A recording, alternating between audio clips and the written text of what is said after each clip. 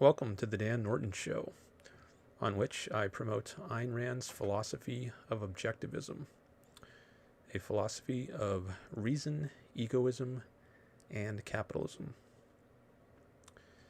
It is Thursday, May 7th, 2026.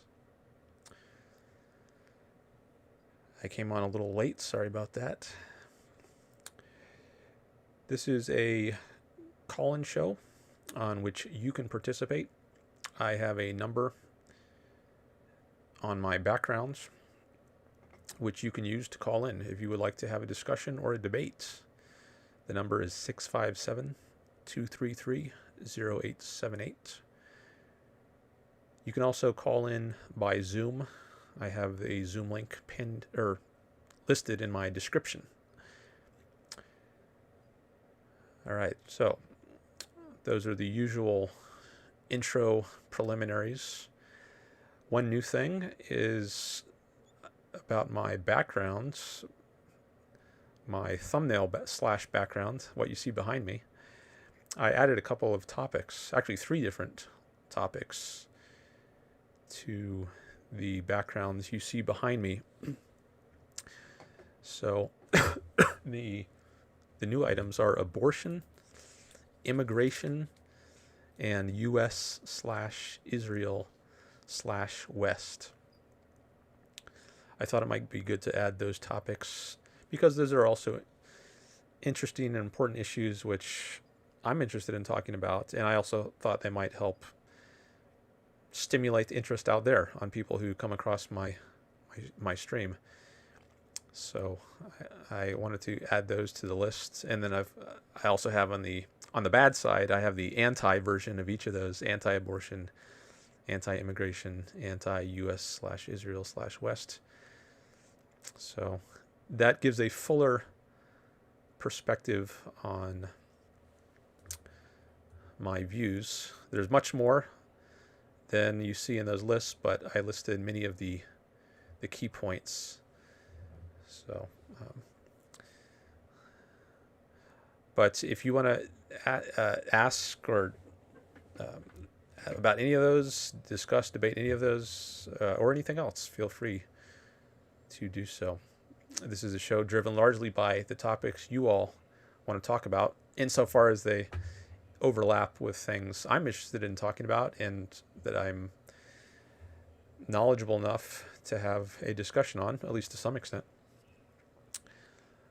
But I do rely on you all out there to generate the content. And I have super chats open. I also want to mention that at the beginning. I'm trying to make this show financially self-sustaining. So you can help me do that. If you value the show, you can help with that goal by doing a super chat or a super sticker, or by joining on Patreon or PayPal, which I have linked in my description. All right, so is there anyone in the chat yet? Doesn't look like it. Let me configure this so that when I do want to open the chat,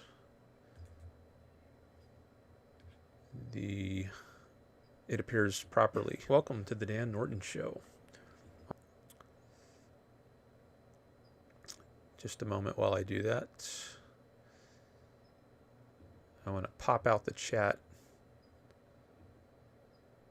from the main watch page.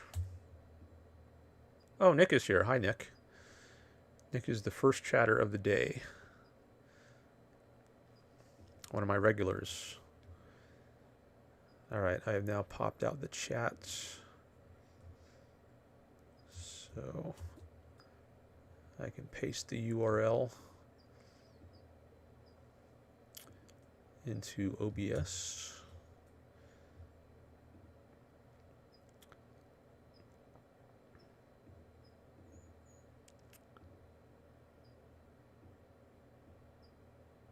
There we go. And I noticed on my last stream, the alignment of my title was a little too high, so it actually didn't appear in the YouTube video later. So hopefully my entire screen shows up so you can see call 657-233-0878 up at the top. I hope you can see that. I can test this on my end as well. But last time, when I rewatched the stream, and I noticed that half of the words at the top were cut off, so you couldn't see the full letters call. It was like halfway down the C is it was cut off from that point up. But I'm going to YouTube right now just to see if it looks like it should. Yeah, it looks like it's correct. Okay, that's good. All right, so I had another decent showing last stream. I got over 800 views, which is great. It used to be that it was good if I got 300. That would be a rare, pleasant surprise. But now that's become the norm to get over 300, well over 300. And I also I've gotten over 1,000 on some of my recent videos, so that's been great. I hope I can keep that momentum up. Nick says, yes, I can see the phone number. Okay, great. Yeah, I see that on my phone too as well. So if you ever notice anything looks off like that, or if the sound doesn't sound good, you can let me know, and I can try to make an adjustment. It seemed like I had 5 calls last show, and it seemed like with the last caller, his volume was higher than mine. And I guess with the other callers, it was okay, but just with that one call, it seemed like his volume was too high relative to mine. So you can let me know if you notice something like that, and I can try to make a adjustment during the call. All right, so I can update you on some things until we get some more chats or callers. So as for a reading update, which I often do, I do lots of reading in between my shows. I've continued reading the Bible. It's been a few months break since I had last read the Bible, but I got back to it a week or so ago, a week and a half maybe. And I'm now reading the first book of Samuel.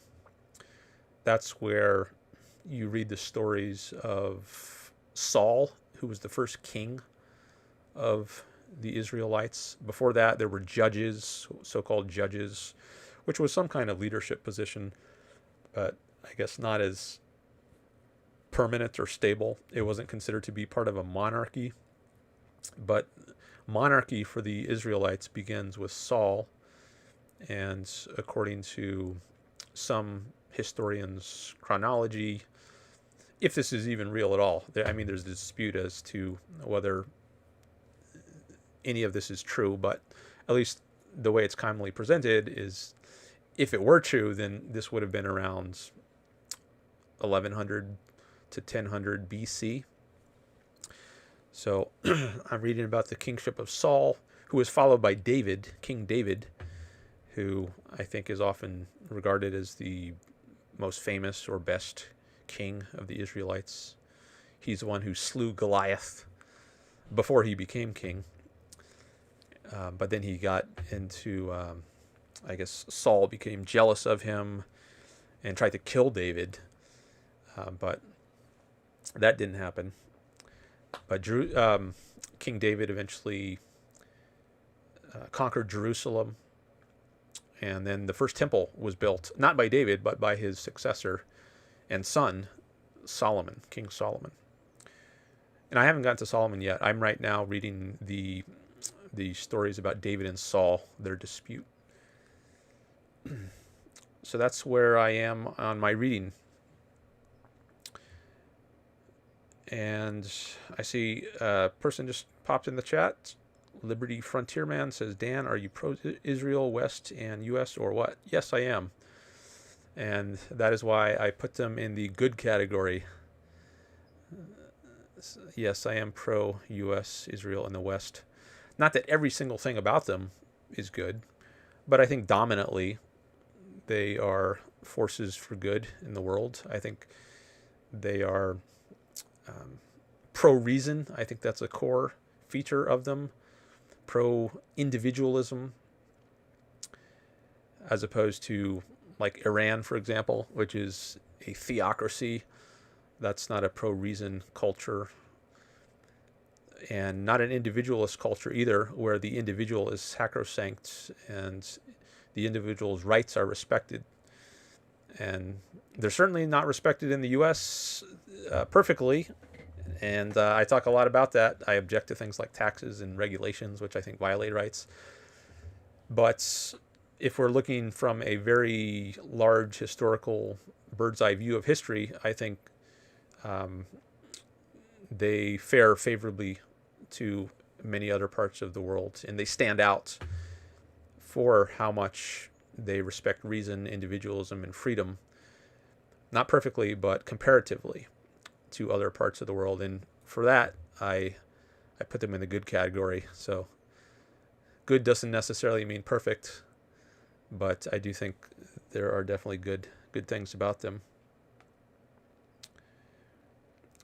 You have both in good and bad. That's why I asked. Well, I have anti in front of on the bad side. I put anti US/Israel/West. So what I think is bad is being anti those things. And I did the same thing with abortion and immigration. So I think abortion, or at least the right to an abortion, is good. And being opposed or anti-abortion or anti-abortion rights, I think, is bad. So that's why you see the same word on both sides, but on one side it has anti in front of it. Immigration also, I think immigration is good in a general sort of way. And there's lots of more nuance you could get into with that. Like, should we have completely open borders? Should there be some minimal kind of screening at the border? Exactly how it should be, that's a discussion we could get into, but I didn't really have space to provide a lot of nuance on the backgrounds. I have room for one word if I'm just going to use one line for each. So I just put something very brief, and we can get into the nuances in a discussion if someone wants to have a discussion about that. Like anti-immigration, someone might say, oh, I'm not against all immigration, I'm just against illegal immigration. And we can have that discussion. But I just wanted something very brief to trigger interest, and then we'll get into the nuance more later.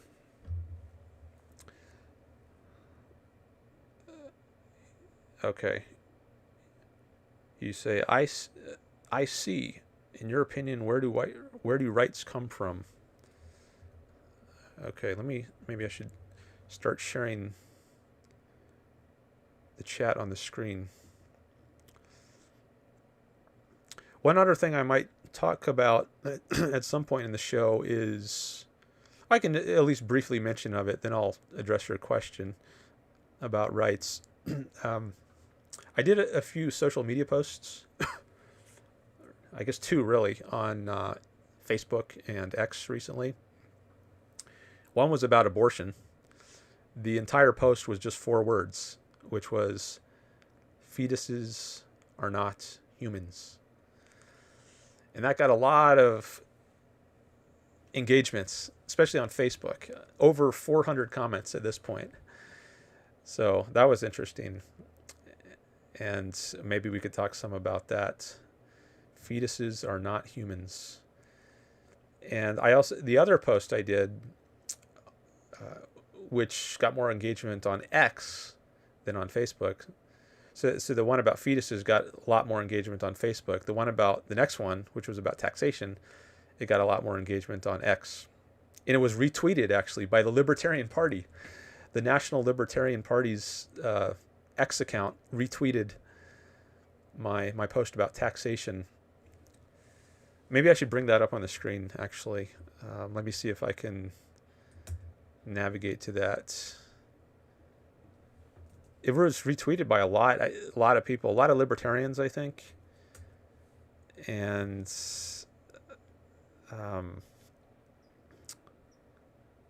it got more likes than I think I've ever gotten before. It's close to 6,000 views now. All right, yeah, let me show this on the screen. There it is. Oh, let me move my box, which is covering it. Oh, that was the wrong box. I'm trying to move my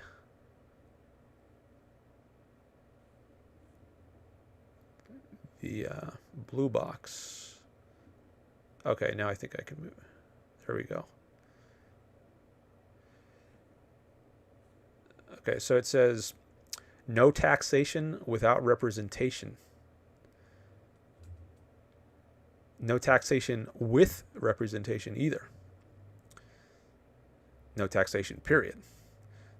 So the first one, as you may know, is repeating the slogan that was famous during the founding period of the United States. They were protesting things like taxes on tea.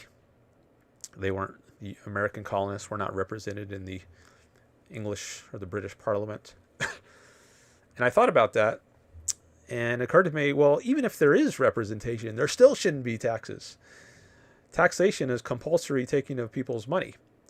If people should voluntarily be able to contribute money, but just because you have a representative system doesn't mean that you now have a license to coercively take people's money.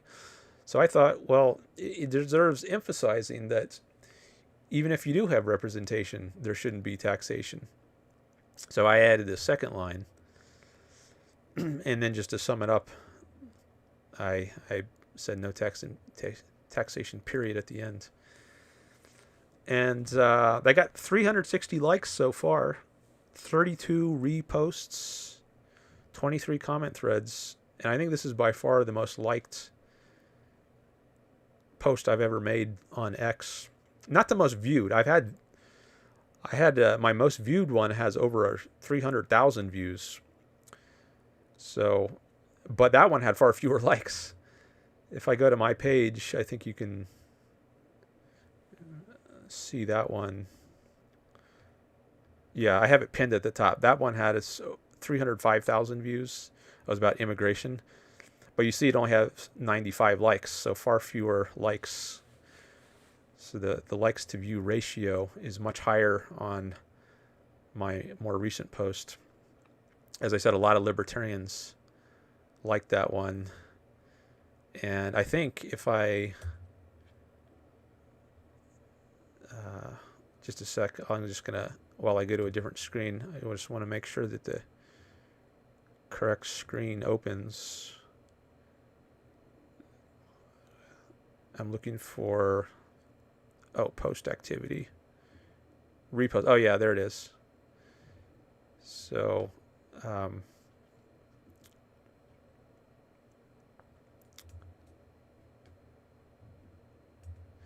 I click on, for this post, if I go to view post activity and then click on reposts, that shows me all the people who reposted it. In the Libertarian National Party, America's third largest political party, they retweeted or reposted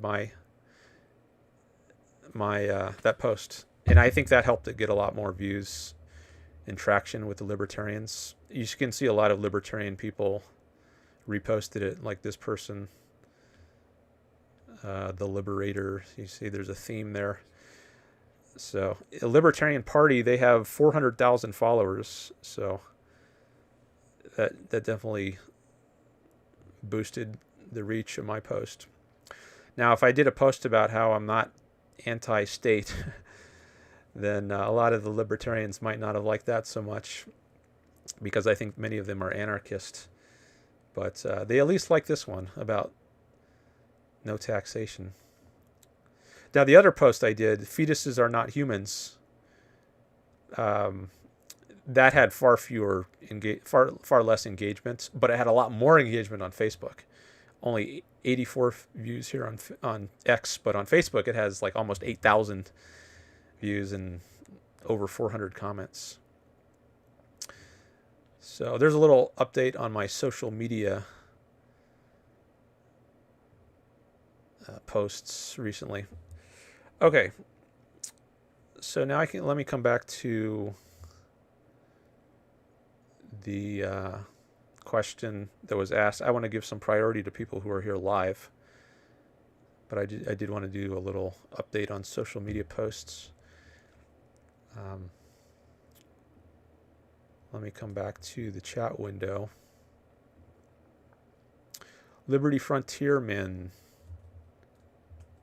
asks, I got to refresh the chat. Where do rights come from? Oh, let me start a super chat goal here while I remember. 5 super chats of any amounts for 3 hours. That's going to be the goal. The goal is to get 5 super chats within 3 hours. Start goal. All right, you can contribute to that goal now if you want to help support the show. All right, so where do rights come from? That's a big question. They don't come from God. I'll start by saying that. Where they don't come from God or from governments. Those are common views. I think they come from human nature, and I can elaborate on what I mean by that. And I get this from Ayn Rand, from whom I learned this. So maybe I should get my water out here before I get into this. Hold on.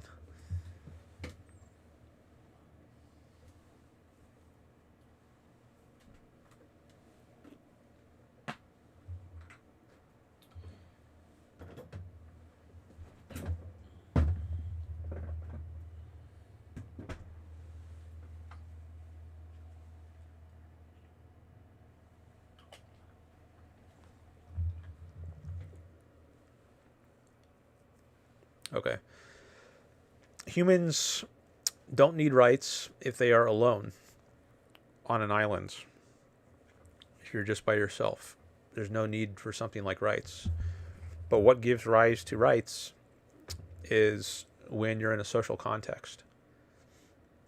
So when there are other people around, you need some kind of guidance on how you should interact with other people if you are to have a successful social existence.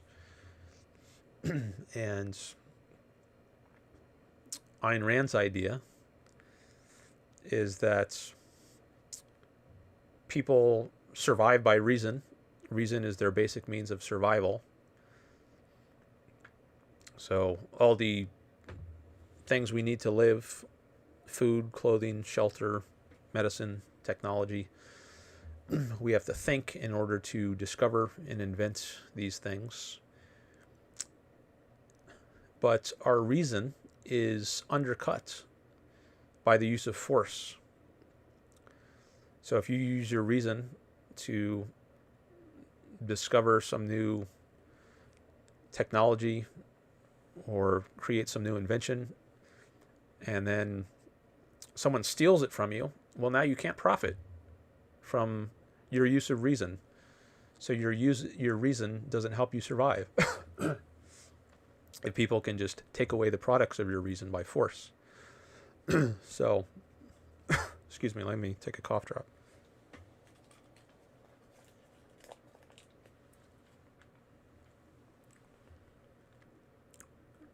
Sorry if some of the cough drop noise comes through. I have some filters here that try to help filter out unwanted noises. If we're to live a successful social existence where everyone can prosper, then we need to have some kind of principles or rules in place that govern how we interact with each other. And rights is that principle. It's a principle which sanctions a certain kind of action in regard to others. Namely, you can act as you choose to act so long as you are not initiating physical force against someone else, like taking their property by force, by coercion. If you want something from somebody else, you need to appeal to their reason, to their minds, and you can try to persuade them to give you something if they have something you want. You can offer them money, but you can't just take it by force. That would not make for a good social system. If you can do that, then they can just as well do it to you, right? Because it goes both ways. It's a reciprocal kind of arrangement. You have no claim to be free from force yourself if you're going to inflict force on somebody else. So if you do live by force, then other people have no reason to respect your freedom either. So you shouldn't be free from force either if you're going to force others. Then you're just living like animals. The law of the jungle, survival by force, not by reason, not by persuasion. Now with animals, you can't reason with them, so you have to use force. Like if you're confronted by a bear, you can't say, "Bear, please don't attack me and kill me." The bear doesn't have a faculty of reason that you can appeal to. So your only way to deal with the bear is by force. So you can shoot the bear with a gun if it's attacking you, but you can't reason with it. But human beings are a different sort of animal. We are the rational animal, as Aristotle said. And as Ayn Rand said, we survive by means of our reason. And force undercuts reason. Reason and force are opposites. So if we want to be able to thrive together, and it is helpful if we can thrive together instead of having to produce everything you need on your own, like as a self-sustaining farmer or a self-sustaining hunter-gatherer, we can benefit by the division of labor. People can specialize in different things, and then we can all be richer together than any of us could individually if we have to produce everything we need on our own. So it is a benefit to us to live with others and work with others, but only on certain conditions. Namely, that we respect each other's rights and are not forcing our views on others or taking others' values or property by force. So that's at least briefly what gives rise to rights. That's where they come from. It's a principle that's needed for human beings to live successfully with each other.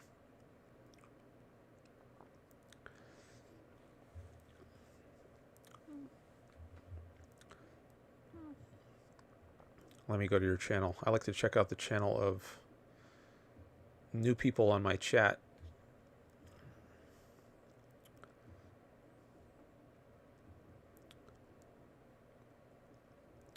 All right.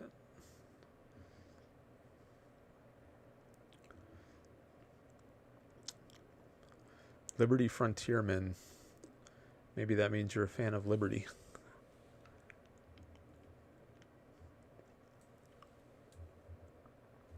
All right. Thanks for your question. Feel free to follow up on that if you want. You can ask another if you're still here. I don't know if you're still here. Or you can tell me what you think of what I said. You can raise objections. Ask other questions. All right. Anybody else want to raise an issue? Now's a good time because you don't have much competition. Oh, let me go to my Google Voice page. Make sure no one's tried to call in. Doesn't look like it. My settings look like they're ready to accept a call. Although often someone has to call twice in order for it to work. I'm not sure why. Like all my settings right now look as they should be. But sometimes when somebody calls in, I can't pick up the call. It tells me I have to allow mic access, even though I've already allowed mic access. But anyway, the lines are open. And I could do a sound check right now, actually. Okay. I don't know if you heard that. My test ringer just rang. I don't think you should be able to hear that. Let me actually go into OBS, make sure I don't have any audio turned on that shouldn't be on. See, when someone calls in, only I should hear it ring. And then I screen the call, and you'll only hear my side of the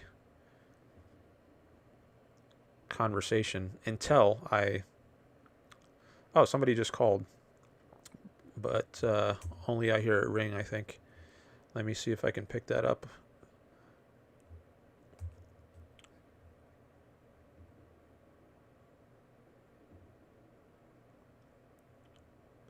John.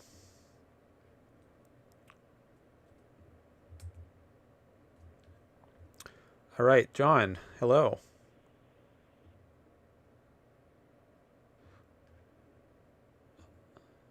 Yes. And you are are you a first-time caller, or have you called before? Okay. Welcome to the show. What are you interested in talking about?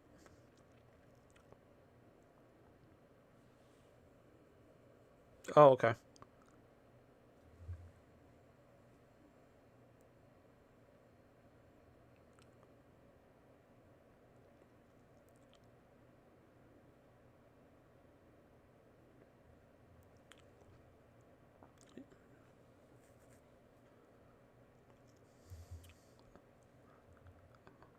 Okay, yeah, that's fine.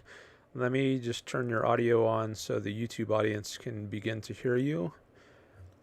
Okay, Totally. so this is John. He says he's a first-time caller, although his friend has called before. If you don't mind, I'm curious who your friend was. Yeah, I think it was Lucas, if you remember Lucas, from a few weeks ago, maybe. Let me go to my notes page, actually, because I want to bring up some notes anyways, and I'm going to do a search on Lucas and see if I can, because usually I write down the name, and nothing is popping up. I don't know if I'm spelling it wrong. Oh, He was maybe like, Luke? Call with yes, Luke? Luke, yes. It was like about Nietzschean philosophy. He's like a Oh, yeah, Nietzschean yeah. kind of guy. Yeah, I see some notes about Nietzscheanism and Machiavellianism. Yes, Okay, that was I don't him. remember much of that about that call, but I do see some notes related to that here in my screen here. But let me just give me a second. I'm gonna pull up a notepad on my screen to help me keep track of things. Today is, I like to date it. Today is the 7th, and this is a call with John. Okay, all right. I'm gonna and if you're following on YouTube, you can see this as well if you want after I share it, which I have now done. Okay, so audience, you can let me know if there's any audio issues. Usually when I'm on a call, I'm mostly focused on the caller, but I try to check back at the chat every once in a while. Oh, I see some more. And you said you're the one in the chat, Liberty, who goes by the name Liberty Frontierman. And I see you put in some more chats. Oh,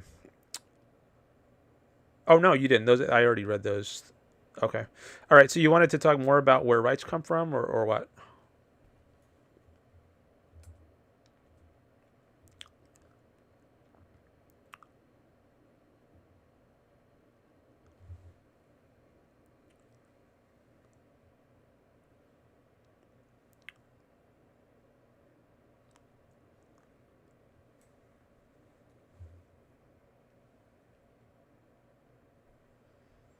Mm-hmm.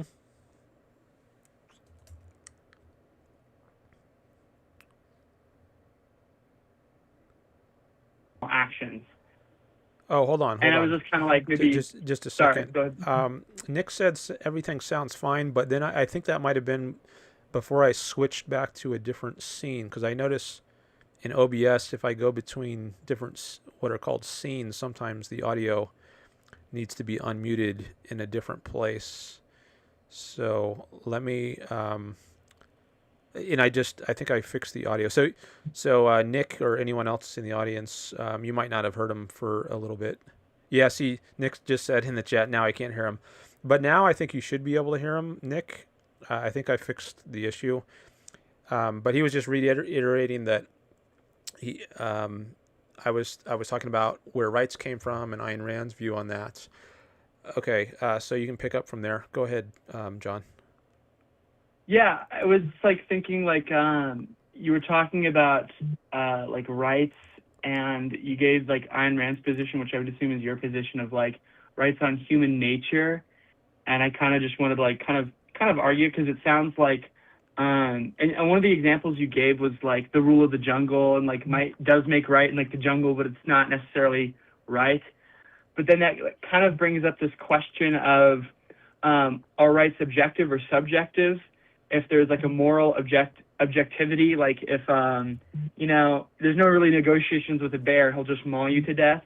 But there might be negotiations with a person trying to levy a tax on you, or negotiation with someone trading. And I was curious, like more or less your thoughts, maybe talking more about it, but like where rights intrinsically come from, and then what is a right? Because it seems like a big problem with like the libertarian scene is that you want to have natural law or natural rights, which is a really big thing, but you kind of want to disconnect the idea of God and natural law to natural rights. That's kind of like what I've seen. I used to be a libertarian. I'm kind of not now, but I'm somewhat familiar. Like you kind of mentioned a little bit too, like the NAP non-aggression principle. You know, it's letting people have rights purely on survival or intrinsic nature. So I'd love to talk about that. Okay. So I'll start by saying I don't call myself a libertarian. Ayn Rand actually distanced herself from libertarians, at least partly because they are anti-states or anti-government having a monopoly on force, and they think maybe there should be like competing private governments. I don't agree with that point of view. So I call myself an objectivist, and I think that would be a better label for me. But and she thought they took that principle, which they call the non-aggression principle, out of context of the rest of her philosophy, and end up in some views that she would disagree with. So that's just the issue on labeling. But as for more on rights and where they come from, I'm not sure what's the next best place to go. Could you restate your question again? Or if there was a question. Yeah, I'm just curious. You kind of gave this idea of like rights being off of survival, like, you know, the right to be free and to like do what you need to do. And I'm curious, like, you know, if there's a natural designed order that has created rights, or if it's purely just off of survival instincts and those are made to be rights.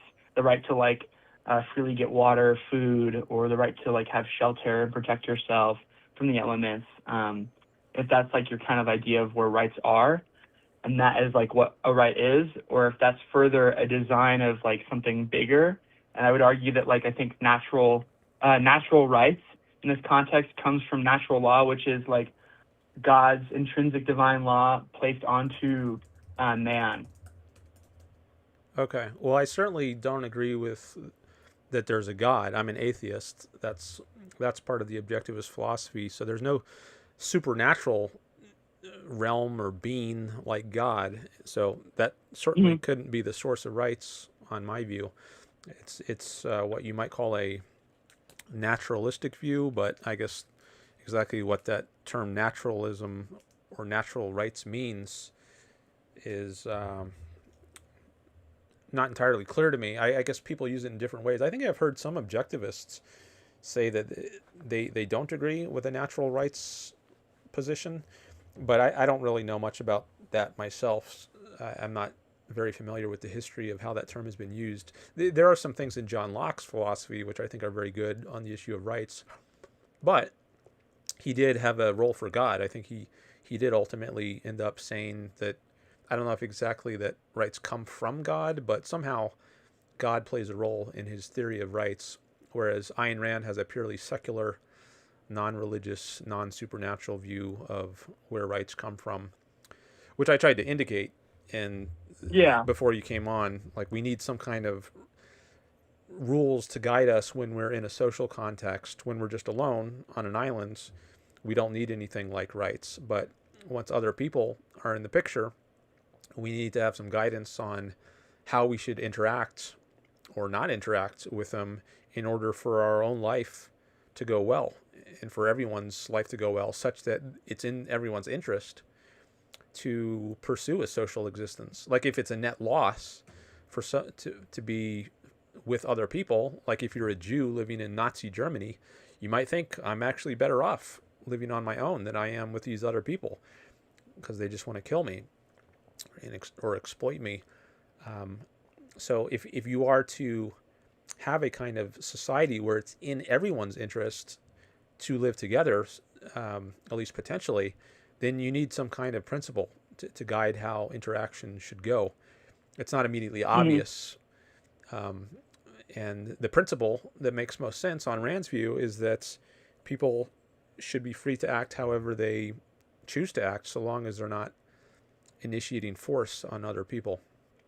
And that's why, just because that's the principle that enables each person to live his own life the best. So it's based on an egoist foundation. Like, if you weren't an egoist in ethics, if you thought it's good to be an altruist or it's good to be self-sacrificing, then I don't think there is a basis for rights. Actually, you were better off giving up your rights. If your goal is to sacrifice yourself, then you should just allow yourself to be trampled over, exploited, murdered, raped, killed. But if you're an egoist, then the needs of the many outweigh the needs of few. What's that? Well, yeah, it's like the needs of the many outweigh the needs of the few. If you're an altruist or even a utilitarian, it's like, well, the majority, what is right is what the majority dictates and what is good for the majority of people. But that could also mean that, like, 51% of the population is, like, voting to eat the other 49. It's like, well, this is good because the 51% are hungry and the 49 are not. And, you know, it doesn't naturally make rights rights. It more or less is like in that way, if you're not an egoist, I would definitely agree. If you're not an egoist, then there is really no rights, because you're not looking out for yourself. And politics is about looking out for your group or for your own people or for your cause. It's for yourself. I definitely agree. I would say this then, that like the natural law, and when you were kind of hinting at it with like John Locke, it more or less is that like God has designed law intrinsically in man. Murder is viewed as a bad thing anywhere you go. An uncontacted African tribe might think that like murder is bad, but like we're not doing murder. Or like stealing is like something that everyone doesn't like. There is every culture that like maybe isolationist or not, or like publicly, or, you know, first world or third world countries. It's viewed as like there's a law that is naturally there that does not need to be recognized or to be known, but it's there. And so it's a law because it applies equally to everyone, and it's everywhere, and it's not something that is imposed. It's something that is purely just I would say, like maybe Aquinas says, like pure being. It's law that is like there. And so when you kind of give the description of natural rights, it's like more, and you said like objectivists might use it, but you're not familiar with the term. Like, I think it's more of a misconstrued version, because when you think of natural law, you think of divinely inspired law that comes from God, that has like been implemented on the human heart. And it's not merely God preaching or dictating from the clouds, don't steal, but do this, but do that. But it's law that is naturally found within humans to reason or to like think like, you know, I probably shouldn't steal Dan's cattle, or I probably shouldn't steal the money out of his wallet. That's a bad thing. And that's kind of like where natural law is. And that's kind of like why I asked like your views on natural law. And like, I mean, I do see you're an atheist, as you said, but that's why I really wonder, like, if laws are purely off of survival instincts, then, I mean, is that not just more or less jungle kind of philosophy, where it's like the monkey has to get the banana, so he must protects his right to get the banana over something being more deeper. Well, I don't think rights apply to animals like monkeys. I think they only Right. apply to human beings who have free will and volition on my view and on Rand's view. So the idea of rights is saying that you should act in this way, but not in this way. Like you should not act in a way that involves initiating force against people. But that implies you have a choice. Like if that it's up to you. But if you're an animal, you don't have a choice about how you act. You do act on instinct, as you said. For Rand, human beings, they don't act on instinct. They act on choices. So we are not just innately programmed to act in certain ways towards each other. We have a choice about how to do that, how to interact. We have a choice, for instance, about whether we initiate force against other people. But if animals don't have choices at all, if they're just programmed by their nature to act in certain ways, then it makes no sense to set up a principle saying you should act this way rather than this other way. They're just going to act how they have to act. There's no choice about how they act. So when I say natural, I mean, I don't really use this term much in my thinking about it, but if I were to use the term natural rights, I wouldn't mean by that it applies to non-human animals, but I also wouldn't use it in a way that implies that God is involved. Actually, God is supernatural rather than natural, so I'm not sure natural law is a good term for that, since God is often regarded as a supernatural being. I just opened up the Wikipedia article to learn a little bit about natural law because it's not really something I know much about, so maybe we could get a sense of how the term is used in history. But maybe rather than reading that right now, I should just come back to you and see what you want to say. Yeah, I mean, it really is it really is dependent upon. You said before too, and you correct me if I'm wrong, but that it's not off of instinct but off of reason. But humans are rational creatures. You know, we make irrational decisions every single day. Should I wake up on time and do my homework and go to school, or should I lay in bed and play on my phone? And it's like, well, if we were fully reasoned creatures, there would be no irrationality. It would be perfect, pure reason of like, no, I must do this. I have to do this. Over like, well, I kind of want to just laze around. I think that's more or less a greater discussion, but more or less kind of on, I think it was like, I want to say it was like Seneca who said, like, we don't do wrong on purpose. We view wrong as misconstrued as good, so we do good. I think it's kind of the similar thing where, you know, ration is not a thing that humans do. We're irrational creatures. We do things purely because they're required for necessity. And then there is ration in deciding in that I would say like interest-specific item. Like if it's like, well, I must eat, that's an irrational thing, I have to eat, then it's we reason, well, what should I eat? Not should I eat or shouldn't I eat, but we have to eat to survive, so what should I eat? But that's, I think, again, that's like, I feel like what you're saying is where you're at is like the second stage or final stage is like, well, we are irrational and there is law, natural law that is applied. And I think that is more or less like where rights come from versus like rights just purely being like protecting your choice to choose a banana or an apple today, or you know, to drink like soda or water for like the liquid you need to consume. If that makes any sense, Dan. Well, there's one or two points I want to make, and then I'll come back to you. So one is to say that human beings are reasoning beings, unlike other animals, dogs, cats, fish, is not to say people are necessarily rational in every instance. Like you can do irrational things, but to say we are rational animals is just to say we are beings with a faculty of reason. Now it's an issue of choice as to whether any given individual in any given instance chooses to exercise his reason and be guided by facts and logic, as opposed to just acting on his emotions, his desires, his whims, without concern for what's true. But he at least has the capability of choosing to be irrational, and that actually is our fundamental choice, according to Rand, whether we are exercising our reason. She sometimes calls it the choice to think or not, or to focus or not. So that is a core choice that we have, which other animals don't face. But yes, we can be irrational, but we aren't necessarily irrational. So that's one point I would make. I don't know if there's... Well, maybe I should just pause there and come back to you. Yeah, I mean, that's kind of like what Aristotle thought. I believed was like, animals possess like innate desire to eat and to have like necessity, but there is no reason for them. They can't reason certain things or make do due diligence maybe, or have the faculty of reason. But I really think that and maybe we can go into more stuff too. I'm curious.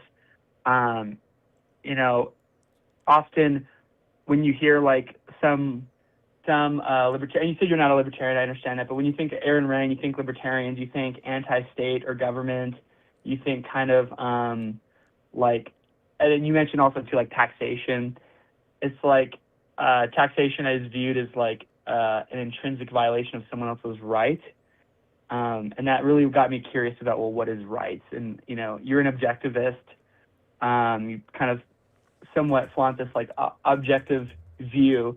And so then that kind of, dwindles down to the question of are rights objective or subjective? And I'll pause there and kind of, I want to hear your answer, and we can go from there maybe, but I am curious about that. Okay. So one thing I'll say, well, I guess before I address your last segment, I thought of something on the previous segment that I forgot to mention about choosing to eat or not, which maybe a monkey or other animals, they don't face that. They just do whatever they do by instincts rather than by choice. But humans, Appetite, yeah. yeah, but human beings do face choices like to eat or not.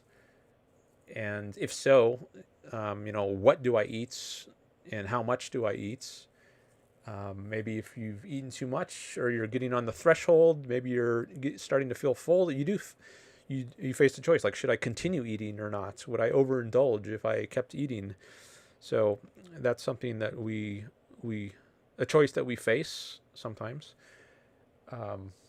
But maybe that's just a minor point. But anyways, let me go on to your last segment.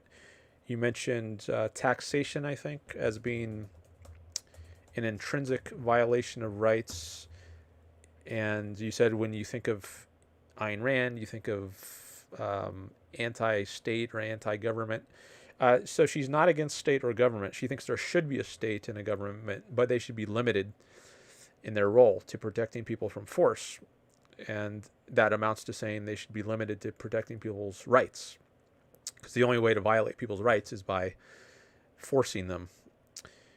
Or, I mean, there could be indirect forms of force like fraud, where, let's say you misrepresent some product, like at the grocery store. If it says it's got 50 calories and it actually has 300 calories, and then you take their money, you take the customer's money on the understanding, for them, they think it's only got 50 calories, but it actually has 300. So that would be fraud. You didn't like reach into their pocket and take their money away from them by force that way, but it's kind of an indirect use of force. You're overriding their voluntary consent. You're taking something that they didn't consent to. But I've actually wondered, do all rights violations reduce to forms of force? But maybe I shouldn't try to get into that right now. You said taxation is an intrinsic violation. I'm not sure why you use the word intrinsic. I would just say it's a violation of rights. It's because people, they have a property right in their earnings. Let's say they work a job, they get a paycheck. I think they've earned that money and have a right to it. And then the government steps in and says, hey, you have to give us 30% or some percent of your money every year. And if you don't, we're going to throw you in jail eventually if you never fork it over. So I just say it's a violation of people's rights, in particular, in this case, their rights to their property, which they've earned. But I wouldn't say it's an intrinsic violation of rights. I'm not sure what work that word intrinsic is doing. Now there is a what you might call a three-part division in Rand's philosophy between the intrinsic, the objective, and the subjective. And this runs through various issues in philosophy, and many people, they're familiar with the terms subjective and objective, but she introduces this third category, which she calls intrinsic. And I could try to illustrate this. It's good to give an example. So in the sphere of values, this also applies in the sphere of knowledge, like an item of knowledge. If I make a claim to, like, if I say, I don't know, 2 + 2 is 4. Is that claim objective? Is it subjective? Is it intrinsic? Maybe it's not clear what intrinsic means, but people are at least familiar with, or they've at least heard the terms objective and subjective. But that's an issue of truth. Like, is this claim 2 + 2 = 4 is true? Is that claim objectively true, subjectively true? But you could also ask this not about truth, but about goodness or badness claims.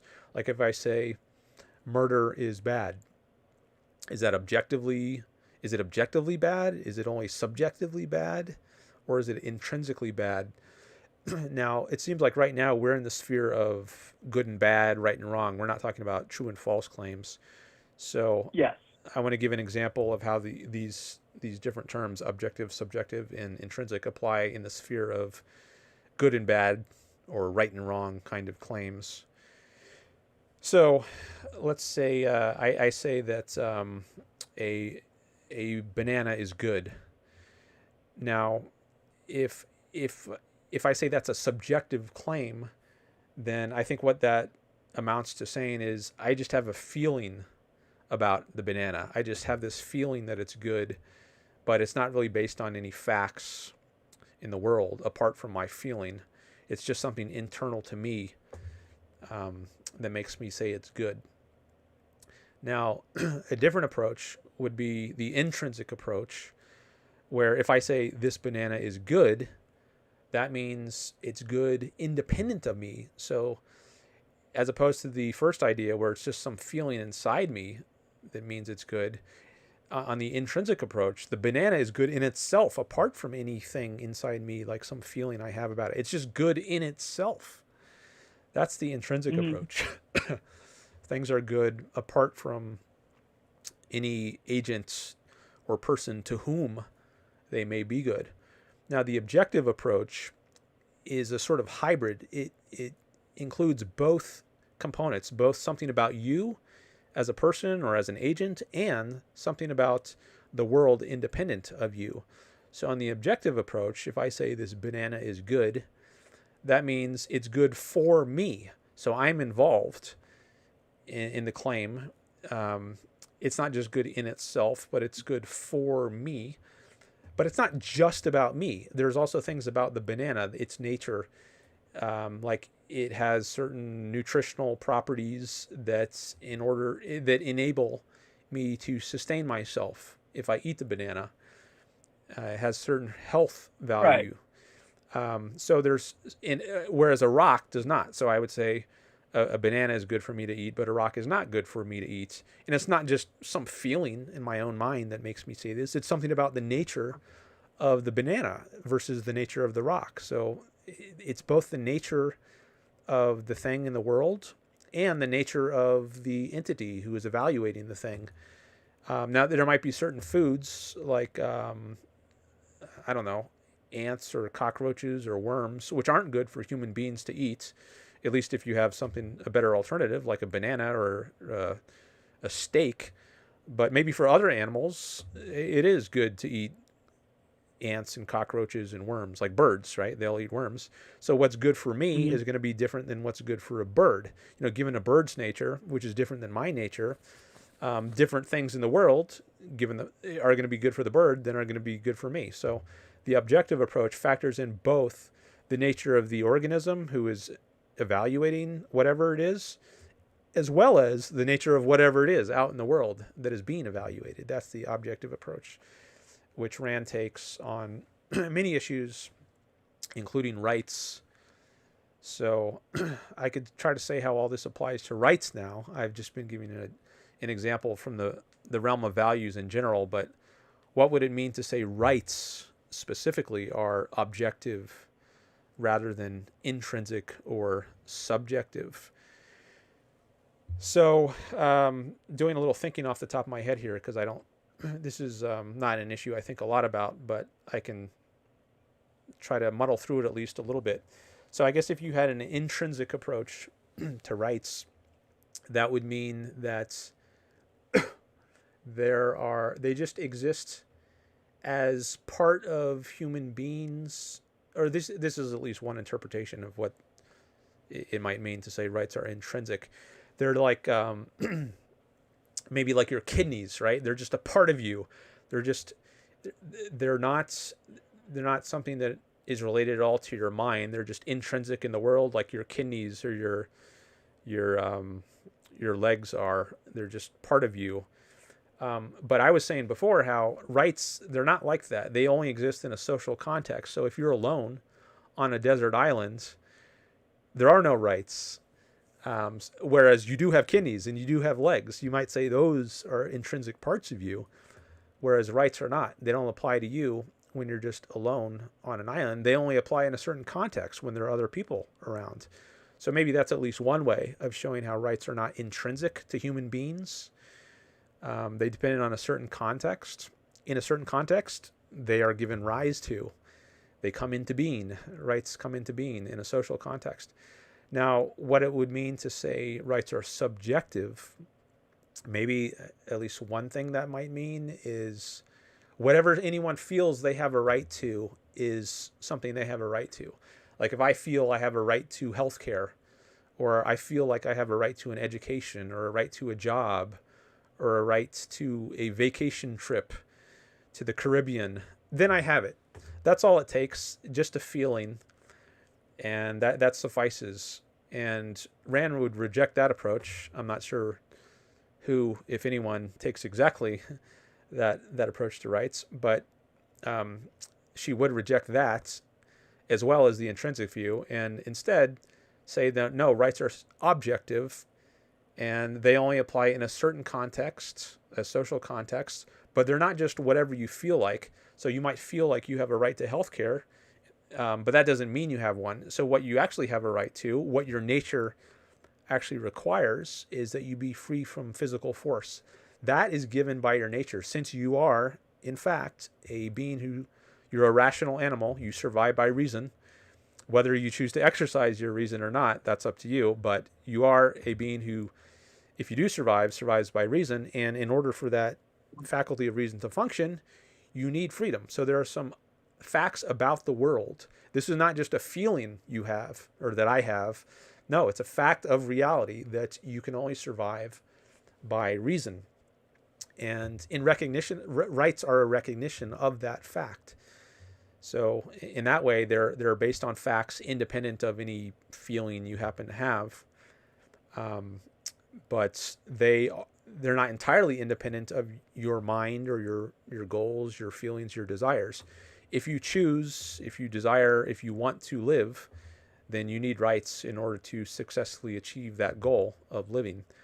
So I think maybe that's a way of showing how rights are neither intrinsic, existing entirely apart from the human being or the human mind, nor are they entirely within the minds without any relevance at all to any independent facts of reality.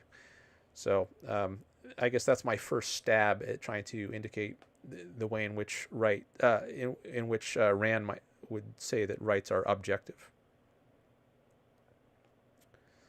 Yeah, I mean, that does kind of make sense. I would see that, but I think I kind of find that rights, I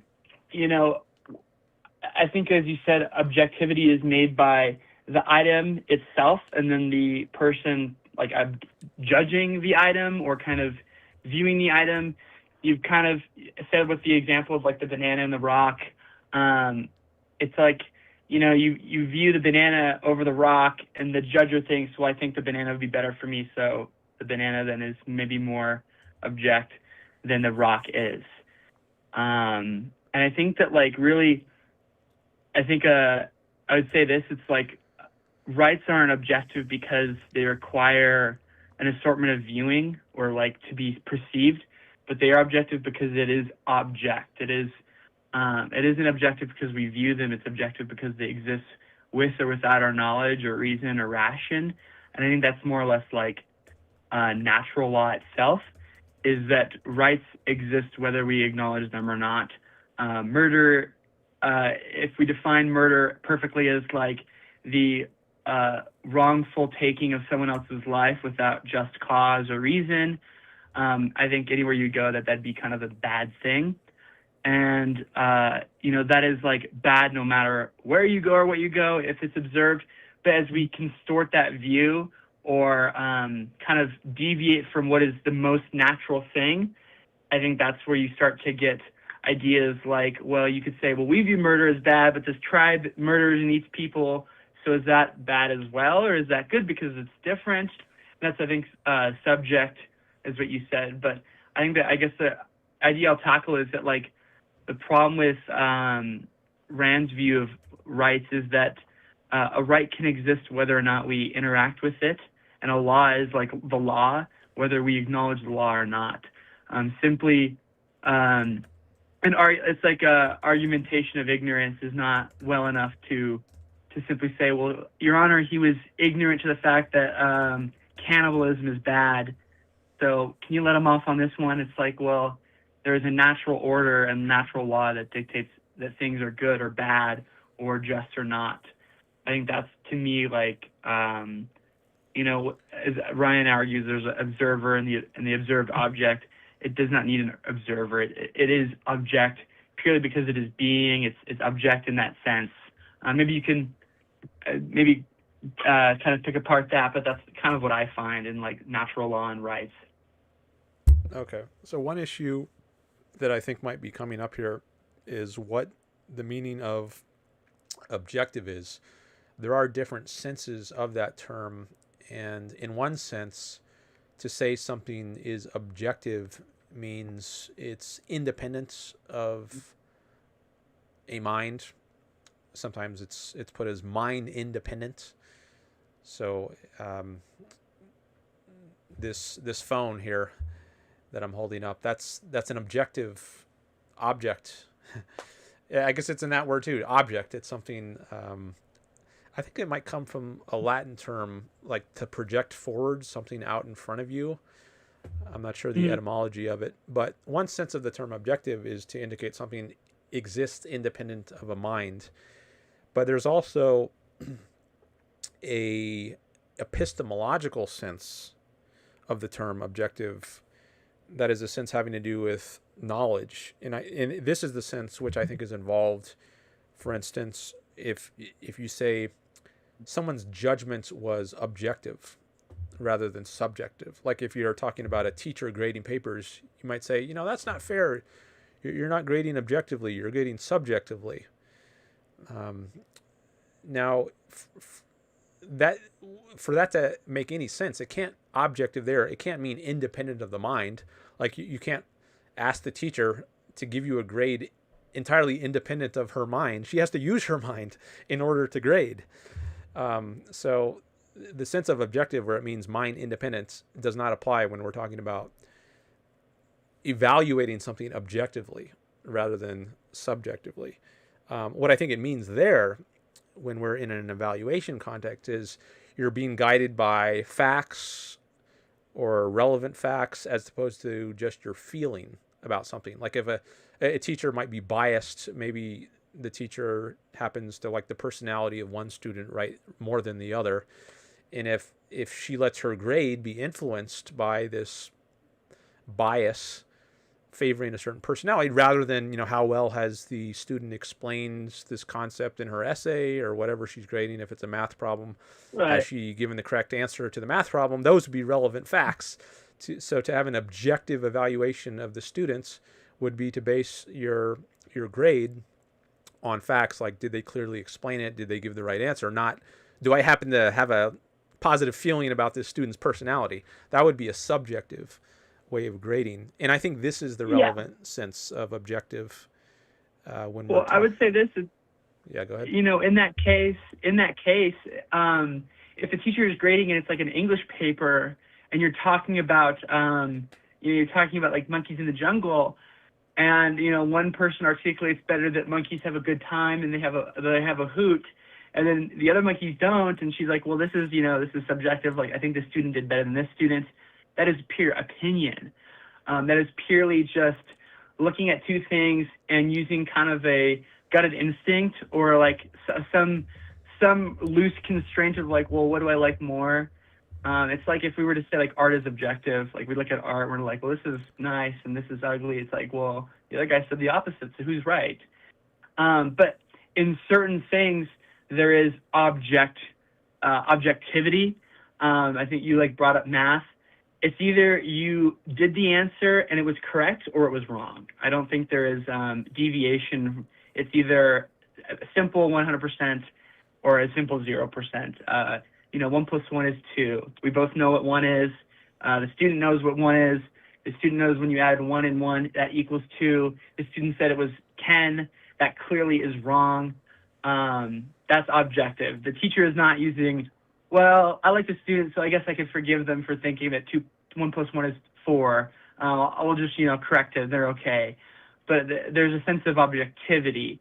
And I think with rights or laws, we must first know that I think you are correct, the fullness of the facts or the fullness of the truth itself, then to judge if it's true or not.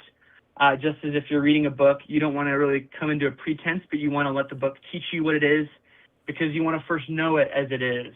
And you're kind of like talking about etymology or epistemology or object.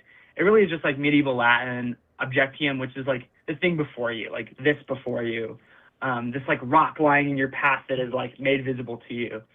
And I think how I view rights, maybe you disagree, but if we're in like I'll give an example. If we're in a dark room and we're like kind of, fumbling around trying to find like a block, does the block exist in the room before light is illuminating it and we can see it, or do we only know it exists after illumination is given it to us? And I think I'd argue the block exists before we knew of it, before we were familiar with it.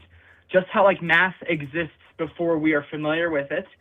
Like you might as like a kid go, I don't know really what math is. I have 10 fingers. I know that, but this thing already pre-exists you knowing of it. So then it must be object because it's already there. And I think rights come from that idea. Rights are rights not because we've experienced them or we've learned them or we've interacted with them, but they are existent pre-interaction with this idea. I think it's like Plato's cave. It's like light illuminates and we can see visibly what this is. I think that rights and laws are intrinsic whether we've interacted with it or not. And then we can kind of, deviate into like, well, how can rights be more afforded to or this thing with these pre ideas and like the interactive ideas. But I think in a fundamental term, rights exist before interaction, if that makes any sense. Okay. A lot came up there, and I'm not sure where I want to start. Maybe I should just go in order of the notes I have here. So one point you made was math versus English, like grading an English paper. Now, it's a common view that some subjects are objective, like math and science, but other things are not. They're just opinion-based, like in English. And I thought maybe you were giving voice to that sort of idea. I would say both can be objective. Like there can be right and wrong ways of grading English papers. I think you could say objectively one English paper is better than another based on certain criteria, like how clear is the writing, how concise is the writing. There's often a rubric that goes along various measures teachers use. How engaging is the writing? Are these, how coherent are the paragraphs? Do you have a bunch of disparate topics jumbled together? Is it a good structure? I think there are objective measurements you can use to evaluate English papers, not just math. Now, and as for math, another type of example of being subjective in grading math, aside from grading based on how well you like the personality of the students, would be, let's say you're a teacher and you don't really have a good grasp of your subject, and so you really shouldn't be teaching it, but you look at a student's answer on his homework and you just say, it kind of looks like he knows what he's doing. I don't really understand this. But sure, I'll give him an A. Looks good. That would not be a objective approach. An objective approach would be a teacher actually understands the material very well, and he knows exactly whether the student got the right answer. He doesn't just kind of look at a bunch of lines. Oh yeah, this student kind of looks, he's got a bunch of fancy symbols, and yeah, I'll just give him a good grade. That would be subjective, as opposed to an objective approach within math. A different kind of example. Yeah. I guess I'll go on to the block in the dark example next. That was the next point I have. So I would agree. I think you said you also think, like, even if there's no light on in a room, if there's a block in the middle of the room or something on a table, that block still exists, even if it's not being perceived. So it exists in it. You could say it exists objectively in a metaphysical sense. That's the sense of objective, where it means mind independence. So whether or not we are aware of it in our minds, it's there. I agree with that. And then I think you went on to say that's also true of rights. Rights exist independent of whether anyone recognizes them or not. And therefore, maybe we should say rights are intrinsic.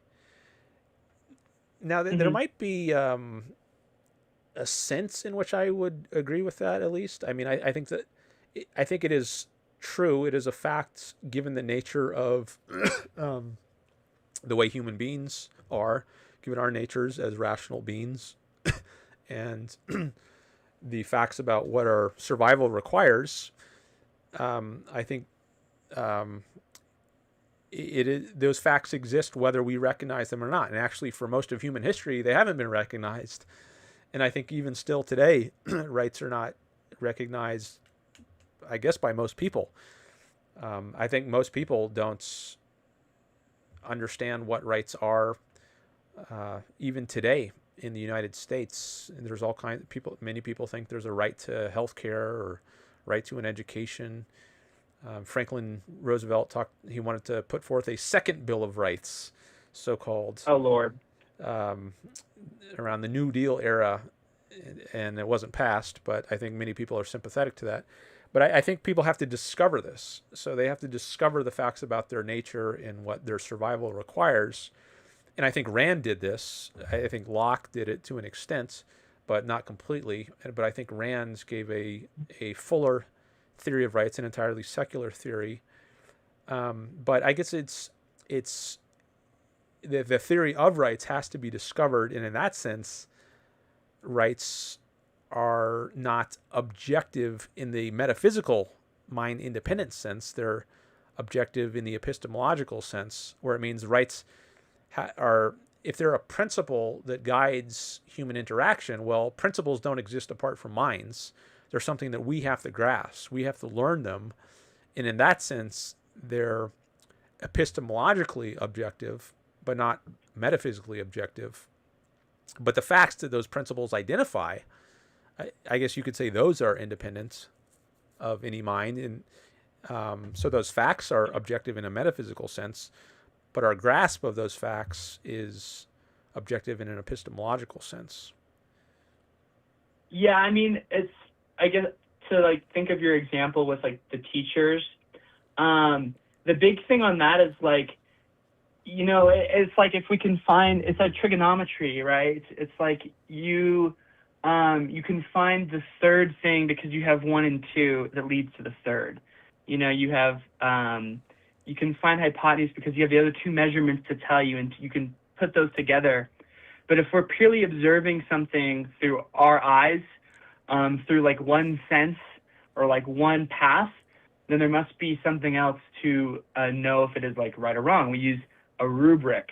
And so you said, well, English could be objective if judged upon with like, oh, are the paragraphs correct? Is it good grammar? Is it not?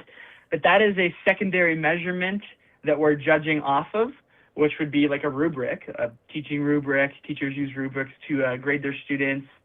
And so now we're not only judging off of what we see, but we're judging off of what we know of through like what is the perfect deviation of natural or what is like perfect. Are you one deviation off, maybe 1 point off, you get a 99, the test is 100. But in math or like science, it's purely object. There is no need to kind of judge other things. It is this thing. This thing has told you that it is object. And there really is, you could argue or you could sense, well, how is it object? And then now you're using more measurements to know if it's fully object. But whether you're using those measurements or not, you're using the second angles to measure this thing, it really still is object through the first measurement. That's kind of the point I was like making, is that I think, purely arguing, this is maybe where we greater disagree, is that purely arguing that rights exist because they're object and we can kind of know them and understand them. I'd argue that God has really made law onto the human heart or the human mind, and that is like natural law. And like the argument with the like block in the dark was really kind of an analogy of that idea, where do we know something is wrong because we've been told it's wrong, or we just kind of feel in our body or in our mind a rough sense of, yeah, I think this is wrong. I don't know how to prove that, but this is wrong. And I would argue that rights aren't this thing that we like recognize, but they're this thing that is put there by God. And I think that's where you would disagree. You said you're an atheist, so maybe we can go into that a little more. But I would argue that rights really come from God, and they're written by God under the human heart to know whether or not something is right or wrong, and to use kind of a reason like, well, is this a deviation from right or wrong? In what regard? And that's like Aristotle's like moderation is like key. I think that's kind of what I would argue. Okay. Well, if you do believe in God, then that I guess that's a much more fundamental issue, because that gets into metaphysics, which I think politics and rights are very downstream from that. So I don't know if you want to go there, but I mean, it's entirely up to you. I find it entertaining, but if you're not in the mood for today, I totally understand it. okay. Well, maybe we can go there. Let me just pause and take a quick look at the chat. I like to check back there every once in a while. I see someone by the name of Set Scales is in the chat. He says, natural law is literally order. There is no chaos involved. It looks like he's replying to somebody else who is, I'm not seeing, I have to switch my messages from top messages to all messages, because sometimes it filters out. I can't. Oh, yeah. Now I see. Maybe I should share this. Yeah, let me share this on the screen now rather than just look on my phone. Yeah, here's the one he was replying to. Borchel's, I don't know how to say that. He says, natural law is chaotic and have no reason. It will be there if we care or not. And then it was in reply to that Set Scales said natural law is literally order. There is no chaos involved. And then Borchel's says, it is for one caught in flood and fighting for survival at that moment. Olex Game Dev. Hello. I've seen your name somewhere before. He says, natural, in quotes, order for humans have been the lack of individual rights for 200,000 plus years. Then Mellow Mau is here. Hello. He's a channel member. That's why he's got the star by his name, as well as Florida Nick also has a star. You can become a channel member for as little as 99 cents per month. Mal says, looking forward to the stream today. Nice. And hope it's a good one. Olex says, this argument is confusing a specific mind versus mind as a kind. And then Lord's Need says, you are too old to believe in utopian nonsense. All right, looks like that might just be an insult. I don't like insults. I like it civil here. Then Borshall says, only right is right this way. To which Liberty says, LMAO. All right, so that catches me up with the chat. And if you can let me know if you want to call in, even though I'm on a call. You can let me know if you want to call in the chat. I have Do Not Disturb turned on, so I won't hear it ring. But if you dial the number right now, it'll just take you to voicemail. And you can leave a voicemail, and then when I'm done with this call, I can listen to it. You can let me know what you want to talk about in your voicemail or in the YouTube chat. All right. But in this call with John, we've gotten to a point where his view of rights is based on God, and that's a very different framework than I have, since I'm an atheist. So maybe we're not going to make any progress on the issue of rights if we have radically different views of the world, like one involving God and another not. So and I think it is a more fundamental issue, and I like to go to the most fundamental issues possible. So we could talk about God. You said you're up for that. Yeah, of course. I mean, this is your show, Dan. I don't want to supersede what you want to do. All right. Well, we can talk about that. So I guess if politics are downstream from ethics, which I think they are, like your view of what's good in politics is going to depend on your view of what's good in general. And I think that's what ethics is about. Like, what is good? What is bad? And then once you have an answer to that, you can say, okay, well, now let's apply that to society. What is good in the context of a social system? Should we have theocracy or secular governments? There are many questions which arise later once you have some basic idea of good, but the idea of good is downstream from deeper issues in philosophy. Like if you say it's good to murder or it's bad to murder, well, that implies that we can know it, but in epistemology, if you're a skeptic, you can't know anything. So ethics is downstream of epistemology, the theory of knowledge. Ethics is a special case of epistemology. You might think of that. It's the theory of knowledge applied to the issues of good and bad. But there are many other issues like math, right? That involves epistemology. How do you know what's true in math?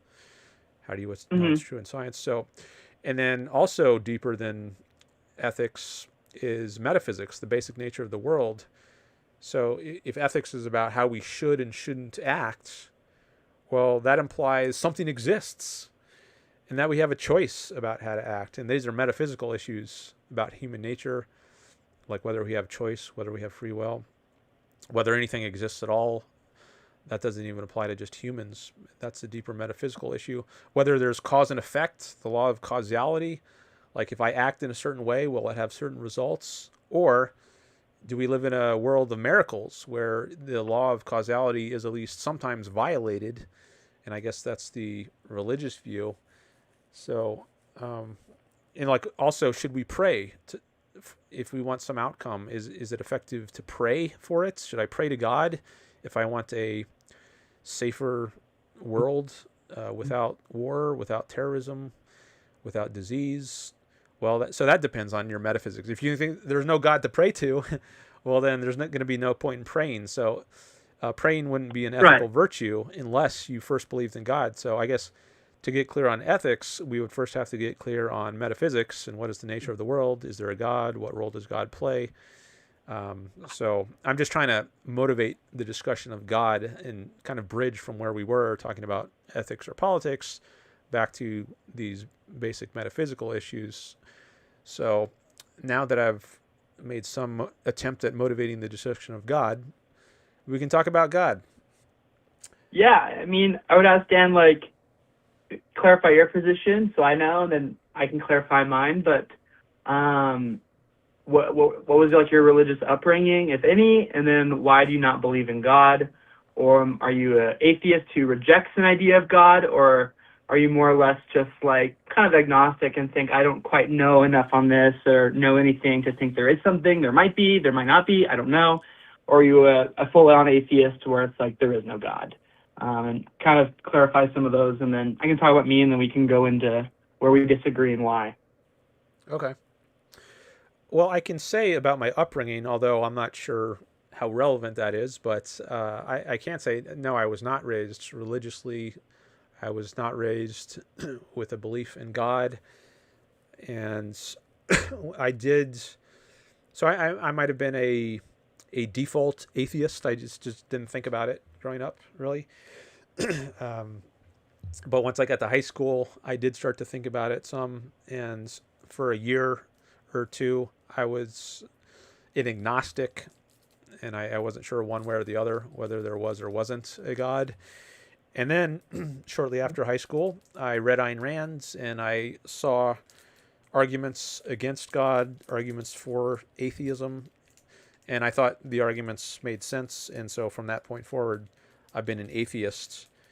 And there are different senses of being an atheist. You could be a hard atheist or a soft atheist. I would say I'm actually an atheist in both senses. So the soft atheist would be someone who lacks a belief in God. And you might say I was that by default as a child. I just didn't think about it at all. So I lacked a Yeah, belief in God. So I was a soft atheist. But if I had considered the issue, I I might have said, oh, actually, now that I think of it, maybe there is a God. And I guess that's the point when I was an agnostic. But then I encountered arguments that made me think, actually, no, there's not a God. So now I'd say I'm actually a hard atheist.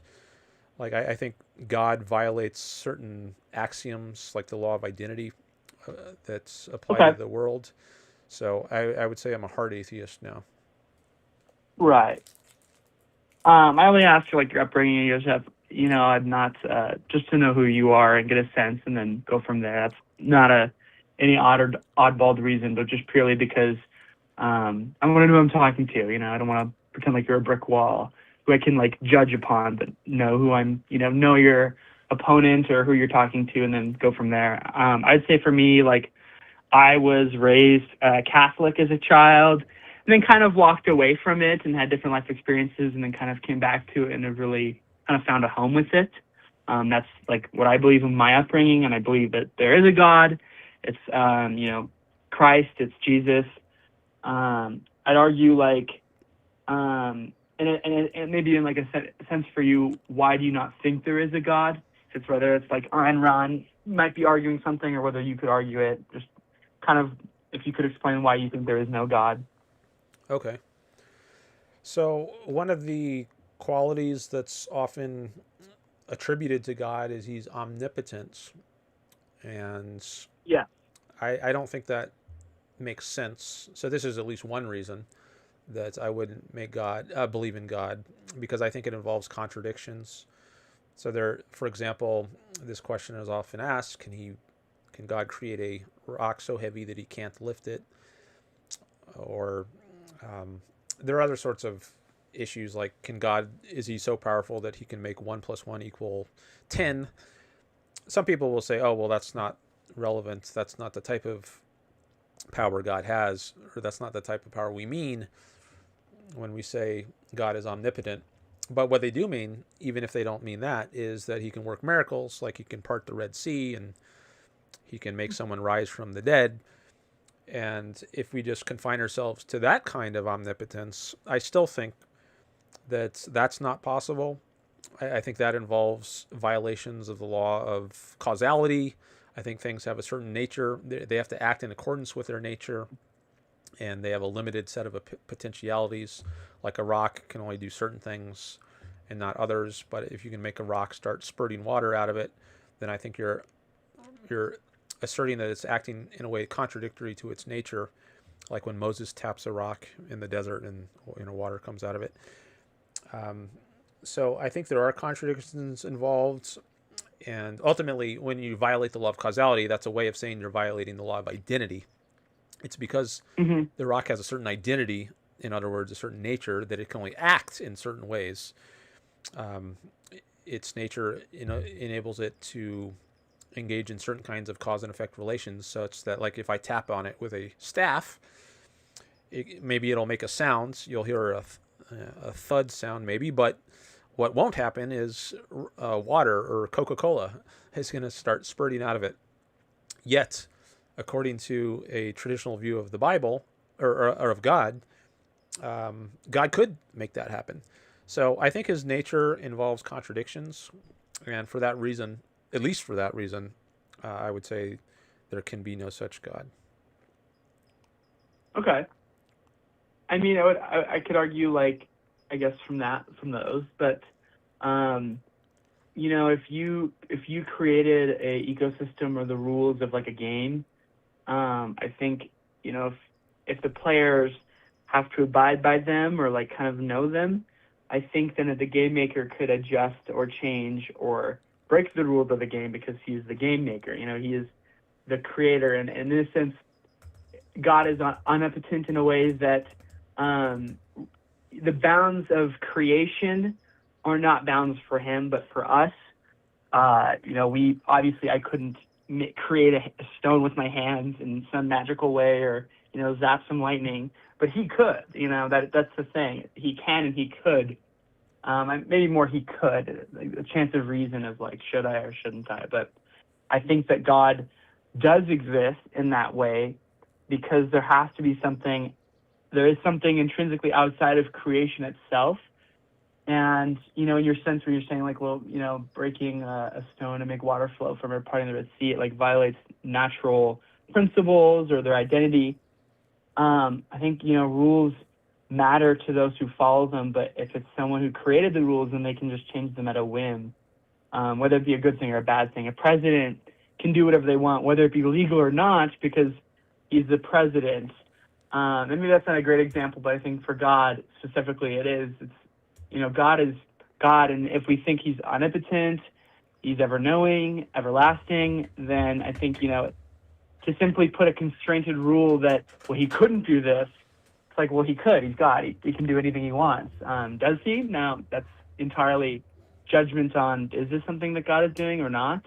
I think I would argue from that, it's up to him. He created the system. He can play by however he likes it. Okay. Well, here's a thought. I was initially going to answer in a different way, but just in the last few seconds of what you were saying, I had a different idea, which I want to run by you. So, on your view, could God, since he is the creator of the rules, could he make 1 + 1 = 10? I mean, in a sense, I think he could. I don't know how you would, and I think that's really like the destiny of creation is us understanding him. It's really his desire, his will. It's not necessarily how he would do that. That is not really up to us. As a Christian and a Catholic, I don't necessarily ask, well, how is God going to get me through this? I just say, I hope you get me through this. How are you, Lord, going to make 2 + 2 = 10? And I'm thinking, well, maybe he'll do this, and maybe he'll do this. And he's like, you don't have to worry about it. And I think that is kind of like what Christ says, like, take my cup away from me. Like, I don't know how you're going to get me through this, but I know you are. I think that is part of what faith is. If we knew God fully 100%, then there is no faith. Faith is to see to believe what you cannot see. Like, Jesus says to Thomas, like, you have seen and believed, but blessed are those who have believed without seeing first. Like, you've heard of my miracles and you're kind of thinking I'm Jesus and God, but you believe that I am without even knowing that I am. I would say that. It's like, I think the question of atheism is, well, how would he do this? And we're trying to logicize or use logic to understand something or to ration something that is not, I wouldn't say rational, but we're trying to reason or ration something that is beyond our mental capability, beyond our capability to understand. I mean, that's why, like, you could project images onto God and say, well, God is this or God is that. But really, God's like, I'm not. Anything that you project onto me is limiting because I can defy that. I can defy this law. Like, well, you can't, make water part. That's impossible. And it's like, well, I'm going to defy the law. I'm going to defy it because I'm the one who created it. I can defy it. And I think that's like part of faith, and in that sense. But yeah, I'd like to hear your thoughts on that, I guess. Okay. Well, it sounds like reason has gone out the window then. And so maybe we've hit an endpoint. Maybe we've hit an endpoint because if you're allowing things like God could make 1 + 1 = 10, well, and we can't make any sense of that, but we just got to take it on faith that he could do that, even though we have no idea how that could be. He could make A be non-A. Well, then we're just in the realm of unreason, irrationality, and I don't see any point discussing things further. But within the realm of reason, if we are gonna follow reason and be rational and not take things on faith, then I think we don't have reason to believe in a God who can make A be non-A. Right. It is something you would have to take on faith. And I reject faith. That's another one of my core views, and maybe that's even a more fundamental issue than whether you believe in God, is whether your reason for believing in God is based on faith. Like, you could have rational arguments for God, like Thomas Aquinas. He offered 5 arguments for God. I can't recite them all, but it wasn't just believe in God, take it on faith. No, he gave reasons, like the first cause arguments, like for every motion there has to be a cause of the motion or something, an argument for motion. Now, they might be wrong arguments, but they're at least arguments. It's not just taken on faith. But once you get to the point of saying, well, there's this God who can make there just be flat out contradictions, then that's not an argument anymore. That is just taken on faith. And that's just, I completely reject that. I'm not going to throw out my mind. So I would be an atheist then in the name of reason. Fair enough. I would say this. It's like, on your points, we cannot comprehend the incomprehensible, though. Like way back in the block in the room, if there is no block, then we can't reason that there is a block because there is no block. And I think that God exists, and it is like an unreasonable thing to think, and that's like part of faith is how you define reason is you have something more powerful, and maybe faith or something more mystic. But I would say that if we're using Aquinas' arguments, like the uncaused causer, or if we're using the admirer in the room, it's like some like formula. There's just certain known things. But I would argue from Augustine. Augustine was like, I don't know if you ever know the story. He was like walking on a beach, and there's like this little kid scooping like water into like a little hole. And, Augustine's like, what are you doing? Like, this is useless. And the little kid's like, oh, I'm trying to put this whole ocean into this little hole. And Augustine's like, well, that's not possible. That it's impossible. Like, there's no way you could do that. And the little kid said, that's just like you trying to understand the fullness of God. It's the limited cannot know the unlimited. And I think that's kind of what I would argue from is that we couldn't comprehend how God could make 1 + 1 = 10. We could comprehend that he has the power to do this, because we've seen that he has the power to do these other things, to make a perfectly ordered system, as Aquinas would say, or to be the caused causer, the unmoved mover in a sense. but that really comes down to the creation knowing the creator in a sense.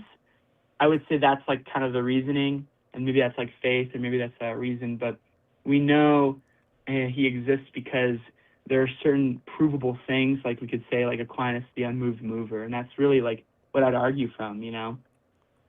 Okay, well, that's an argument then, not faith. But if you also believe that he can do things like make 1 + 1 = 10, or make A equal non-A, then I think that does have to involve faith. And if you say, well, we're just limited and we can't understand the unlimited, okay. Well, I think that's just the end of the discussion. I mean, you can always say that. That's just like, I don't know that, I mean, I have no response to that. Well, what can you say to that? It's like, this whole time you've been arguing for God, or you believe in God. And if I say to you all of a sudden, you know, John, actually you don't believe in God, and you never did. You never even heard of a God. You say, what are you talking about, Dan? I was raised Catholic, and nope, you thought you were raised Catholic, but you weren't. I know it doesn't make sense to you, but hey, you think God can make 1 + 1 = 10. That doesn't make sense. Take me on faith, John. You never had a belief in God. Take it on faith. Now, maybe you're just too limited. You can't understand what I'm saying, but it's true nonetheless. Well, I think the right response for you would just be like to blow me off and say, all right, that's ridiculous. You've thrown reason out the window, and once that happens in a discussion, then I'm no longer interested.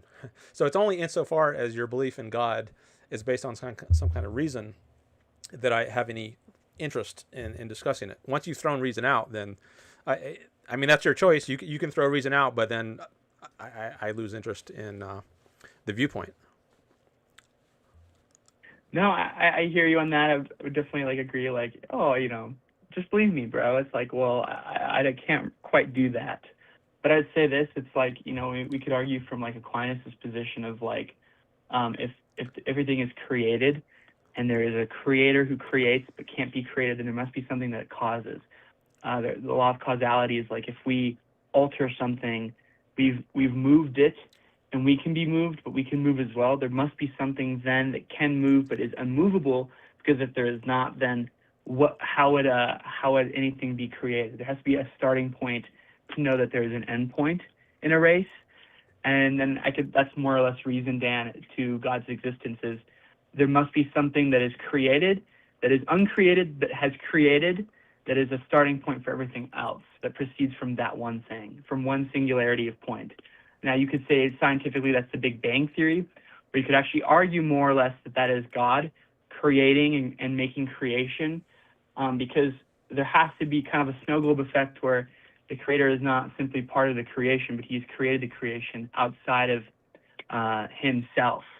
I think that's more of a reasonable argument than if you like, as you said, you like reason. I'll give you that. I mean, maybe you can pick apart that, but. Okay. Well, I guess I hope arguments, when they're given, are not just given as rationalizations of something that you already believe on other grounds. So if this is actually the grounds on which you believe in a God, I think that's worth considering. But if it is just a rationalization, then I don't think that's good. I don't think it's really honest to, just concoct something that you already believe on non-rational grounds in order to give it some veneer of reason. But I mean, we could consider it on its own merits. You mentioned, let me write some of this down, creation, and you also brought up motion. So, and maybe they should be addressed separately. So I don't think the universe was created. I think in the universe, I define as everything. Existence would be a alternative term for it. But I don't think existence came into being at a certain point of time. I don't think time even applies to the universe as a whole. This is a topic that came up, I think, in the last stream, actually. A theist called in, and we talked to him about this. But I think the universe is eternal, meaning it's out of time. Now, things within the universe, like this stream, this live stream, is happening at a certain time, May 7th, Started at 2 p.m. Pacific. But if we're talking about the universe as a whole, like what time did the universe as a whole start? Did it start at 4 p.m.? Well, what the heck does that mean? What is the frame of reference you're using in order to say that the universe started? If there's some frame of reference which you're using as a gauge of when the universe started, then when you say the universe, you don't really mean the universe, because what I mean by the universe is everything. So there can't be some like cosmic clock ticking away apart from the universe, and then when the minute hand hits 4 p.m., whatever that would mean, and this cosmic clock of the universe, then the universe pops into existence. Well, I don't think that's how it works. When we're talking about the universe as a whole, there is no cosmic clock apart from it, because there is nothing Right. apart from it. It's everything by definition. So the universe is out of time. It's literally eternal. So that's at least one thing I would say about the creation issue. It doesn't need to be created. It just exists. Things within the Do you think universe the might uni- need to be created, but not the universe Yeah. itself. The universe like is just non-existent, or maybe you could say like No, it just exists. the universe It exists. it's just pure being. It just is, but that doesn't mean it came into being or that it will go out of being. Existence exists. That's the fundamental axiom for Rand, and also Parmenides. He had a line. He's an ancient Greek philosopher. He said, "What is, and what is not Yeah, I is mean, not." I think that's a perfect argument for God. Though, is God is, I think, as Aquinas says, is pure being. He's not something that was like created, but he is pure creation or pure being. He enacts and he does, but he is not does upon or is enacted upon. He acts himself, but nothing moves him. He's kind of like, this log in the road. It's something that affects everything else or pre-does everything else, but something that cannot be moved or altered. That's pure being. And to say the universe is pure being, well, the universe is, I would say, temporary, or it is something that is created, because we can create. I think it is created. If you were to argue the universe is not created, but it just is, then you'd have to say that then if something just is, I feel like that would be an insufficient argument in itself, because to simply say like, well, this fence exists, so it must just exist, and it made itself exist. What if, the truth really is, though, that, well, someone else came and made that fence, and that's why it exists? I think God is a perfect reason, because what do you get post or pre-creation itself? It's nothingness. Nothing can come really from nothing, but something could come from something else. And so I think then that God can create, and we are like in creation or in the snow globe, and that is like motion, but he himself is pure being. To say the universe is like, the universe is like outside creation, or maybe outside, like it's just pure being. Well, it's like the Big Bang Theory is like nothing has created something, but nothing had to be created, or I think it's a little rough of an argument, but I would argue that like something, if the universe is being, it had to be created. I mean, it's just simply put, I don't know how you could reason that the universe just is, because how would you prove that it wasn't? You'd have to find a way to create, or dating creation or like that. I mean, I think that's, I don't know. I guess I'm curious your thoughts, Dan. Okay. Well, I got a couple of thoughts, but I'll start with the just is point. So I think I could say the same about God. You said you don't see how the universe, how I could say of the universe that it just is. But isn't that what you say of God? God just is. We don't need to try to explain God and say God came from somewhere. God just is. Right? So if you can say that about God, why can't you say that about non-God? That's a fair point. I would argue this. It's like, can we affect the earth? Yes. Is the universe ever changing or ever moving? Yes. Is the universe Wait. expanding? Is the universe ever changing or ever moving? I I wouldn't. mean, well, yeah, it is. It's I would expanding, not correct? say. I think you could say things within the universe, like distances between things within the universe, is expanding, but I don't know that I would say the universe as a whole is expanding. Because then you would have to answer, well, relative to what? To something else. But there is no something else if the universe is everything. So I'm not sure it's Right. coherence. There are certain concepts like time and space, which I don't think are coherent when if you try to apply them to the universe as a whole.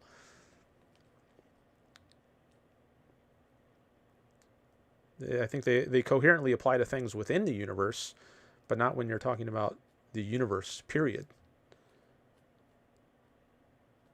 I mean, that's like, but the universe itself is ever expanding and is, being created. It's like moving, time and space are moving forward.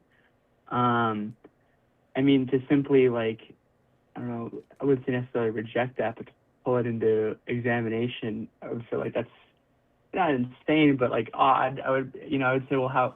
Because it is ever expanding. Scientists have proved that. We know that it is creating more planets or things are expanding. Space itself is expanding. Um, and so it means then that it can be altered or changed, or its creation itself is being experienced. And I think that God is outside of those things because it's not like more gods are popping up. It seems we believe that there is like one God. I think that that really is like, it kind of loops back to like, I wouldn't say cause and effect, but somewhere near it where things are ever expanding and the universe is ever expanding. And you are correct. Like, how would we know if it's ever expanding if we didn't measure from one point? But we measure from one point, like from Earth, and we keep going into space and time. It keeps going. God is pure being because, unlike how things are being created or things are being changed or altered or destroyed, God is not that. God is merely just, creation itself. He is. He is pure being. I wouldn't to say that the space and time would mean that it's locked or fixated in one position, and that is like not true. The universe is expanding, but God is. We can know God. We can interact with Him. He is there. As a Catholic, I believe, and so that is not like He's like abandoning people or like not listening. I would believe that He is there. But the creation and like the universe is moving, so it isn't. It is and it isn't. Its dispensation is from one to two, from A to B. But God is like, I think, a more fixated thing that we can know and we can reason and understand. I guess I would argue that, like, if that makes any sense, Dan. Well, I still don't buy the idea that it makes sense to say that the universe, as opposed to things within the universe, is expanding, or distance between things within the universe is expanding. Um, Right. and you're bringing in God, but I think it might be premature at this point because I don't yet buy the reasoning which I think might lead you to God. So I guess if your reasoning for God depends on premises such as the universe is expanding, and I don't yet buy that premise, then I think it's premature to bring God in. I would first need to be convinced that that it makes sense to say the universe is expanding. So that's one thought. I'll make one point about the Big Bang, and then I think I want to look at the chat. And you can hang on, but I do want to check back in with the chat. As for the Big Bang, I don't think that's when the universe started. That's just when the universe changed its form. At least one time it changed its form. So there was a singularity, so-called, at least according to this theory. I don't know if it's actually Right. true, but if it is true, there's this tiny piece of super dense matter, and then it exploded, and then that matter was distributed in a different sort of way. But that's not when existence started. That's just when a certain event within existence started. So I wouldn't say that's a beginning. So I think a lot of people, they point to the Big Bang as a starting point of the universe, whereas I don't think of it like that. I think that's just when the universe changed its form. So I'll make that point, and I want to look at the chat now, see if we got any new ones. It looks like Greg is here now. Totally. Hi, Greg. Well, I'll say, Dan, I have to get going, but Okay. it was amazing to talk to you and stuff, and I'll definitely watch the show again and definitely call in if I have time. But I really appreciate your time, Dan. Okay, sure thing. Thanks for calling in. Of course, thank you, Dan. Bye. Yep. Bye-bye. All right. And I want to remind people, if you like the show, you can click the like button. That will help boost it out in the algorithm. So I appreciate the likes. I saw we got 7 likes so far. So thank you for those. And thanks for any new subscribers. Always looking to grow my audience. And Super Chat is also still open. All right, I'm going to turn off my Do Not Disturbs. So if anyone new calls in, I will hear it ring.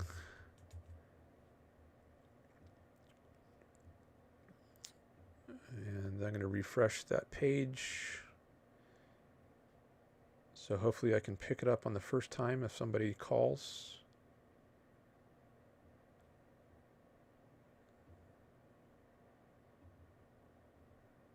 Oh, it looks like John might have had to call twice. Anyways, he got through.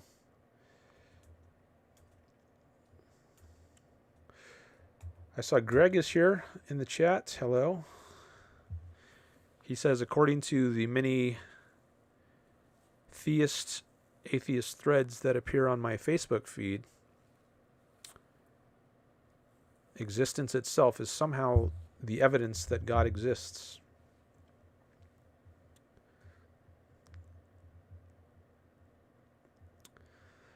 They don't just take existence as a starting point. That's how I take it. And I don't see that there's any reason to try to account for it and say it came from somewhere else, like from some God. And I don't see why you would think God is any less in need of explanation than existence, where you started. So why not think that you need a explanation of God, a meta-God, and then a meta-meta-God ad infinitum? Sometimes theists will define God as a necessary being, but I say existence is a necessary being. Why not say that?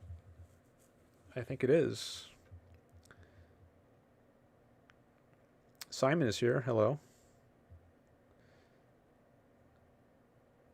Mellow Mau says, I like Catholics and Catholicism. I believe Logos and God's plan are good concepts to discuss to get into the topic. Mellow Mau is a Buddhist, a Mahayana Buddhist. I remember he said that maybe when he called in some time ago.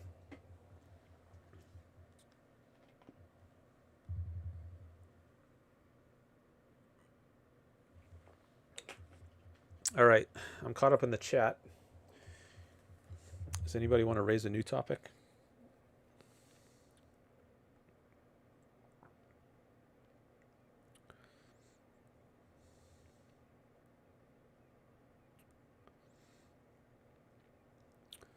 Simon asks, have you watched Liam debate Andrew Wilson? Yes, I did. That was several weeks ago. Yeah.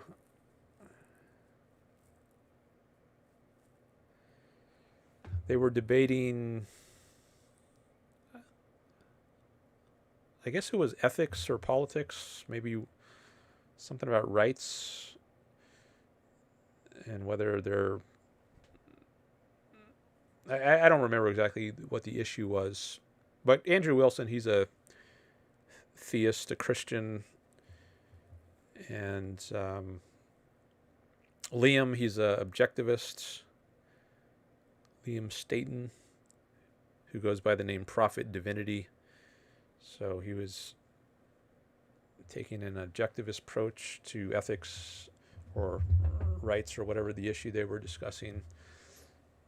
And Andrew was challenging that. Any thoughts on it, says Simon. Yeah, I guess one thought I had was it seemed like there was a lot of focus on optics, like as opposed to like how good do I look in this debate, like as opposed to just getting at the truth. And I think this often happens in debates online. There's a focus on optics and trying to seem like you win the arguments, maybe trying to ask gotcha questions, trying to make the other person look bad. And I got the sense that there was quite a bit of that going on, maybe in both directions. Not necessarily to the same degree. But I guess there was more of a concern with optics than I like.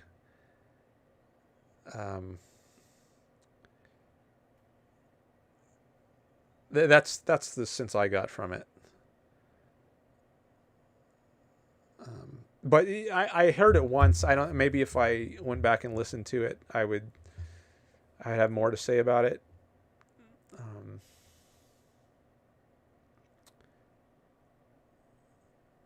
But I don't know that I have much more to say right now. Simon says, I don't think that type of debate can happen with Andrew.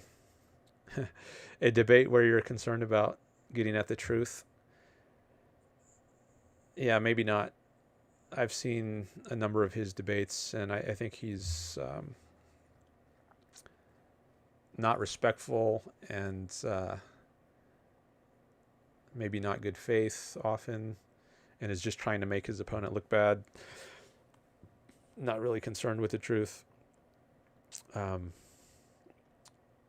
But I know he's been disrespectful to Rand, so I don't think I would debate him. I actually considered debating him years ago, and he agreed to it in a Discord, but it never ended up happening.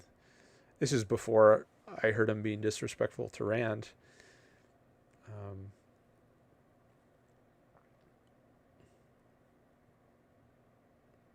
I don't remember exactly what the issue is. I think maybe the ball was in his court to like tell me what time he's available, and I never heard back, so it just never happened. But I'm not sure. I'm going by memory from something that happened a few years ago. But now I don't think I would debate him, given what I've seen from him.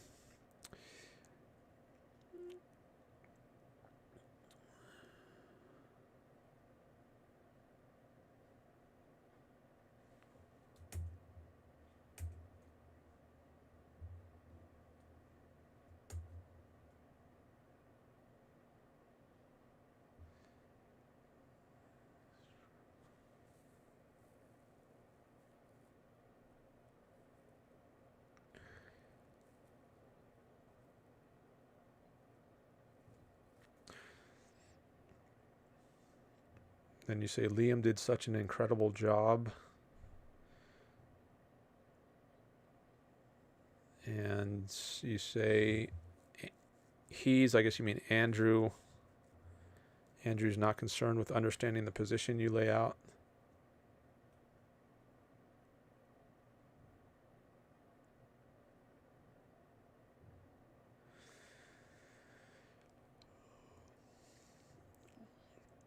I'm concerned, yeah, that would be the case. It would not really be focused on the truth.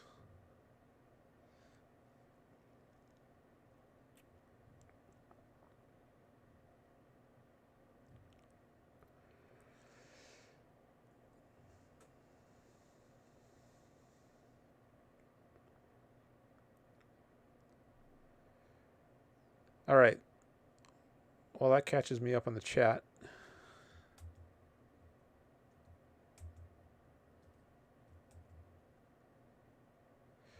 What should we talk about next?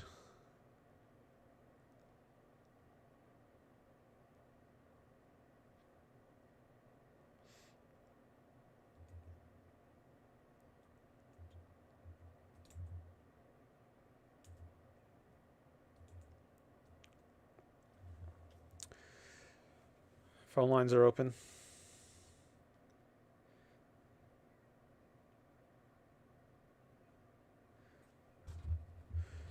We could talk about abortion, since I've been thinking about that a lot recently. Oh, somebody's calling right now. Let me see if I can pick that up.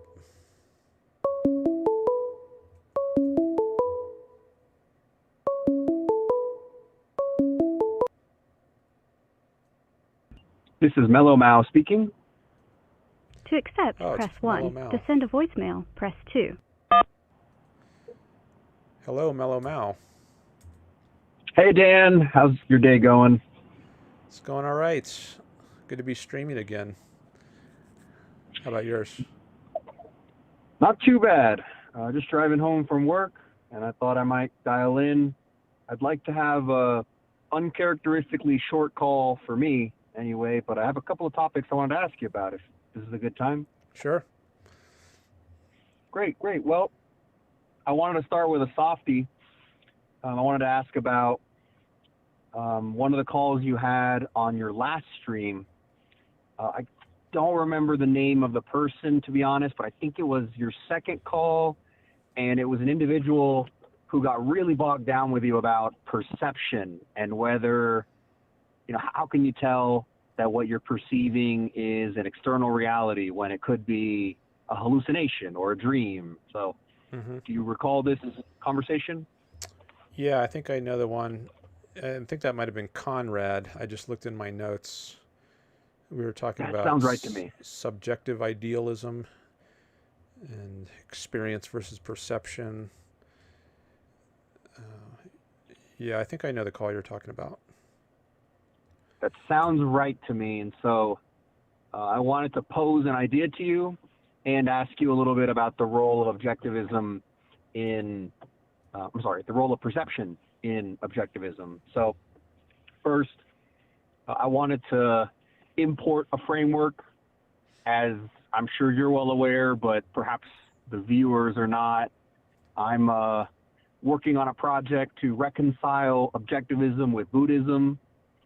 It's going well. Hopefully at some point I can run some of my results by you, but I want to import a framework from Buddhism, which is also, which is among its many philosophical topics, very interested in perception. A lot of ink has been spilled on the topic of perception. And there's a framework there that I think could help with this question. And then perhaps you'll find it interesting in case anybody ever poses you the same question. Like, how can you know what you're experiencing is real? It's not a dream. And I have personally experimented with meditation and with lucid dreaming a lot. So I believe this framework to be, I can testify to its usefulness. It's called the 5 kinds of perceived phenomena. Sounds very fancy, but basically for each sense organ, whether your eyeballs, your ears, your nose, your tongue, or your sense of touch, there are 5 kinds of perceived phenomena. The first kind is the form base. So I'm just going to use my eyeballs for the rest of this example. But if I'm looking out at the world, I see something. Like right now at this very moment, I'm looking at a big black hunk of metal. That's the form base. Then there's a mental contact. That's when my eyeball notices oh, this particular piece of black metal is actually the hood of an Acura car. I'm looking at one. In the first millisecond, it was just a piece of metal. Then I recognized it as actually it's an Acura, something very specific. Third, there's an eye sensitivity. So I wear glasses. So there's a certain fuzziness when I look out at the world. And sometimes when I look at an object, it looks too fuzzy. And then I realize, oops, I'm not wearing my glasses right now. And 4 and 5, I'll just brush more quickly over. They're not as relevant to this conversation. But 4 is your feelings. So like I look at this particular Acura, it's a very beautiful car. And I'm getting a feeling of positive feelings from looking at it. And then 5th is eye consciousness. Like I'm aware that my eyeballs are open. And I know that my eyeballs are open because I'm currently looking out at the world at something. So that's the framework. I went a little fast, but the element of that I think relates to questions you might get about dreams and hallucinations is the sensitivity. So, as I mentioned, sometimes throughout the day I'll look out at the world and I'll notice things look too fuzzy, and then I realize like, oops, I forgot to put on my glasses today. And sometimes I look out on the world and things are very sharp. And for me, that's how I can tell that I'm awake and not dreaming. So just in my personal experience, when I'm dreaming and I look out at the world, things have a sensitivity that doesn't match the waking world. Like in a dream, I will look at something right in front of me, but it looks hazy and blurry, which that doesn't make sense. Or vice versa, in a dream, I might look at something way in the distance, but paradoxically, it looks razor sharp, like it feels way too high resolution.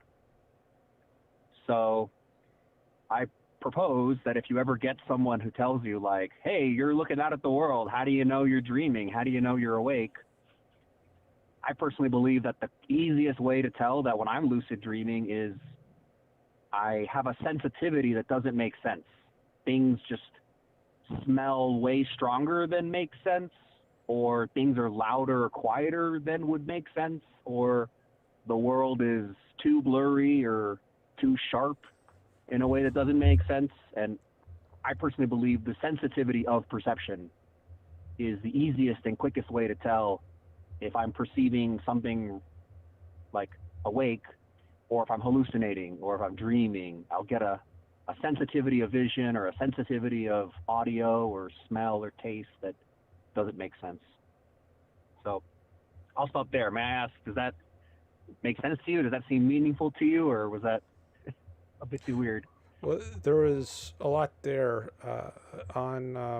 let me just ask about the second point. After form base, what did you call, or you see a black hunk of metal, and then the next one you identify it as your Acura.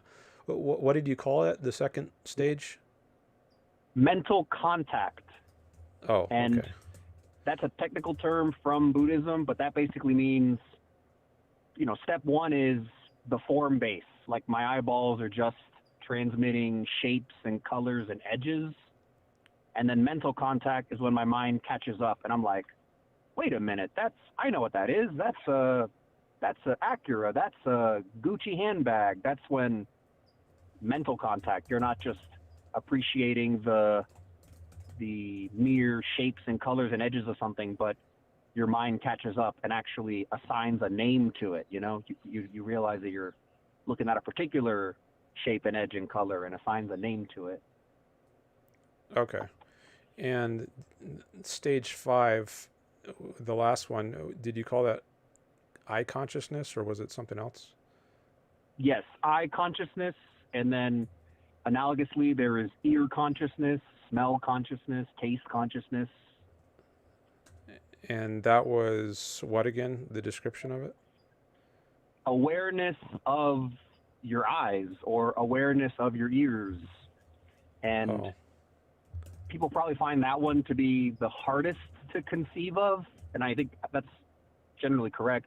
But I like to explain that one by saying sometimes you might be so lost in thought that even though your eyeballs are open, you're like not even aware that something's in front of you. I've certainly had this happen. I've certainly been so lost in thought that someone is next to me like, hey, hey, hey, and then I finally like snap out of it and I'm like, whoa, and then my ear consciousness activates. But when I'm lost in thought, I don't have ear consciousness. I am not conscious of my hearing or my eyes or smell or taste for that matter. Okay. Does that make sense? I get it, at least somewhat. I just wanted to make sure I had my notes filled out because I was missing a few things on my screen here.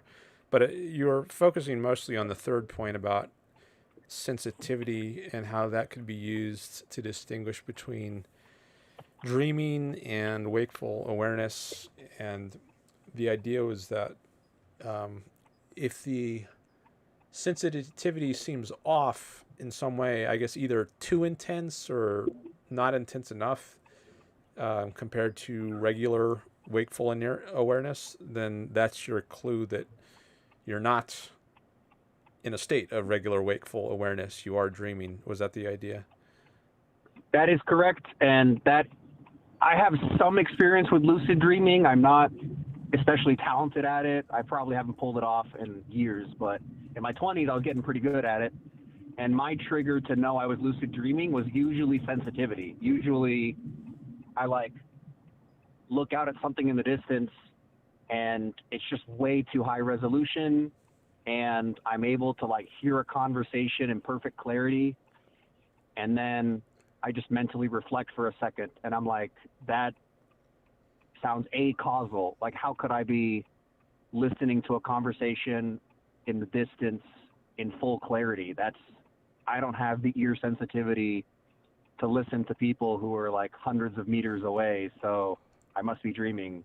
So yeah, that's my assertion, is that sensitivities have a very obvious causal relationship, which will probably just seem too trivial to be worth much explanation, but things that are very close you can see in high resolution, things that are very far away you can't see in very high resolution, but whether dreaming or hallucinating, you'll experience a sensitivity that's just acausal. It's just doesn't hold up to scrutiny, which is a major clue that you're dreaming or hallucinating. Okay. I see. I didn't know that term before, lucid dreaming, but I just looked that up and I saw that it's a dream where you're aware that you're dreaming. I guess it's called a lucid dream because it's clear that you're dreaming. It's not opaque to you that you're dreaming. Yeah. And I've had dreams like that where I know that I'm dreaming. I don't know that I would ascribe it to the intensity or something else, just the weirdness of what's happening in the dream. I don't know what accounts for it, but I do know that sometimes when I dream, I'm aware I'm dreaming. But as to whether that is, maybe that's one way you could know that you're dreaming. But I guess I'm trying to think of how a skeptic might get involved in this discussion. If someone might say, well, how do you know you're dreaming? Because sometimes when you're dreaming, you don't know you're dreaming. Not all dreams are lucid dreams. And a skeptic might say, well, how do you know right now that you're not dreaming? After all, you can have dreams where you're not aware that you're dreaming. So, what do you say to that? And Fair. I guess I might say, well, even if I can't know in some cases that I'm dreaming, doesn't mean that in some cases, maybe there can be an analog to lucid dreaming, like lucid wakefulness, lucid non-wakefulness, times where you're in normal wakefulness and you're in normal wakefulness. Just because sometimes when you're dreaming you don't know you're dreaming doesn't mean that when you're not dreaming you don't know that you're not dreaming. And we couldn't have the idea of dreaming in the first place unless we were aware of what not dreaming is like, by contrast with which we can form the idea in the first place of a dream. There's something called a stolen concept involved. If you think everything is dreams, as the skeptic Yes. says might be possible. This is a term from Ayn Rand's stolen concept, where you use very good. And you use a term like dream, and which you have no right to use, at least in a certain way, Like if you say, like you can say, it's fine to say some things are dreams, but to say everything is dream or everything might be a dream, I think that would be stealing the concept of dream, taking it out of its rightful context where it applies to a limited type of experience, and then applying it in a context where it has no rights. So you're using it without rights in a sense. So it's a stolen concept, the way a skeptic might use it. I'm glad you brought that up. In a future call, I would like to ask you more about stolen concepts, which is itself a concept I find very intriguing. But for now, I want to affirm that on that call with Conrad, I believe you posed arguments similar to what you suggested now, like the way one can identify what dreaming is by having the experience of wakefulness. And I think that was great. I think those are very strong arguments. The same way that one can identify what a state of drunkenness feels like is because you can compare it to what it feels like to be sober. And you can just self-check, like, my reaction speed seems to be slow. My audio perception seems to be sloppy. And you can tell, like, I must have had a big drink. So I think that's a very strong argument, is you can tell what the intoxication or dreams are by comparing them to a time when you were not asleep and not drunk, or, analogous for the cases. Right. I wanted to ask a little bit more on this topic. I'm just curious to know from your studies, would you say that the discussion of perception is very important to objectivism? Is this something that gets a lot of attention, a lot of axioms? Just want to know more. Is it important to it? Well, yeah, it is an importance. Perception is our primary contact with reality. It's where knowledge begins, and we build all knowledge on perception. That's the objectivist view. So all science is based on perception, ultimately, our knowledge of the world, and it all is based on perception. So if that foundation is unreliable, then everything resting on it collapses, and then we would be in a very bad position to know things about the world.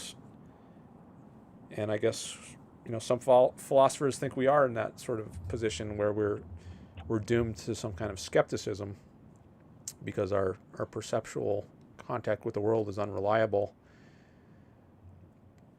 So yeah, it's definitely an important part of objectivism. Ayn Rand didn't write much about it.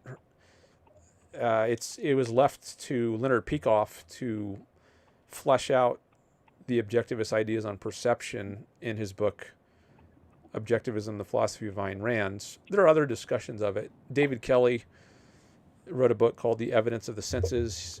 He was associated with Ayn Rand, or at least the Ayn Rand Institute, for a while. He's broken off and gone a separate way now, but back when he was still associated with Leonard Peikoff, he wrote a book called The Evidence of the Senses, which I thought was quite good. I've read the book.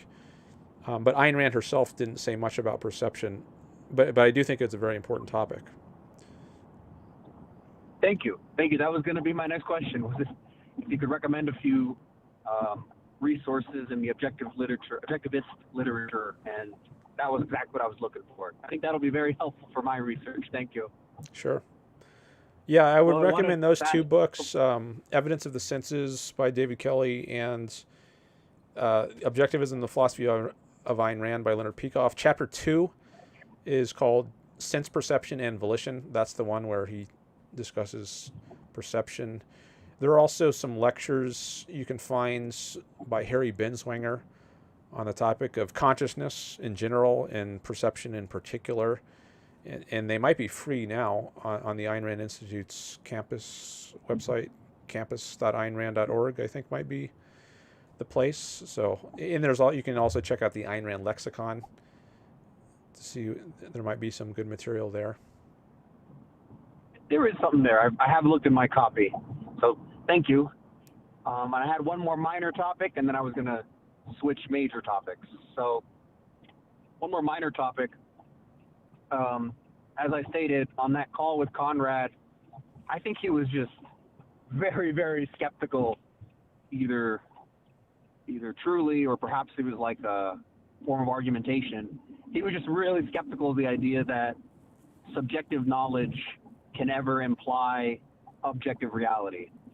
I guess I can't remember exactly the way he posed it, but he was really drilling in, like, just because I'm looking at like, I remember now, you suggested your hand as an example, right? Like, you can see your hand, you can also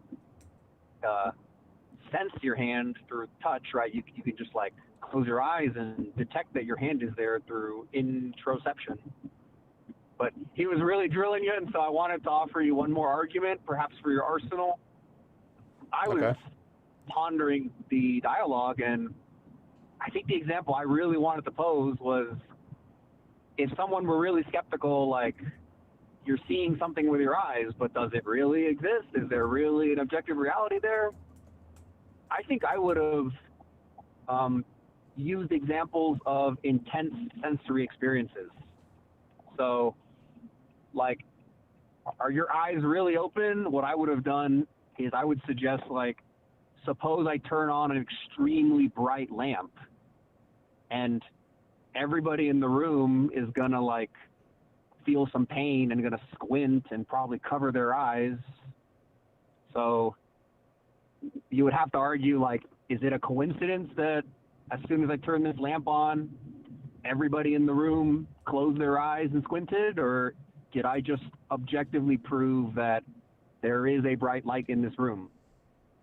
Or analogously, for the ear sense, I could just turn my phone on to max volume and play a really loud sound.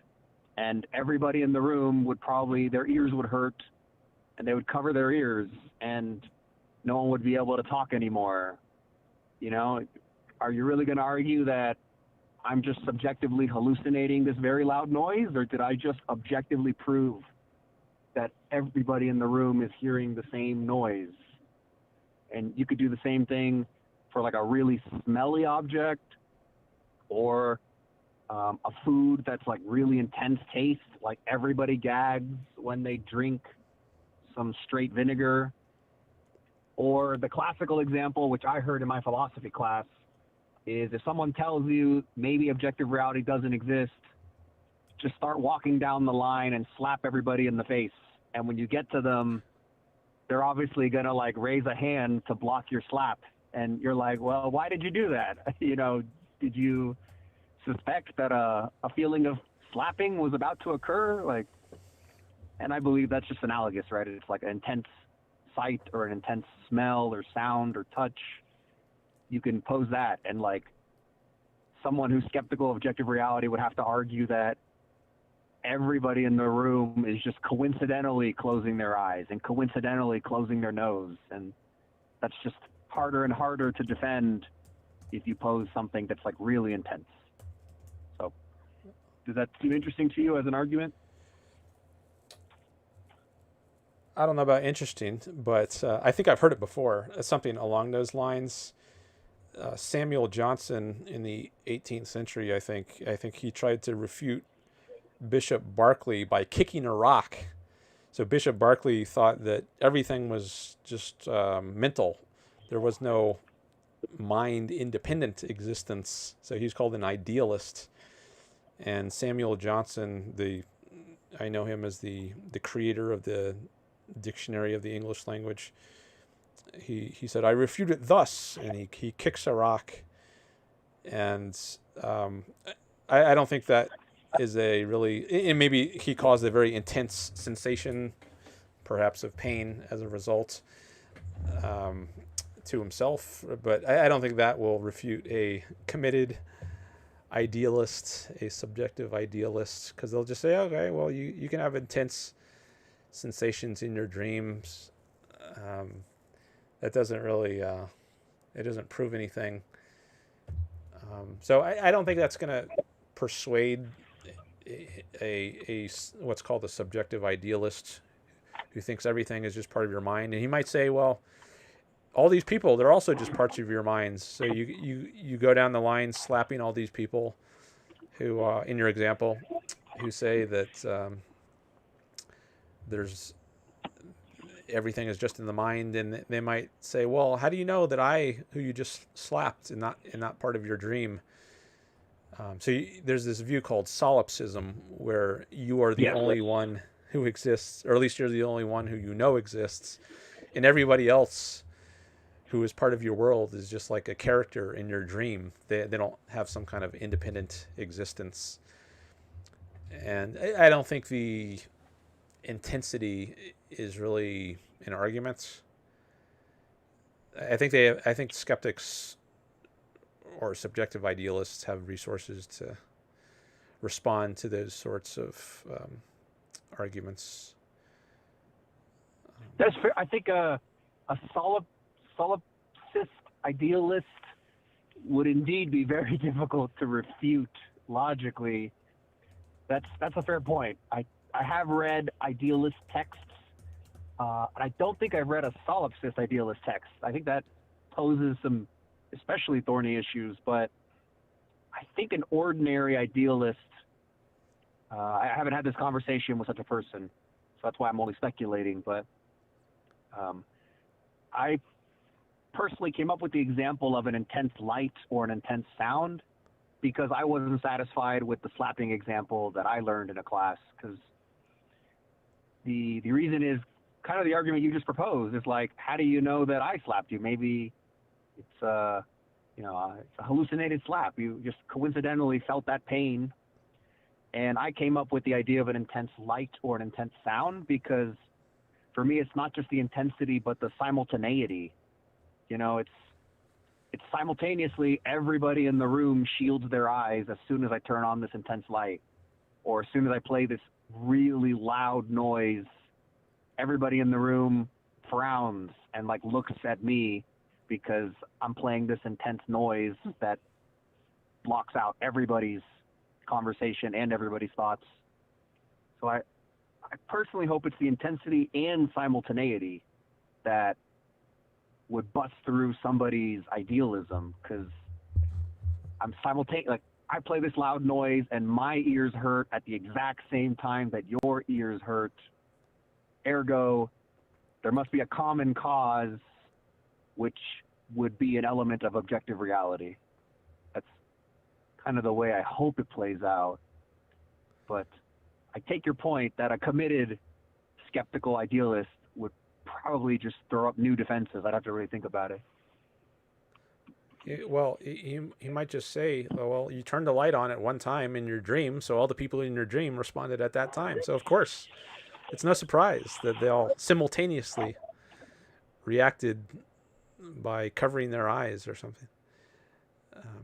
But I don't know if you are restricting your comments to a non-solipsist kind of idealist.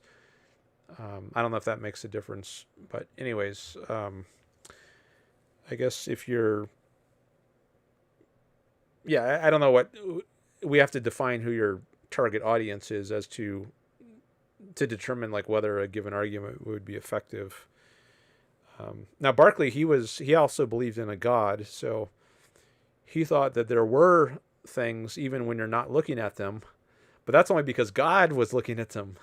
So there still wasn't a mind-independent existence for Berkeley, but there was human mind-independent existence. So even if nobody is looking at a rock, that doesn't mean the rock doesn't exist, but it does mean if the rock exists, it's because some mind is looking at it, namely God.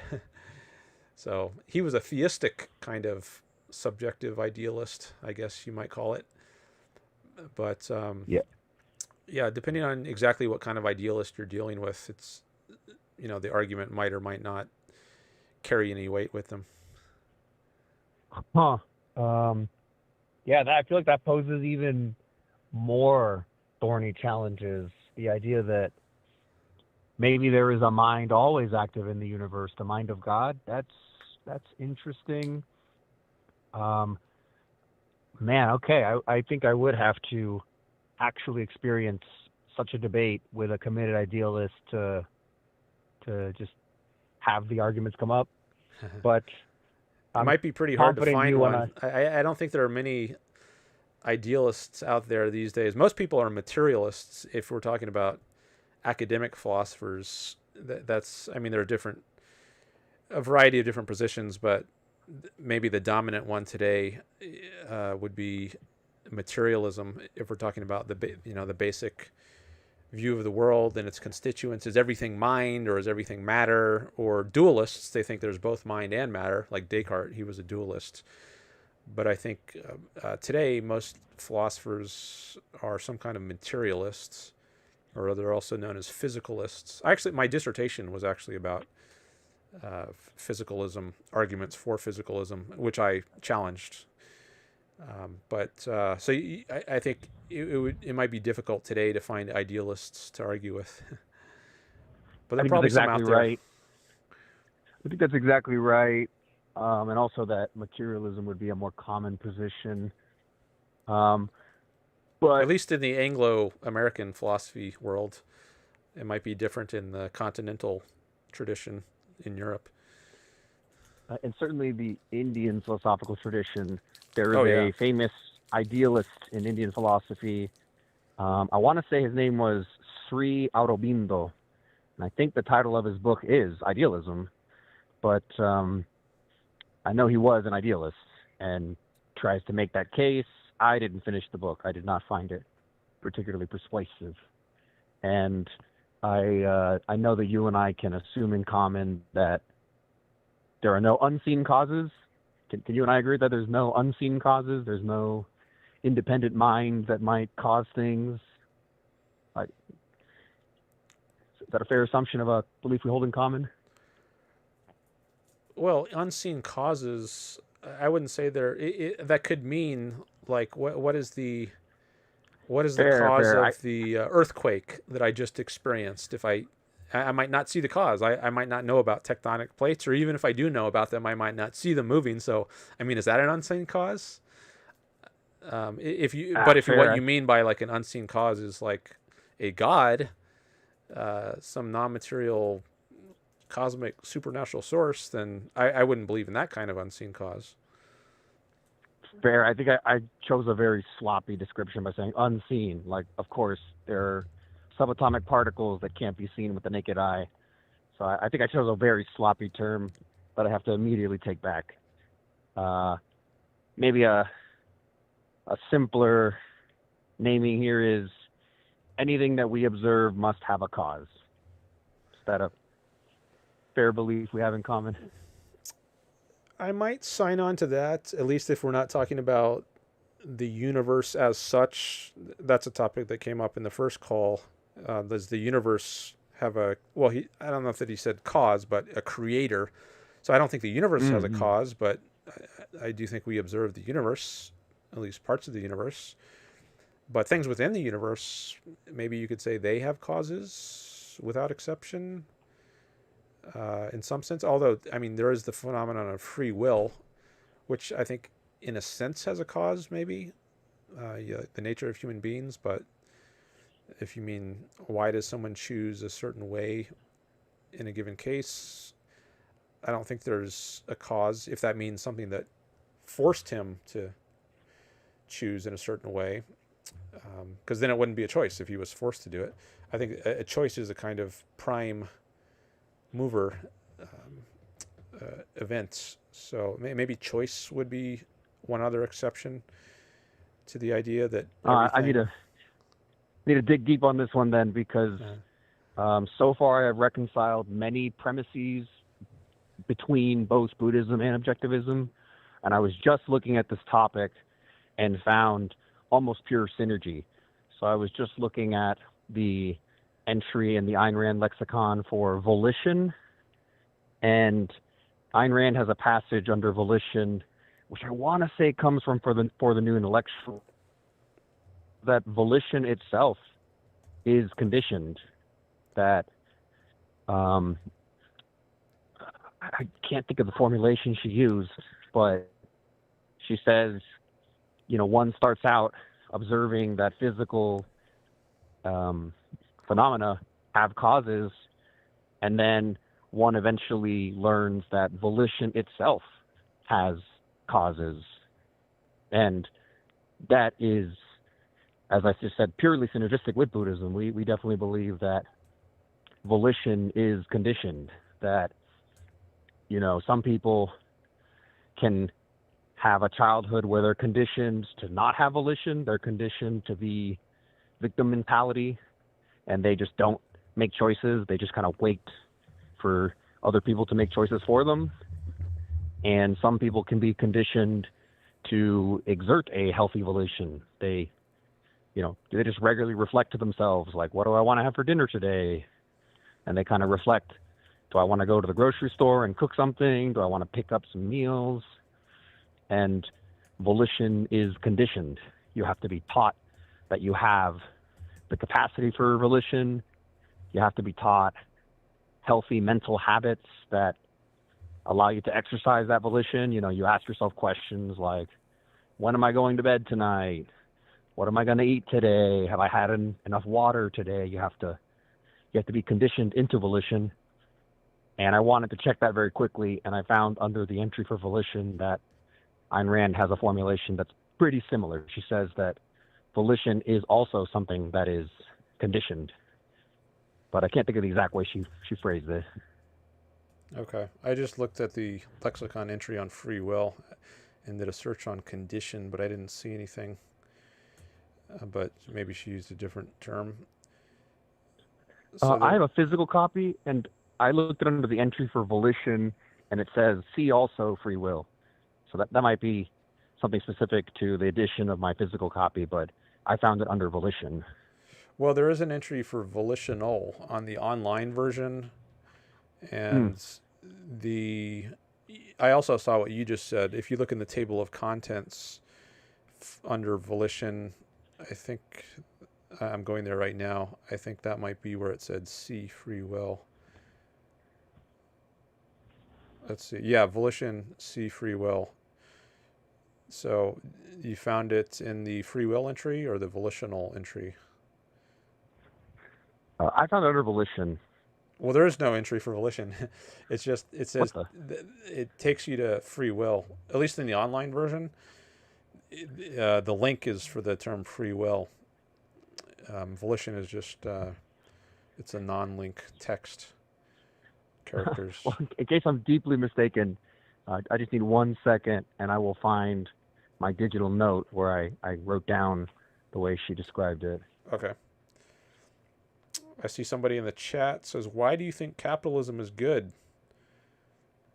Because it upholds individual rights and it protects freedom, which people need in order to live and be happy.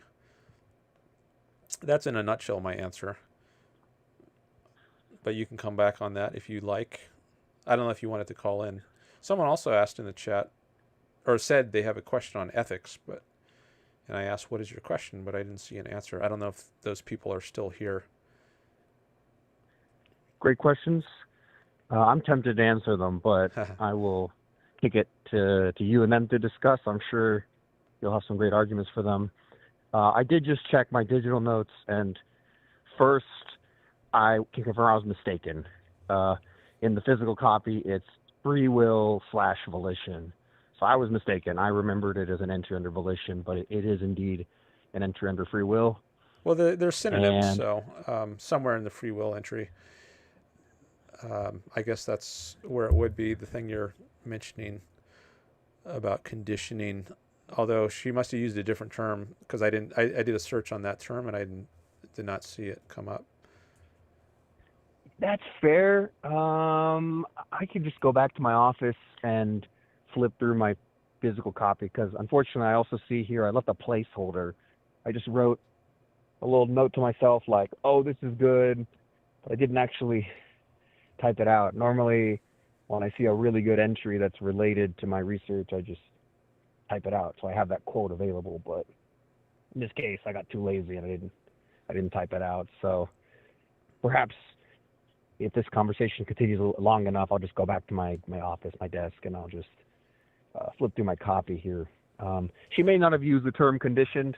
I'm afraid that's where my mind is blending the two philosophies already. conditioning or conditioned is a axiomatic concept in Buddhism, and I'm probably already blending the language together. But I will just assert that she said something that to me is synonymous with volition is conditioned, or volition has its causes. But I guess I can only assert it. I don't have a good justification for it until I can propose or show you a quote. But I'm willing to move on to my other topic, and then, Okay, I'll just, maybe I should just try to say something on this issue of conditioning before we go on. I don't think that, well, you might think that conditioning is a kind of contrast with volition, like SR conditioning, stimulus and response conditioning, which behaviorists talked about. I think people like B.F. Skinner with animals, and she contrasted that with the way human beings act. So every time you ring a bell, and then put food out, a dog might start to salivate every time he hears the bell because he learns to associate the sound of the bell with the food.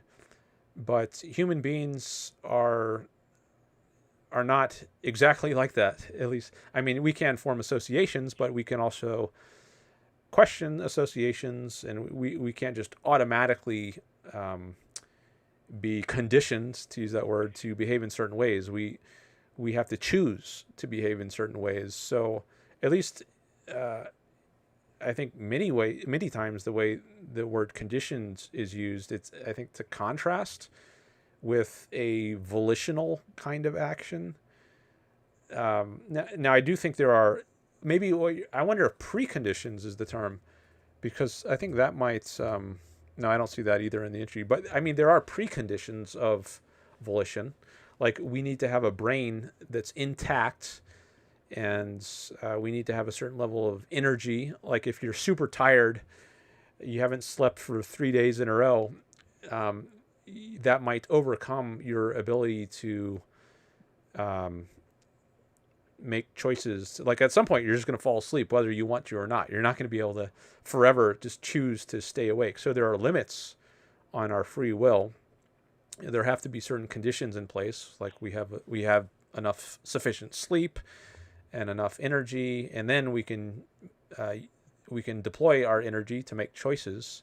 So there are what you might call preconditions of exercising it, but the exercise of it itself, I think, is a primary link in a causal chain. There are antecedents, conditions that have to be in place, but there is just a root points where you are functioning as a prime mover. But I guess I'd be interested to hear what you have in mind if you get back to your office and you can find what was said about conditions. Yeah, and to be fair, the way conditioning is used in that field of psychology, I want to call it classical conditioning. That's not quite the same notion of conditioning that's used in classical Buddhism. I think in secular psychology, conditioning usually means like you said, using stimulus and response to habituate or to train a certain habit, a certain behavior. It's not quite the same notion of conditioning used in Buddhism, and I think your term preconditions sounds pretty good, sounds pretty relevant.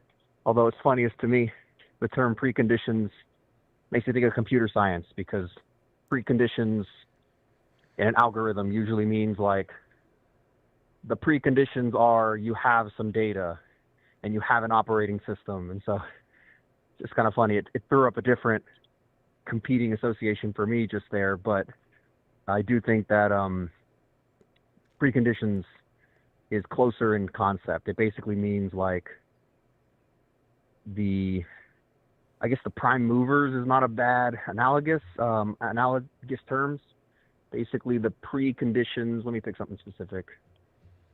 The preconditions for me to solve a particular math problem would be, I understand the problem, I have a method in mind, and I have enough time to execute my method. And those are the the conditions. So like, if I say like, I guess this is a long train of thought to follow through, and my math example is not the greatest, so I don't necessarily want to fully flesh out this example in favor Well, of other here's an examples we can go down, example but for like if a precondition of being a president in the United States is that you're 35 years old. That's written into the Constitution, so that would be a precondition in that case, a different example. Or a precondition of being a triangle is that you have three sides. They don't necessarily have to be equal in length, but there has to be three and only three sides. So you might say maybe those are some other examples of preconditions. A precondition of making free will choices is that you have a human type of brain. If you have a bat brain or a elephant or snail or fish brain, then the preconditions are not met. That's just not the kind of brain or nervous system that is capable of making choices. So that's another thing, in addition to like having a certain sufficient amount of sleep and energy, which you might say are also preconditions of making choices. yes, I like these examples. These choices, these proposed conditions. These are good. So you could say that volition is conditioned because if you are exerting condition to exert volition, you must be awake and not particularly, I guess, intoxicated. You have to be, somewhat aware and lucid, and you have to have a human brain, like an awake animal brain, would not exert volition. They would operate off of precepts only. They wouldn't be able to operate off of a conceived intention. So when I say that volition is conditioned, it means you have awareness and you have a choice in mind, and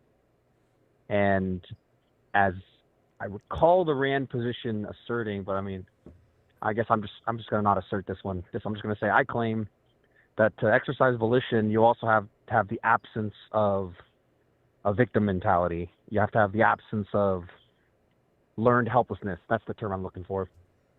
Anyone who has learned helplessness has a condition that prevents them from exercising volition. They're just going to kind of sit around and not think about what they're having for dinner until the feeling of hunger gets so intense that they just like move to order the first thing that comes to mind. But someone who does not have learned helplessness will proactively think, like, what am I going to have for dinner tonight?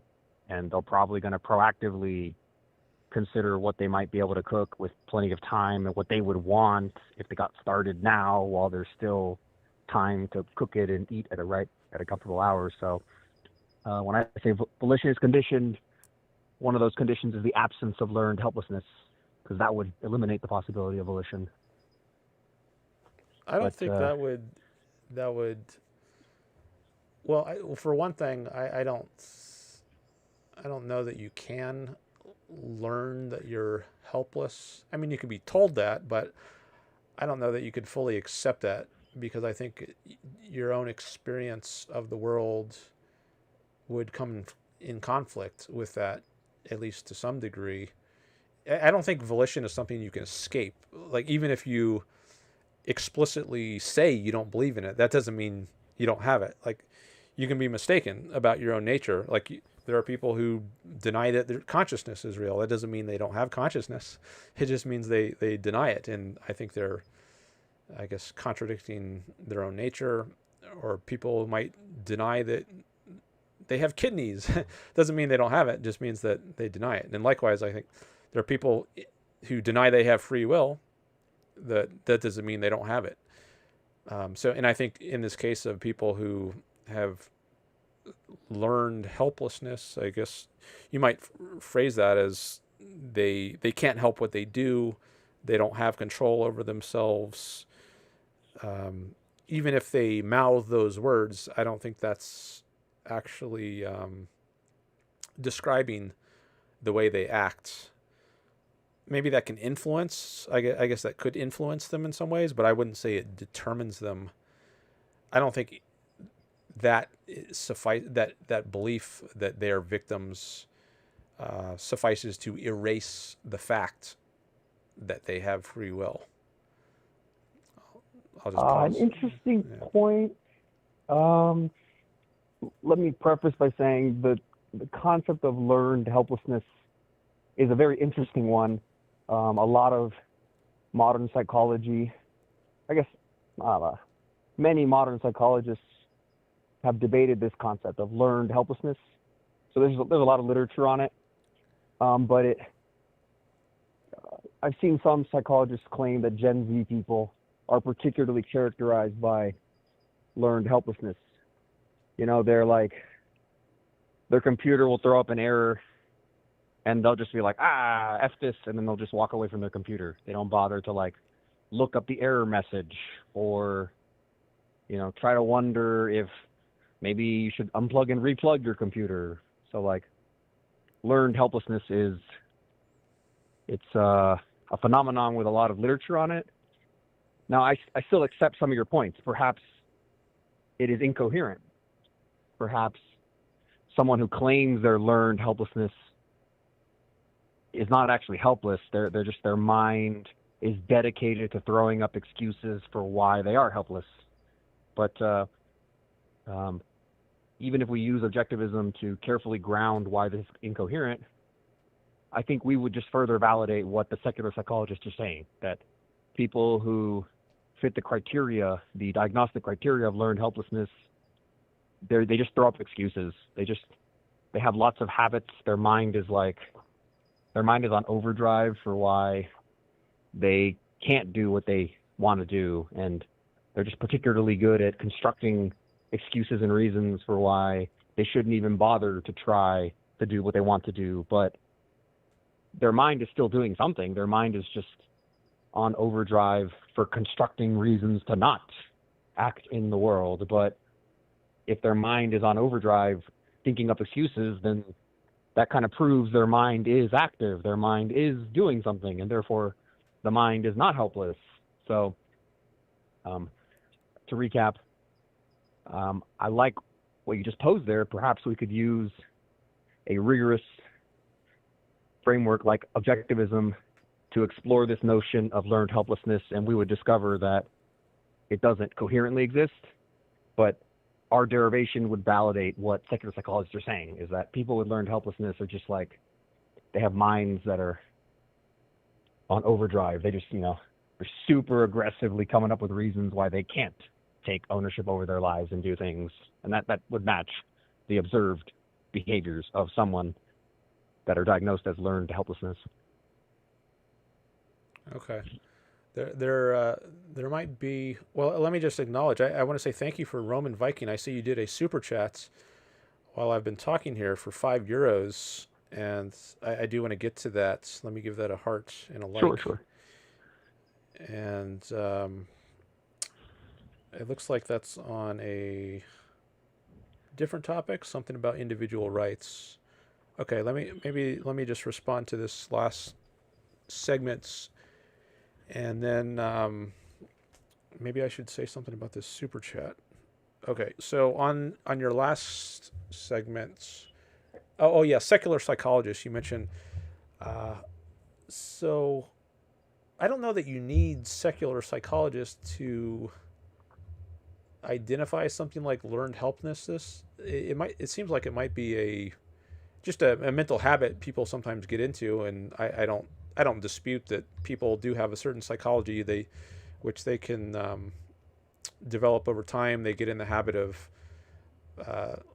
looking for excuses, and maybe secular psychologists have discussed this in literature and analyzed it in a sophisticated kind of way. But I think you could at least get a layman's idea of it, even if you're not a secular psychologist.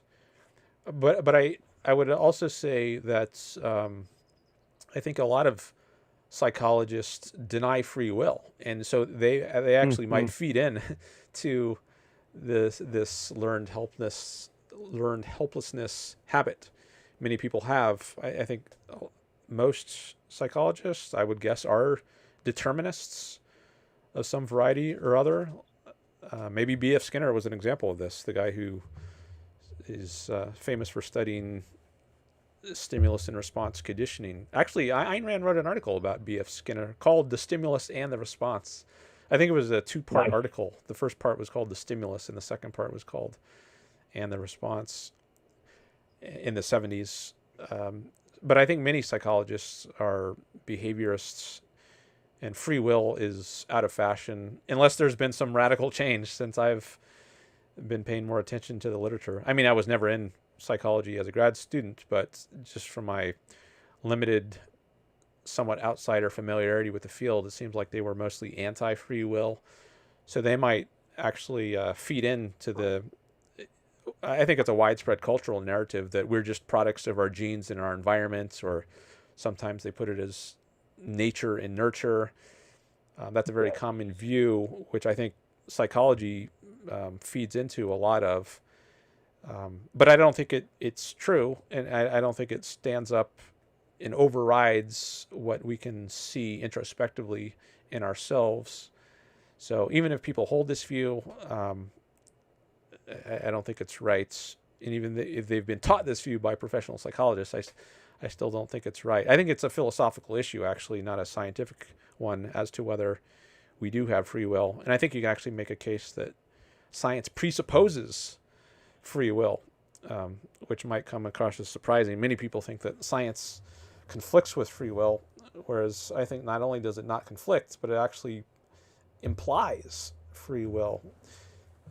We could, I don't know if we want to get into that issue right now, but let me just pause there, and I guess... Yeah, sure. Yeah, go ahead. I'll start to wind down this topic because I have one more topic to discuss with you, and then I think I'll wrap up. Before I respond, did you get what you needed from your super chat? Well, I just looked at it again, and he says you can both finish the call if you like. I'm not in a rush. So I was thinking about maybe addressing it now, but since he said that, I think I'm going to postpone it, and let's go on to your other, whatever topics you had. Okay, I wanted to Thanks, Roman, for that, by the way. And I'm sorry if I seem a little low energy today. I don't know if I come across that way, but I didn't get a great night's sleep last night, and I was feeling a little ill. I wasn't even sure I was going to do a show today. I thought maybe I would postpone or cancel it, but I decided to go ahead with it. But apologies if I do seem low energy at all. But thanks everyone for being here, and thanks for the likes on the show. Oh, I see we're up to 12. That's great. Appreciate that. You know, what's funny is I was gonna comment today. I find you particularly energetic. Oh, I was listening to your last stream yesterday, and so compared to then, you actually seem particularly, I don't know, quick to respond. Maybe your pitch, the variety in your vocal pitch, you actually seem particularly energetic today. That was the first thing I noticed when I signed on today. All right. Well, I'm glad to hear that. So thank you for sharing that. Yeah, so I've on this topic. First, I believe you're correct that there are many psychologists who deny free will. I think it's a mixed field right now, but there are many who deny free will, and one that stands out to me, I saw an article by a Stanford professor who might not be a psychologist. He might be more properly called a biology philosopher, but there is a public intellectual right now named Robert Sapolsky. Oh, yeah. And he just comes right out and says it. We do not have free will. He picks the most provocative formulation. And I read one of his articles, and I found it disgusting, personally. I thought it was discouraging and, I guess, demeaning. So I personally do not favor his arguments, even though, there's some interesting ones in there. He's certainly a talented writer. I do not like that he argues that humans do not have free will. So I use that to support what you're saying. There's certainly still contemporary American public intellectuals who deny free will. But on the other hand, the theory of psychology that I most like studying is called integral theory, created by Ken Wilber and Lovinger, I think was the other person. And I think they have a very nuanced support for free will. They do not deny it. So just throwing that out there, that there's an active theory of psychology that supports the role of free will while still acknowledging that people might have like automatic habits, or they might have like tics, they might have like a physical tic where like their hand twitches. You might have elements of your behavior that are automatic or have some degree of automaticity, but on the other hand, there still is a place for free will. So it's a mixed field is what I want to argue here. Mm-hmm. And Yeah, secondly, certainly free will doesn't mean everything about you is chosen, but a subset of things are chosen. Like sometimes people strawman free will by saying, well, if you have free will, you could do anything you wanted. Like you could flap your arms and fly like a bird. No, that's not what free will means. Free will doesn't mean omnipotence. You can choose to do anything. It means you can choose to do some things. Like the root choice on Rand's view is you can choose to think or not, or focus your mind or not. That's really the essence of what your free will consists in. Right. That makes sense. And the other comment I want to get in here, I am back at my desk, and I did find the entry that I wanted to pose here, but I was wrong in one key detail. So I have a physical copy of the Ayn Rand lexicon. It's under the entry for free will, but this comes from Leonard Peikoff. That's where I was, on the one hand, critically incorrect. But Leonard Peikoff, in the introduction to Objectivist Epistemology, has this phrase here.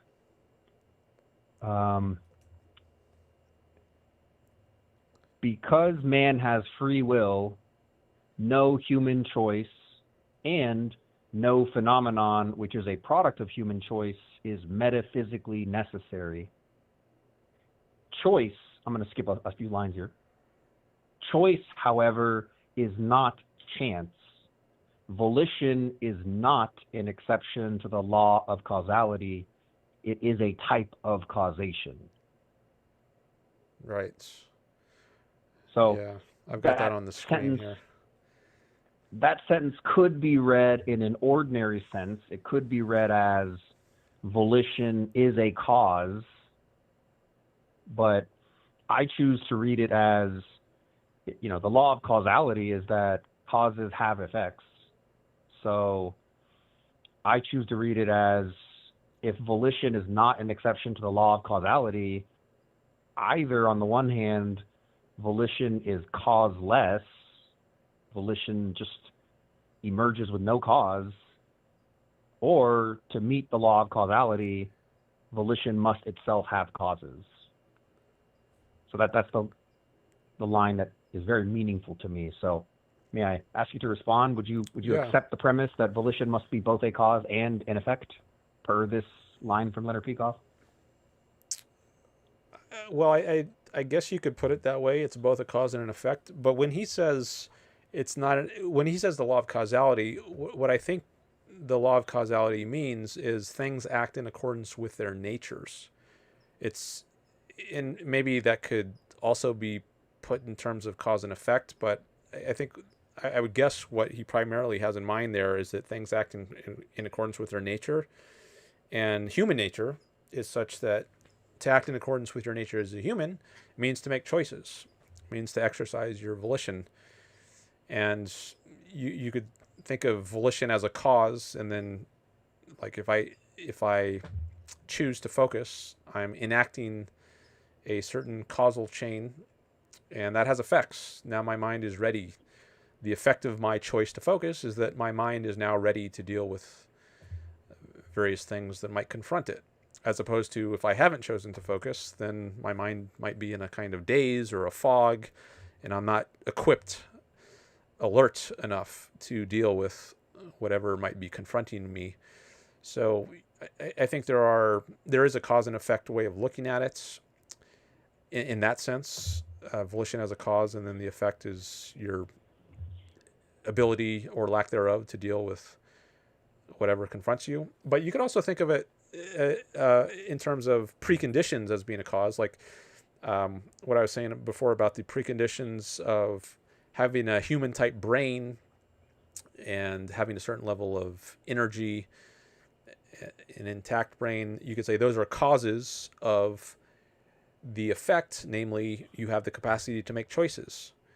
So that's a way in which cause and effect could be related to volition.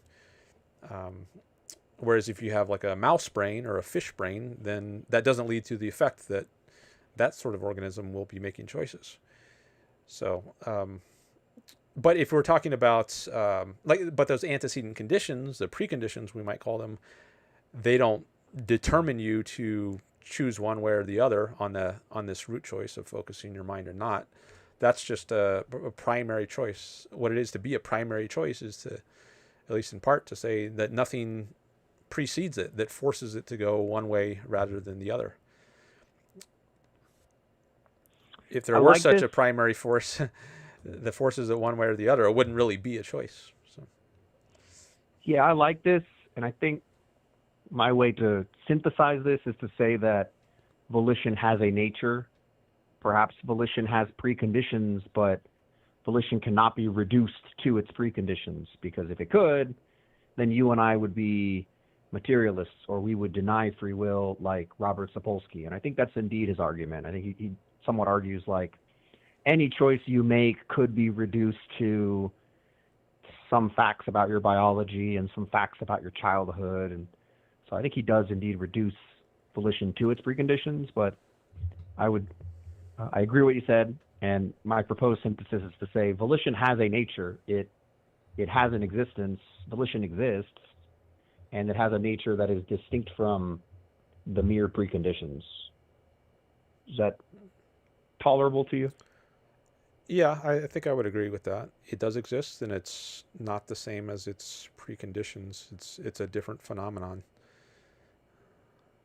Very good. Then I wanted to switch major topics. Is that good? Is that good, or do you want to take a breather, do some other housekeeping? I'll take a quick look at the chats. Looks like there are a few more from romanviking, some about free will. But we can go on to your next topic. Okay. So I need some prefacing, and I hope you'll forgive me, but I'm going to say some Buddhist stuff again. But I have a point here that I need your help on. So I'm reconciling the major axioms, and there's one where I'm really struggling. I'm genuinely struggling. There's some axioms that it was effortless. It's like there's just a lot of synergy, but here's the one where I'm genuinely struggling. So within Buddhist communities, one of the most popular topics of debate is what is enlightenment?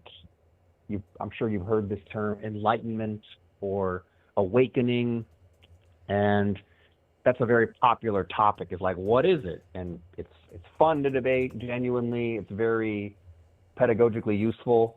It allows one to lay out the major axioms, but I'm going to summarize the field here. I like a certain Buddhist thinker. His name is Daniel Ingram.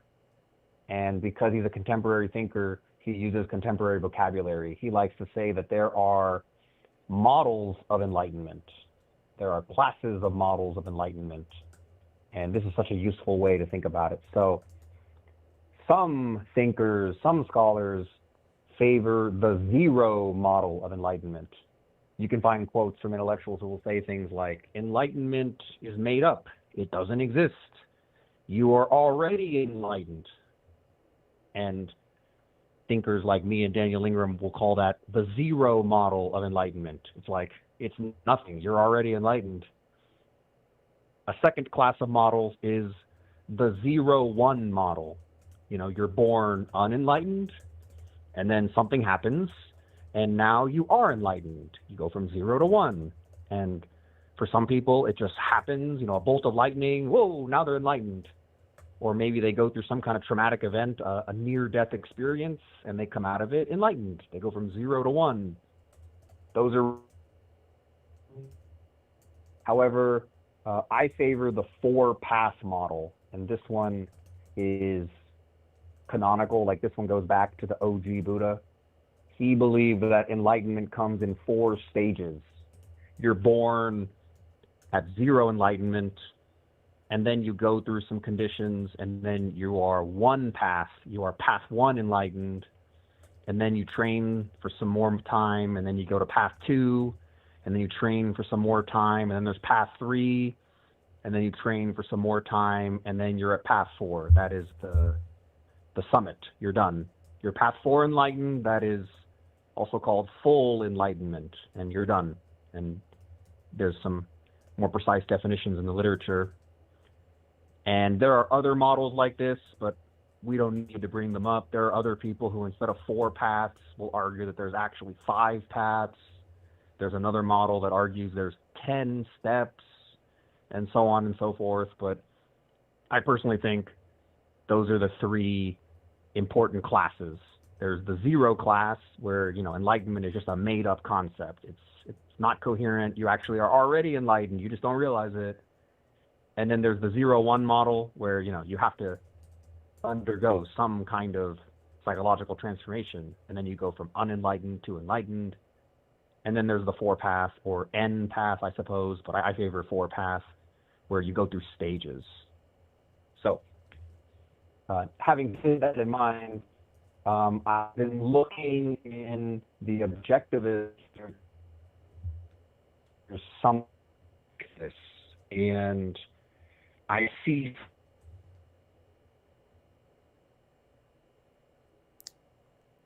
You're breaking up. So Ayn Rand. Uh-oh. I missed Okay, about thank you the for last 5-10 seconds. Oh, thank you. I was saying, I've been looking through the objectivist literature to see if there is something similar. Is there a path towards objectivism? So, is there, you know, do objectivists think that you just go from unobjectivist to objectivist?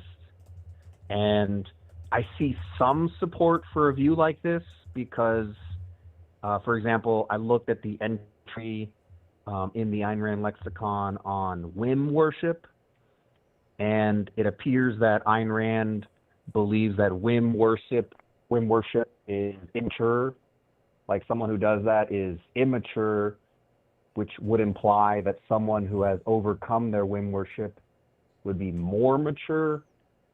So I think I can infer a path in existing objectivist texts, but here I genuinely want to ask you your thoughts and, you know, what you've seen.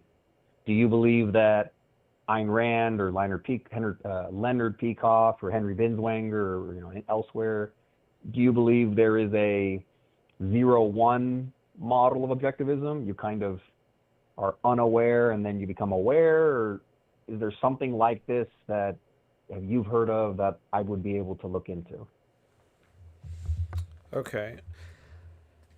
Well, I do think the term enlightenment is not used in objectivism, certainly not much, but happiness is certainly used.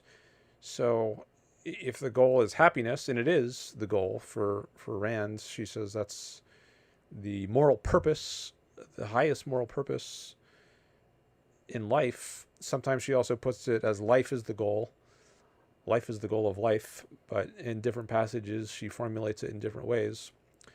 But if we take that as the objectivist analog to enlightenment, that is happiness and or life qua man, she sometimes uses that phrase, then, well, that's something that has to be learned. That you certainly don't have innate knowledge coming out of the womb. You don't automatically know how to live in a way that's best for you. So maybe that would rule out the 0 enlightenment sort of model. You don't come into the world already knowing what you need to do in order to be happy. That's something that has to be learned. So maybe if it were to map onto one of these, it would be the 0 to 1. The 4, there's no discussion of 4 stages in objectivism. There's just the ongoing pursuit of happiness, but it's not quantified as it happens in 3 stages or 4 or 16. It's just something you continually pursue, and it never becomes automatic, so that you could just, for example, live a certain way until you're 25, and then you're permanently in a state of happiness for the rest of your life until you're 85 or whenever you die. You have to continually act in certain ways according to certain virtues. She identifies several virtues that are core to the objectivist ethics, the primary one being rationality. But then there are different aspects of that: honesty, independence, integrity, justice, productiveness, and pride. And none of those are automatic. That all involves making choices, which is something you do throughout your life. So you can maintain a state of happiness, but it requires you to continually make choices, continually choose to focus your mind, be rational. But it's nothing. It's not that it ever becomes just some automatic state that you're stuck in. You could lose your happiness. So I don't know if there's a retrogression here model in Buddhism where you could like go up to path 4 and then retrogress back to path 1 or something. But you could certainly do something like that in objectivism. You might be moral and rational for a while, but then you might stop behaving that way. You maybe start becoming irrational, and you lose your state of happiness, and you might have to build it back up. So it's maybe it's just a 0 to 1 model, but it can go back to 0 or back to 0.5 or something. It's not just a one-way direction, at least in possibility. It can go both ways. We do indeed have that in Buddhism. We do indeed have retrogression. Typically people will like stop practicing for a while and they fall back into automatic habits. They lose the ability to like lucidly choose or lucidly maintain volition.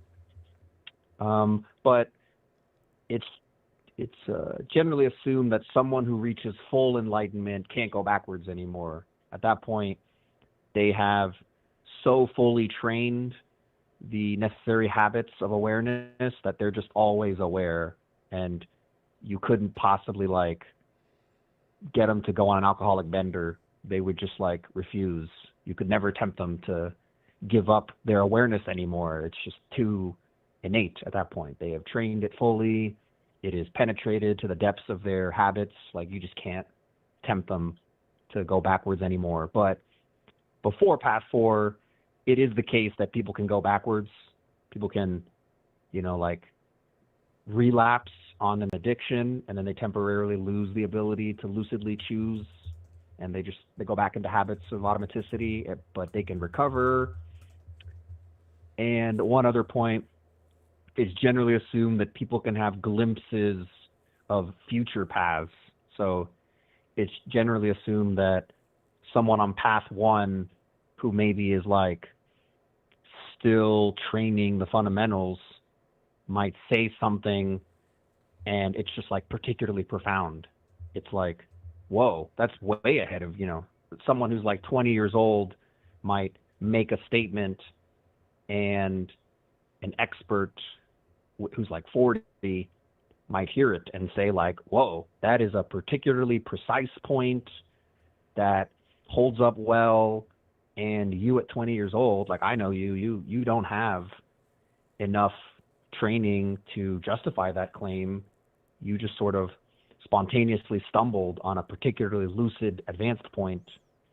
And we call those glimpses. Like you have a glimpse of future abilities, but they're merely glimpses. Like the only way to sustain high levels of awareness is to actually do the training. You have to actually learn a very good ontology.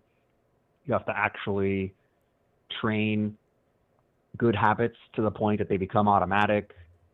You can't just like glimpse ahead. You can't like, it's actually exactly the way Leonard Peikoff puts it. You can't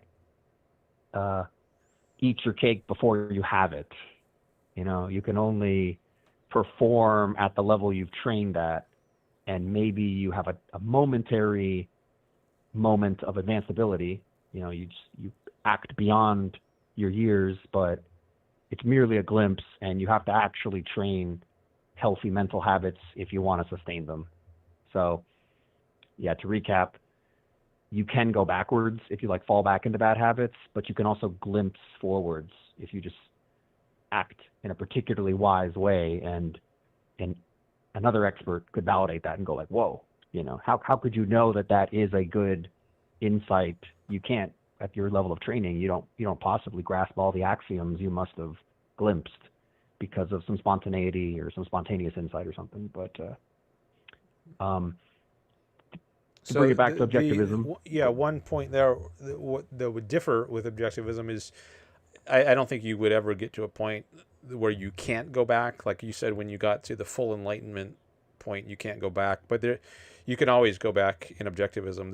There's never a guarantee that in the next moment you're gonna have you're not gonna have a mental lapse and fail to correctly use your free will.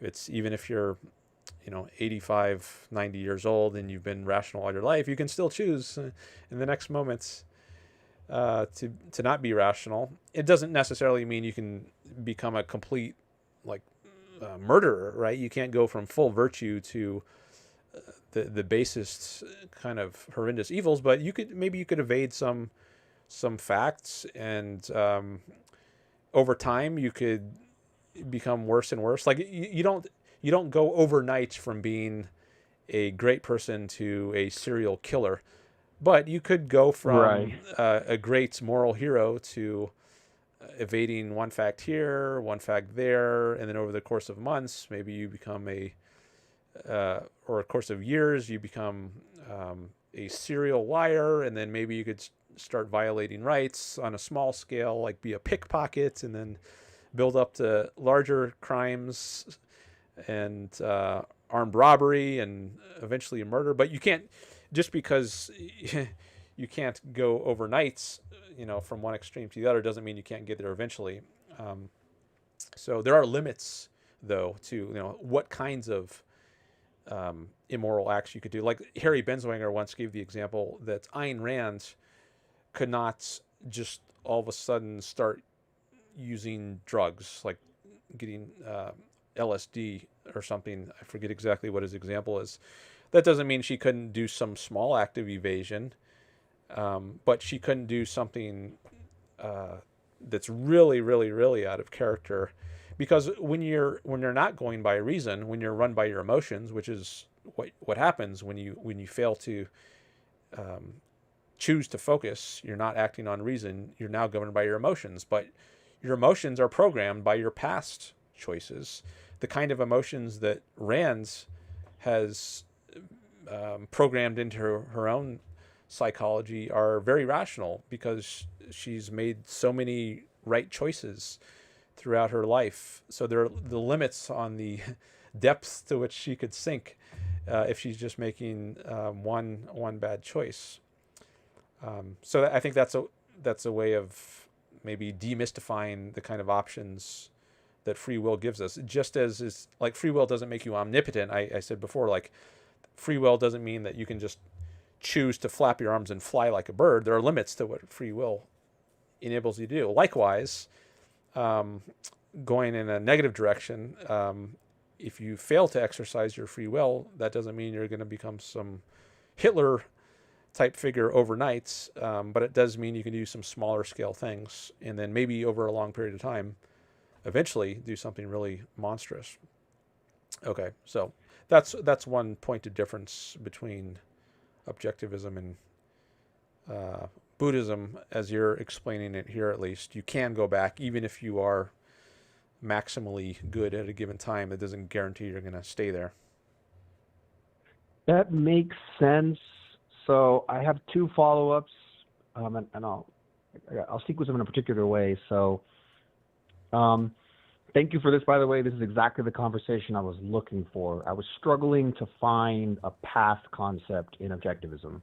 It just didn't really seem present. So thank you for validating this. So one more question about this.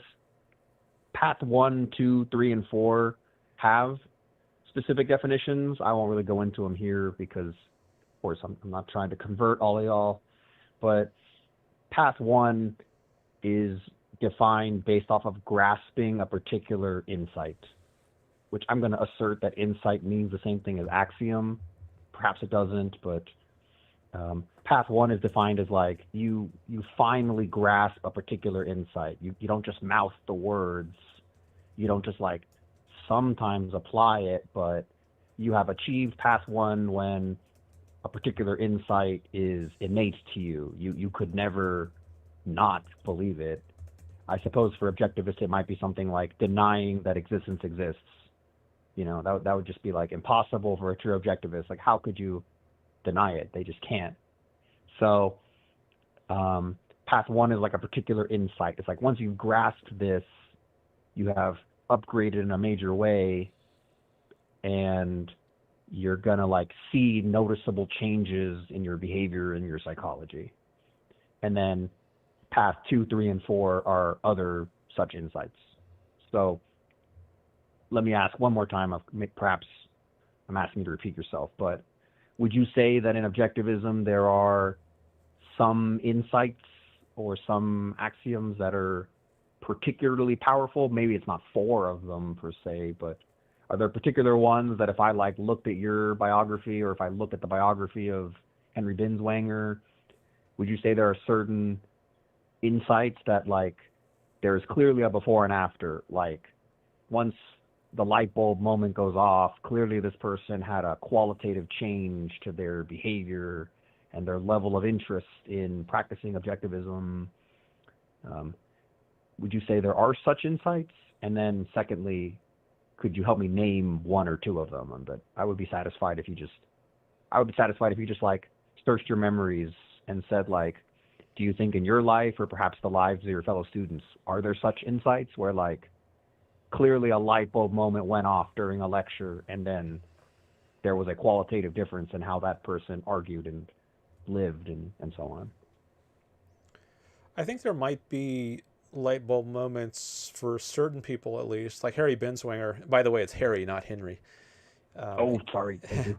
Or at least that's what he goes by. I don't know what's on his birth certificate, but Harry, he talked about how he went to a talk by Ayn Rand when he was a undergraduate at MIT, and there was a certain line in her talk relating to free will. And she was making the point that at any moment you have the choice to bring your mind to a state of full purposeful alertness, or you can let it drift in a semi-conscious daze at the mercy of any random associations it might happen to make. Something like this. I don't know if I quoted it verbatim, but that was the passage, I think, that really just like grasped him, and he was realizing, hey, that's exactly what I realize I'm doing right now. I don't know if he thought he was in a semi-conscious daze or he was in a full state of focus, but I guess at least after that moment he was super focused.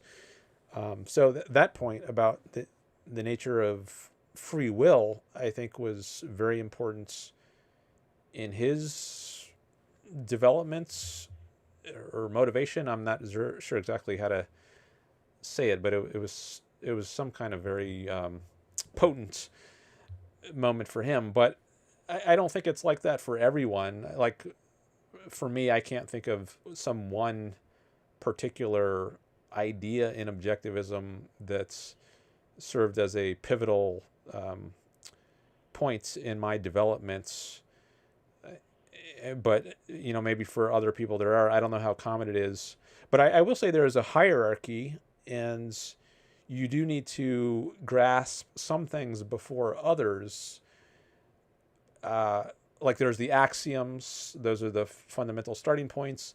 But what makes it somewhat complicated is that there's an implicit order of knowledge and then an explicit order of knowledge. Like many people might never grasp the axioms. They might never be aware of something like existence exists. Yet they might implicitly rely on such an axiom in their dealings with the world. So sorting out exactly what the order is, I think, can be somewhat complicated, but maybe this maps somewhat onto this idea of a path 1, path 2, path 3. There is a logical order in which you need to learn things, but exactly what the order is, I guess that's somewhat complicated. Like, in a sense, it's the order that you see in OPAR, Objectivism, the Philosophy of Ayn Rand by Leonard Peikoff, where he starts with the axioms: existence exists, and consciousness exists, and the law of identity, A is A. But as a child, like, if you consider the order in which a child learns things, the first words a child learns are not existence exists. It might be like mama or dada. And then over time he develops a vocabulary. And maybe once he gets to his teenage years or somewhere around there, he starts to think about existence explicitly. So I think exactly what the path is and what is explicitly acknowledged versus what is implicit. Like, you might think the child or the baby even has some implicit grasp of existence from the very beginning, even if he or she can't articulate it. It's there implicitly, at least. So there is a kind of path, but I think it can be tricky to spell out exactly what the order is. There's a course called Objectivism Through Induction by Leonard Peikoff, and he gives some guidance on how you would reach the principles of objectivism. He doesn't go through all the principles, but he uses some of it as examples, like the principle of causality or the principle of honesty or life is the standard of value. And he goes through how Ayn Rand reached these principles from scratch, as opposed to us or me. I learned a lot of objectivism by reading Ayn Rand. I didn't get it straight from reality myself. But to really grasp something well, you should be able to see it in reality, independent of what someone else has taught you. And I think that's what this course, Objectivism Through Induction, really focuses on. So that might be actually a kind of path. One level of understanding the world is to read Ayn Rand and see what she said, and I did that. But I think a more advanced level would be to see how she reached it herself, instead of just getting this from Ayn Rand, but see if you can derive it yourself from reality. Maybe you could say that's a further stage of enlightenment. So I'm not trying to say that objectivism maps perfectly to Buddhism by any means, but if you are thinking in terms of like paths and stages, those are some things, food for thought. Thank you for suggesting Objectivism Through Induction. I think that's, and or you mentioned that.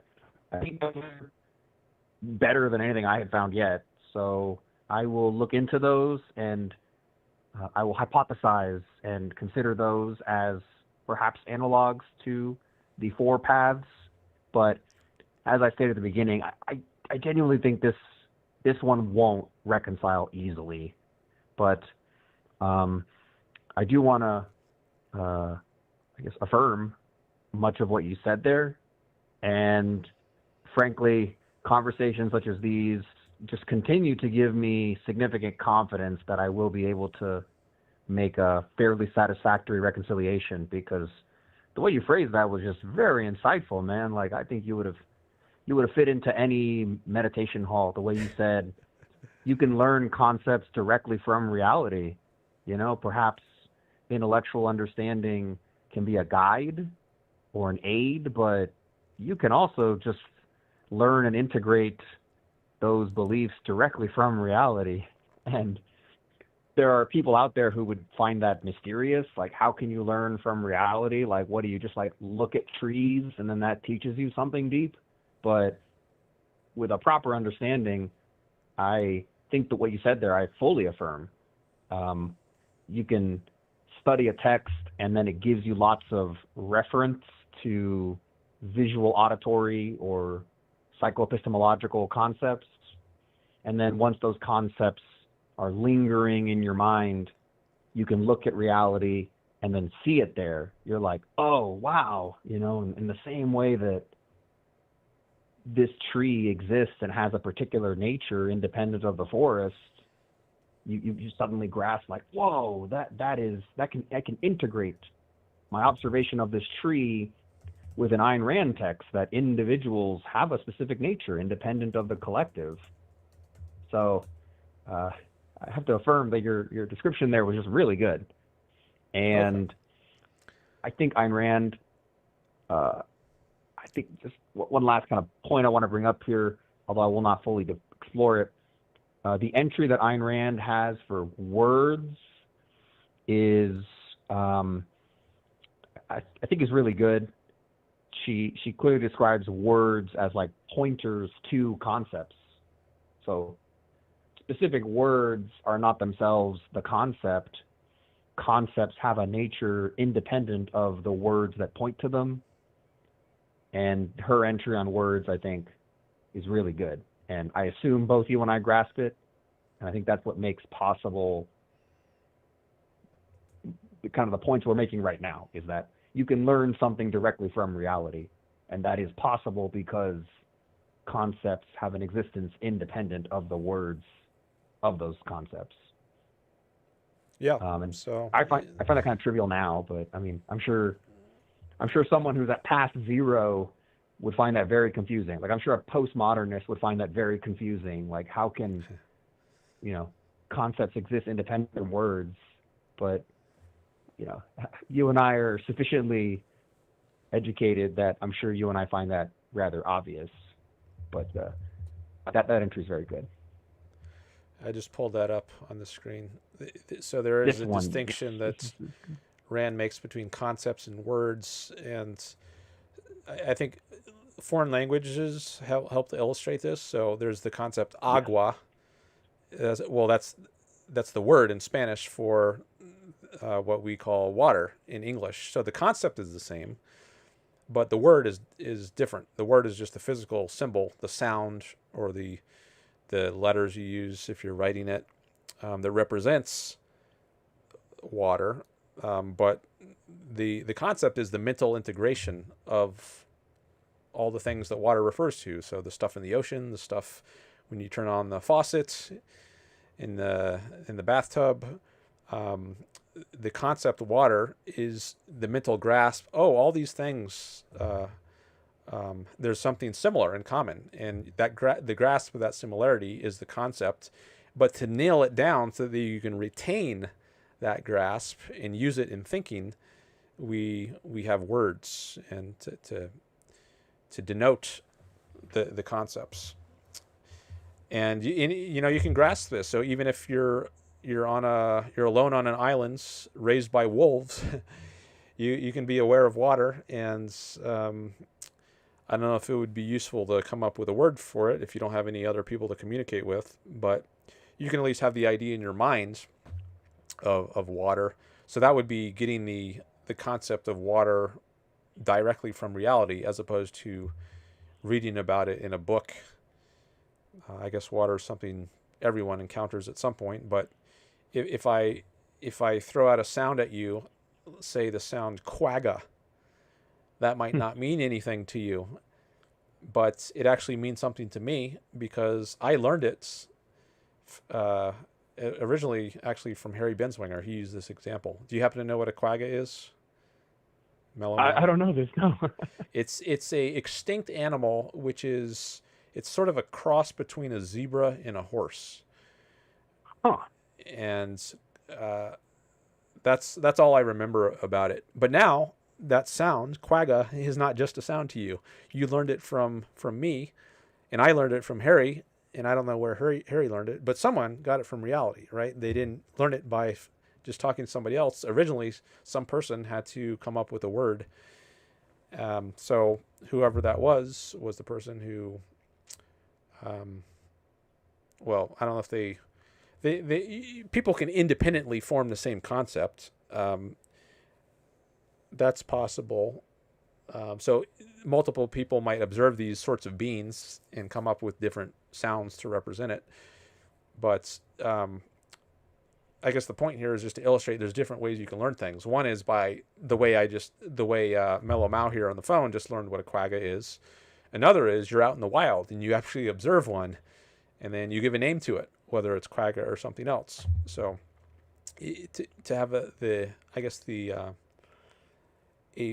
best possible grasp, you should be able to get it from reality and not just rely on someone else.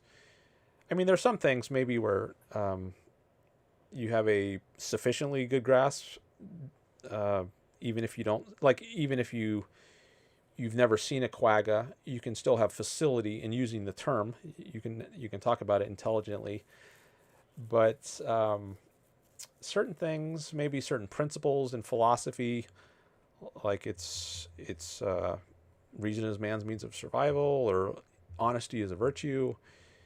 I don't think you can have the best possible grasp if you just read about it in a book, like an Atlas Shrugged. I think you have to think about it, chew it in your minds, and maybe induce it, get it from reality yourself. But there's also a concept called reduction, which I put here in my notes, which is discussed in Objectivism somewhat, where you take a concept and then you trace it back to reality. And Leonard Peikoff goes through an example with the concept friend in the book Opar. Like, in order to have this concept friend, what does it depend on? And then you identify certain more basic concepts, like the concept of value, because a friend is someone who you have values in common with. If you didn't have values in common, they probably wouldn't be your friend. So friend depends on the concept value. But then you could ask, well, what does value depend on? And that depends on something like goal-directed action. In life, ultimately, life is what gives rise to values. And then you can ask, well, what does life depend on? So you can trace it back to things that you can directly observe, like a dog going after a bone.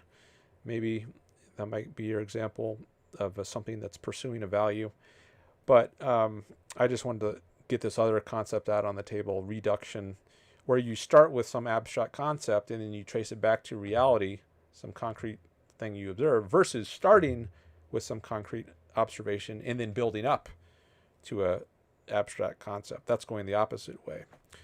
And both of them are ways of tying abstract ideas back to concrete reality, which is what you really need to truly grasp some idea. Otherwise, it's what Rand calls a floating abstraction.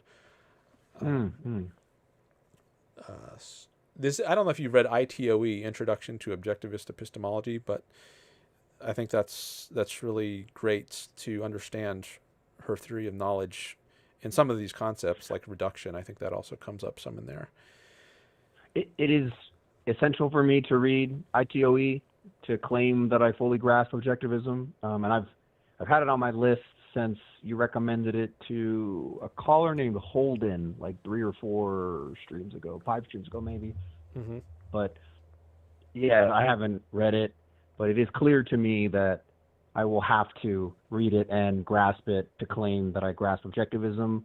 I've more or less been looping over objectivist ethics, an intro to objectivist ethics, because there's so many hit concepts there. And I've been studying the lexicon, picking out concepts and sort of fact-checking them against other concepts I know, to kind of compare and contrast. But and then I guess I've sort of been making a reading list of other resources, because there's already quite a healthy literature of objectivism, which makes me very happy. But I will read ITOE, and I'm sure that'll give me just a lot of fruitful thoughts and a lot of much better applied questions for you. But thank you for mentioning reduction and induction. I will have to think about reduction. That's a very interesting mental motion, the idea that you can take an abstraction and then reduce it back to objective phenomena. I like it. It makes intuitive sense to me. I will study this concept a little more because I think it's quite fruitful. But I'm ready to wrap up. Dan, thank you for answering so many of my questions and entertaining my threads of conversation. I do have more for future calls, but I'll probably call in every other stream, since you have a healthy backlog of people who have been calling in. Before I wrap up, though, I must say I find it interesting how many anarcho-capitalists call in, and in the future, instead of like picking your brain on certain concepts, I'm probably going to just ask you your thoughts on anarcho-capitalism, or at least your thoughts on the ones who call in, because I find that kind of remarkable. I didn't think there were so many such people running around, but apparently there are many of them on YouTube, and they love calling into your show. So I'll probably ask about that as a palate cleanser sometimes too. Sure. Yeah, there have been, I think, maybe 3 shows recently where they called in. And for many years, I didn't really have any conversations with anarcho-capitalists. But all of a sudden, somehow I got in their algorithm, I guess, and a bunch of them decided to call in. But I was happy to have those conversations because I wanted to understand that better myself. And it gave me an opportunity to really dig into that idea and think it through. And I think I have a better grasp on it, and I guess my objections to it in my mind are more clear than before they started calling in. I have some too, so I won't like make you justify it or defend it. I don't think either of us would want to defend it, but yeah, I would like to just compare notes, just kind of discuss maybe what motivates them, but for another time. Thank you, Dan. Thank you for answering so many of my questions and providing such useful answers. This is helping my personal research, and I'll have more topics to go over in the future. So, are you good? Can we wrap up here? Yeah, sounds good. Thanks for calling in. I appreciate it. Sure. Have a good rest of your night. Good luck with the rest of your stream. All right. Thanks. Bye-bye.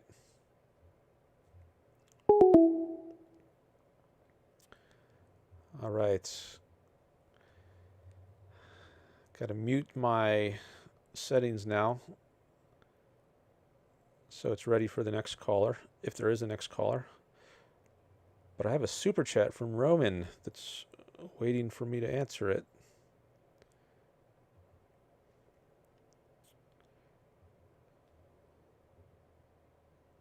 I think now's a good time for that.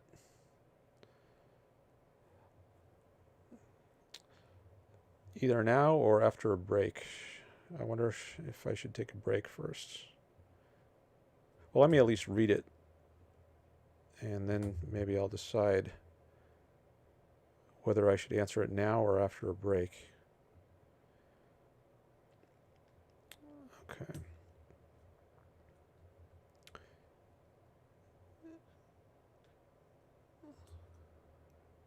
ITOE is great, he says. Yes, indeed. And Nick says he knows what a quagga is. Did you already know what it was before I said it just now? Did you know it because you heard it in one of Harry's lectures, just like I did? I had never heard about it until I heard Harry talk about it. Okay, romanviking says, does the state need taxes to uphold individual rights? No. Should all receive equal state services, regardless of how much taxes he or she paid?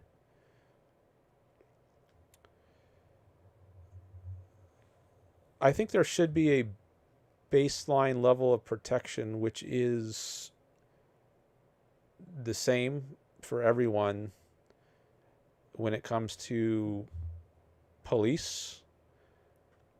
So even if you're a free rider and you don't contribute any money, I think the police should protect you, because I think it's their job is to extract force from society within a given geographical area to make it a safe place for people to live, where they don't have to deal with initiators of force. It's not a fee-for-service kind of thing. Now, if you want extra protection, you can hire private security. So that's a way of getting more than other people. But I think the police should provide a baseline level of protection for everyone. And then beyond that, you need to pay for private security. I wasn't always clear about this. Actually, Daniel Schwartz helped me see this points. A few years ago, I was entertaining the idea that maybe police should be a kind of pay-for-service function of government, but I was persuaded that no, that's not the right way to think about that. Like the police shouldn't let if somebody murders somebody, you shouldn't say, well, the guy who was murdered, well, he didn't pay. He was a free rider, so we're not going to track down the murderer.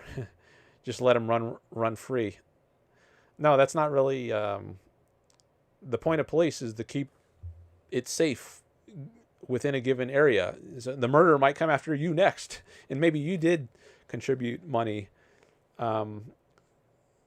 But it's the purpose is to keep the place safe, not to protect a particular individual within a geographic area, but to protect rights of anyone within an area. But it is the purpose of private security to protect a particular individual. But then for that, I think you need to pay them the private security. So I guess my answer to the second question is essentially yes. Everyone should get equal service, regardless of how much taxes. Well, there wouldn't be taxes, but if you just mean voluntary contributions, regardless of how much voluntary contributions, then I would agree. Involuntary contributions doesn't have to be the only way that the government is funded in a free society. There can be lotteries, and there are lotteries, I think, in some states, like Lotto, Powerball. I don't know all the names of them. But there are also other mechanisms of funding government in a free society. Ayn Rand discusses an idea in her essay, In the Virtue of Selfishness, titled Government Financing in a Free Society. She has an idea about paying the government to enforce contracts. And there might be other ways as well. But there shouldn't be taxes at all if that means compulsory contributions.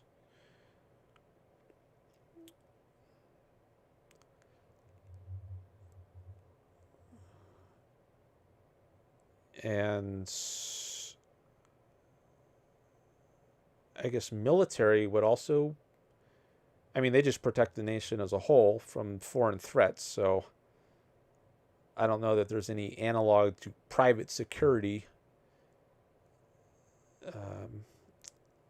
which I see as there's police provides a baseline of protection from domestic threats. Private security gives you greater protection. I don't know if there's something like that for military. Like military gives you a baseline, and then anything beyond that is private military. I don't know if that should just be, maybe it's just not relevant when it comes to thinking about the military. The military just protects everyone, whereas I guess the police, by their nature, they're dealing with more local kinds of cases, so that's where you might think you might want more protection. Court system, maybe some people would get more protection in the sense that, like, if you pay for a contract to be enforced, you're getting more services from the government than if you don't pay for a contract to be enforced. So maybe it's only in the case of the police that I would say everyone should basically get the same protection. But let me go back to your first question. Does the state need taxes to uphold individual rights? No. If by taxes you mean compulsory contributions, I think it's in that taxes actually violate individual rights if they're compulsory, which, at least by some definitions, maybe the most common ones, they are compulsory.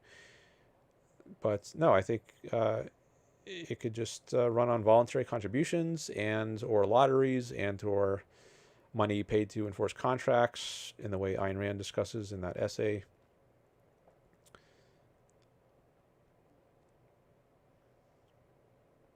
All right.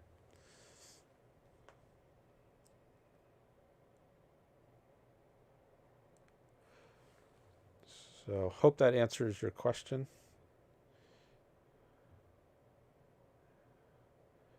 Thanks again for the super chat. You can let me know if you have any follow-ups. But I give priority to super chats, so if you want me to give your chat priority, then you can put some dollars on it. Nick says he knows about quagga because of Harry. Okay. I suspect many objectivists know about quagga because of Harry. See how it's flickering like crazy right now? It does that sometimes. I don't know why when I hit the like button. And maybe I shouldn't have done that because I could refresh the page, but then I might lose some chats. Because if I refresh, it doesn't allow me to scroll back as far. So maybe I should just... Well, it looks like I already read most of the preceding chats anyways.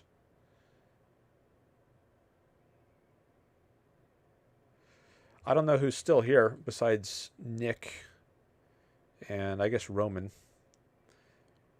because they're the most recent chatters. But see, I'm more inclined to engage with people who I know who are here. I don't know if these people from earlier are still here.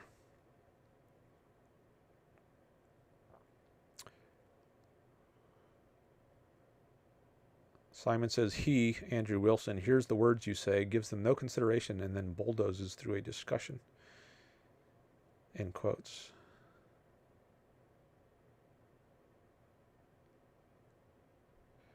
Natural law, that came up in my first call.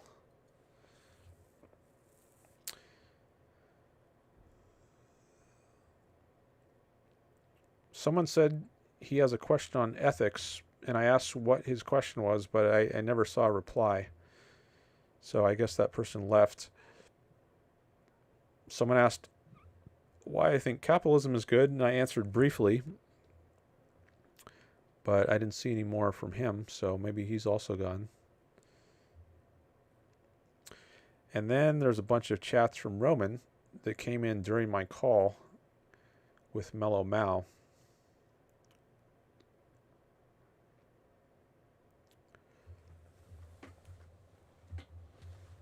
I'll look at those next.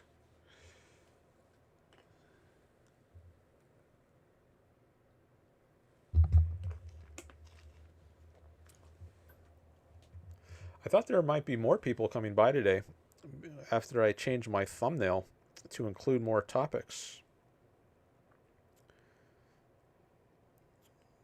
But there's actually fewer than last time. I don't know why. It's somewhat unpredictable.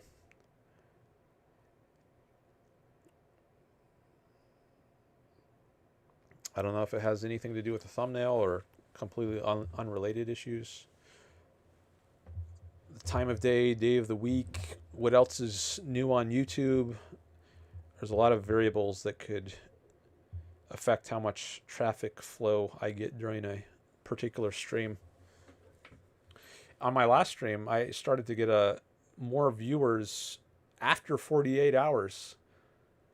There's usually a spike during the stream itself, and but then there's a big drop off after the stream. But after about 48 hours, it picked back up, and it went back, probably not as high as during the stream itself, but significantly higher.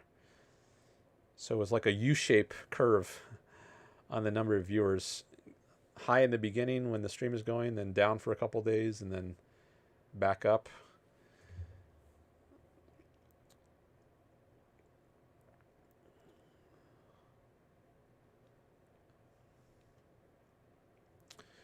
All right, let me look at some of these chats from Roman.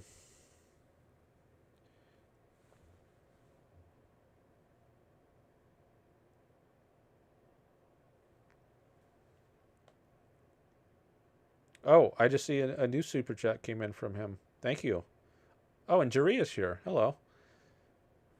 Okay, let me skip ahead to the super chat then.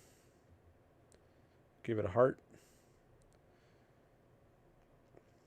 See, the heart doesn't flicker. So maybe I'll just do the heart instead of the like so it doesn't start flickering again.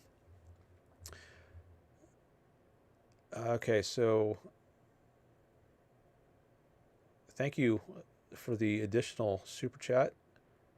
Roman says, should there be any regulation of private military / security so the state retains the practical monopoly on the legal initiation of force?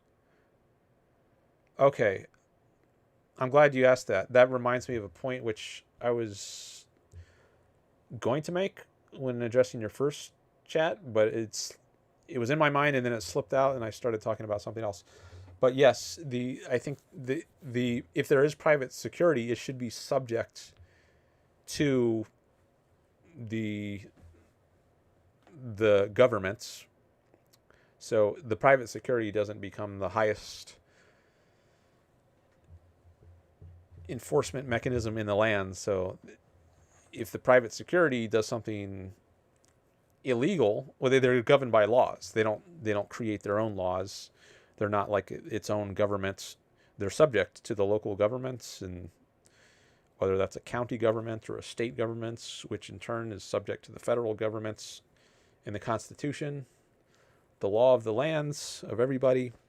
So private security doesn't become its own ultimate authority. It is subject and should be subject to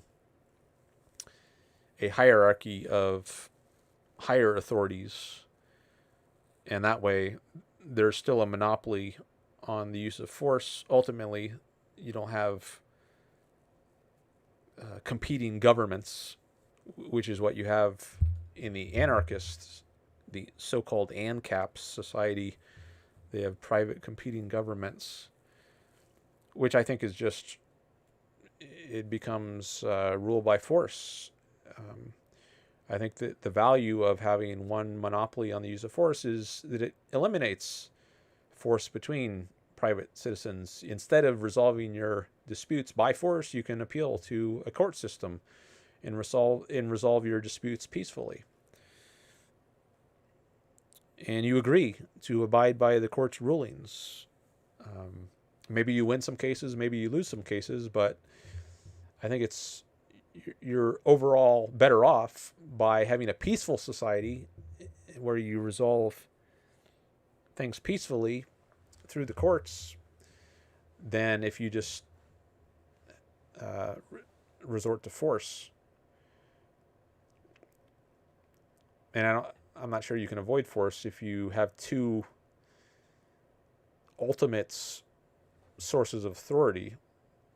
Like you've got your private military and it competes with the other military, the federal military.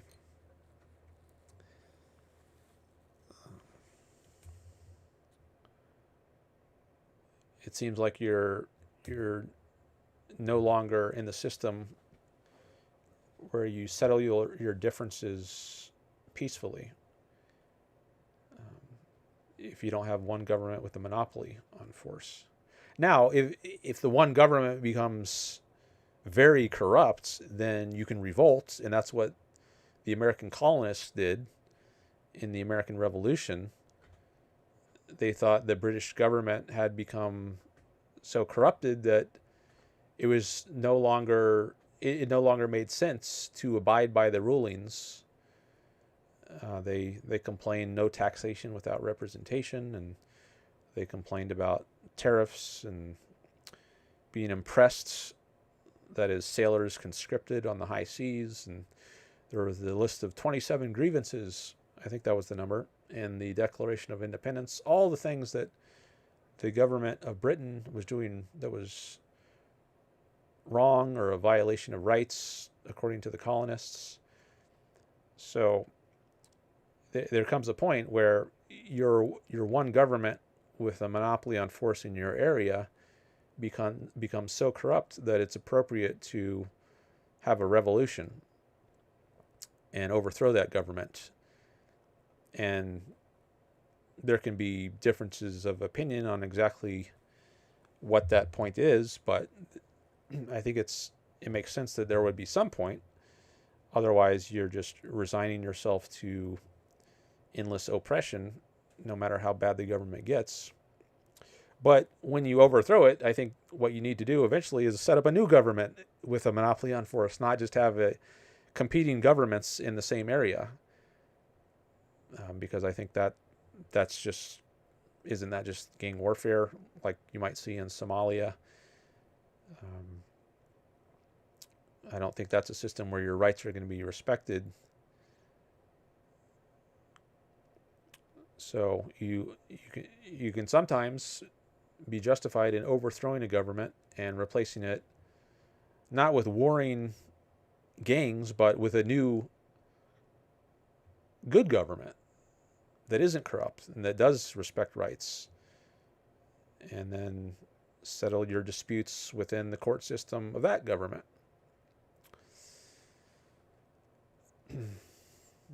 Yeah, it makes sense, says Roman. If a government stops following its legitimate purpose, the citizens can treat it as a hostile force.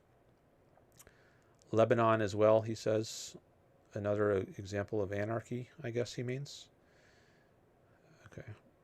I haven't followed Lebanon closely, so I don't know about that.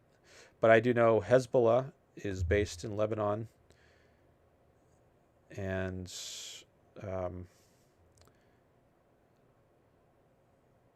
maybe that's one of the warring factions. There's the Houthis in Yemen. I think there's been an ongoing civil war in Yemen for a number of years. And the Houthis are a Shia Islamist group. I don't know if it's so devolved that it would be considered anarchy at this point. Somalia is the example I hear most of anarchistic society now, but even that, it's more secondhand knowledge than I have first knowledge. It's like that, but I guess those are relative details. I think that the main point is just that I think there should be a government with a monopoly on the use of force and a court system to peacefully settle disputes. And there can be private security, but it should be subject to the state and federal authorities. Otherwise, I guess it's a form of anarchy, at least a small form, if it becomes a competitor to the state.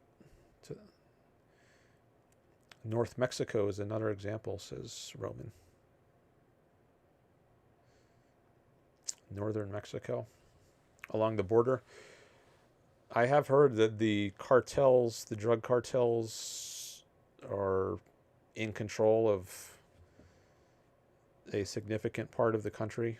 So yeah, maybe that is another example of a somewhat anarchist society. I've also thought maybe the Middle Ages would be an example. You have kings and dukes and earls, and they fight with each other. Sometimes the king gets overthrown, and maybe someone who was a duke becomes the new king for a while, and then maybe he gets assassinated and by some other duke, and then you get a new king. There's this ongoing cycle of violence where whoever is the king doesn't really have a right. I mean, they might claim the divine right of kings, but that's not really a legitimate basis of authority. And if he's just oppressive, then I think people are justified in overthrowing him. But unfortunately, during the Middle Ages, I don't think they would institute a non-oppressive government in place. They would just say, I want to be the top dog. I want to be the oppressor, the guy who's collecting all the who's at the top of the feudal hierarchy. So you had just this ongoing battle, and maybe that's a good example of an anarchistic type of society. I've sometimes talked about how there's a cycle between dictatorship and anarchy. Anarchy, you have these warring gangs, and then if one gets the upper hand for a while, he becomes the dictator and lords it over all the others. And then maybe someone assassinates the king or the dictator at some point, and then it devolves back into more or less equal warring gangs until somebody gets the upper hand. It becomes the strong man for a while. And so you have this cycle between warring gangs or anarchy and dictatorship. Maybe that's one way you can think of the Middle Ages. And maybe some parts of the world today. The cartels run the cities, says Roman. And then he says Libya, Sudan, East Congo, and Mali. And a lot of people I've heard, they try to say that's what I want. Like if I talk about I want a capitalist society without taxes and regulations, they say, oh, like Somalia?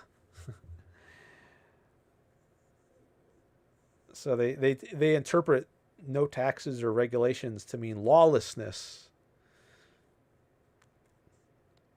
I think that might be why. It's been a while since I've heard a comment like this. I used to get it a lot on Facebook or X, but it's been a while since I made a post which generated. But I think that might have been what gave rise to these comments. Like they equate no taxes and regulations with no laws. But no, that's not what it means. It just means you're not made, no taxes means you're not compelled by the government to contribute to it.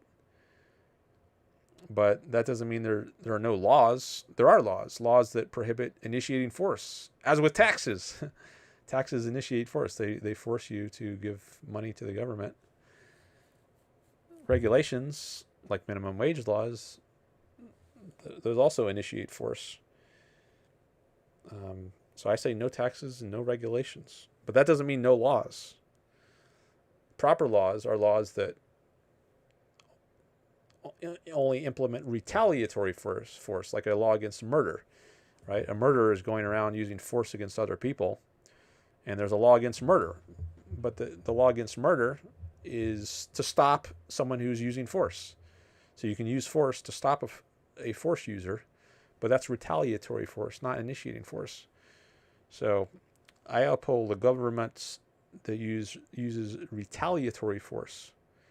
But anarchist societies are societies where there's lots of initiations of force. You have warlords imposing their will on other people.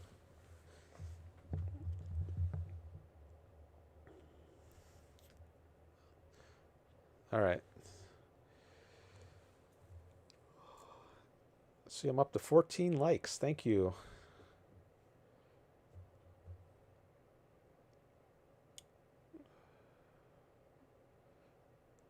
And I'm caught up in the chat.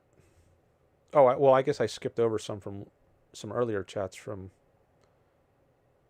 Roman from during the call.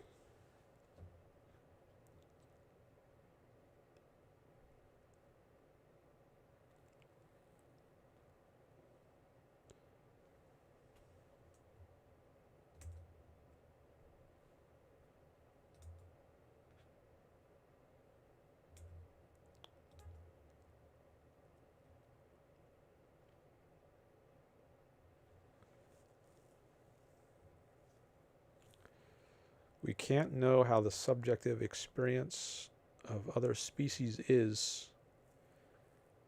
I think there is a gradient between species of different neurological complexity.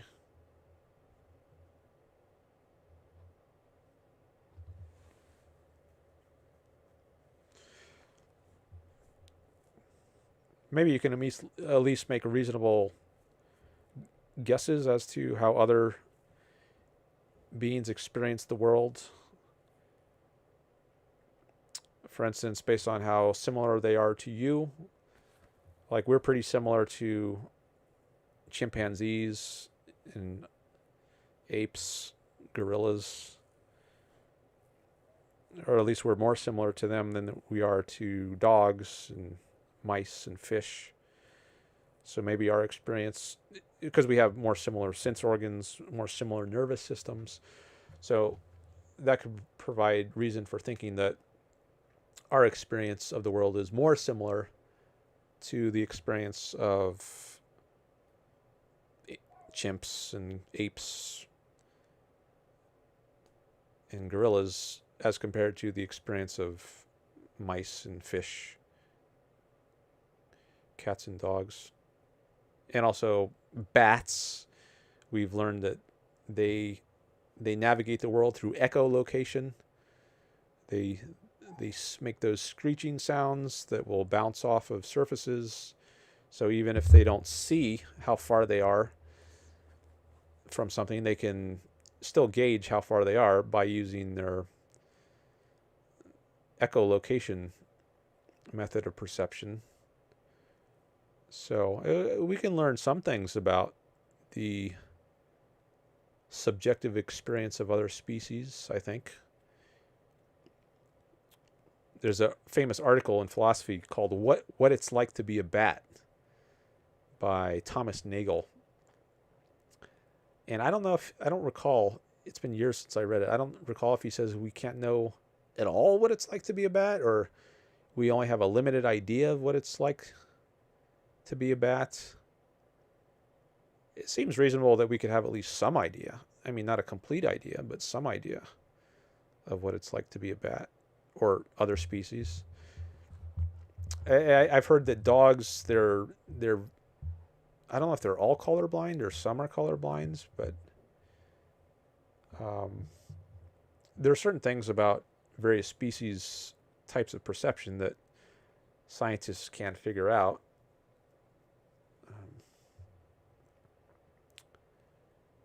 But I don't know what the limits of that are, what the limits of our ability to figure out what other species perceptions are like.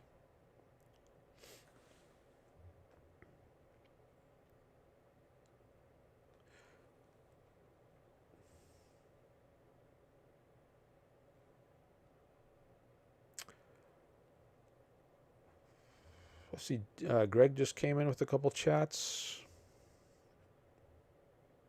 How much did Tycho Brahe, Kepler, Galileo, and Newton tax the general populace to come up with their laws? Huh. How much taxes are needed to enforce them?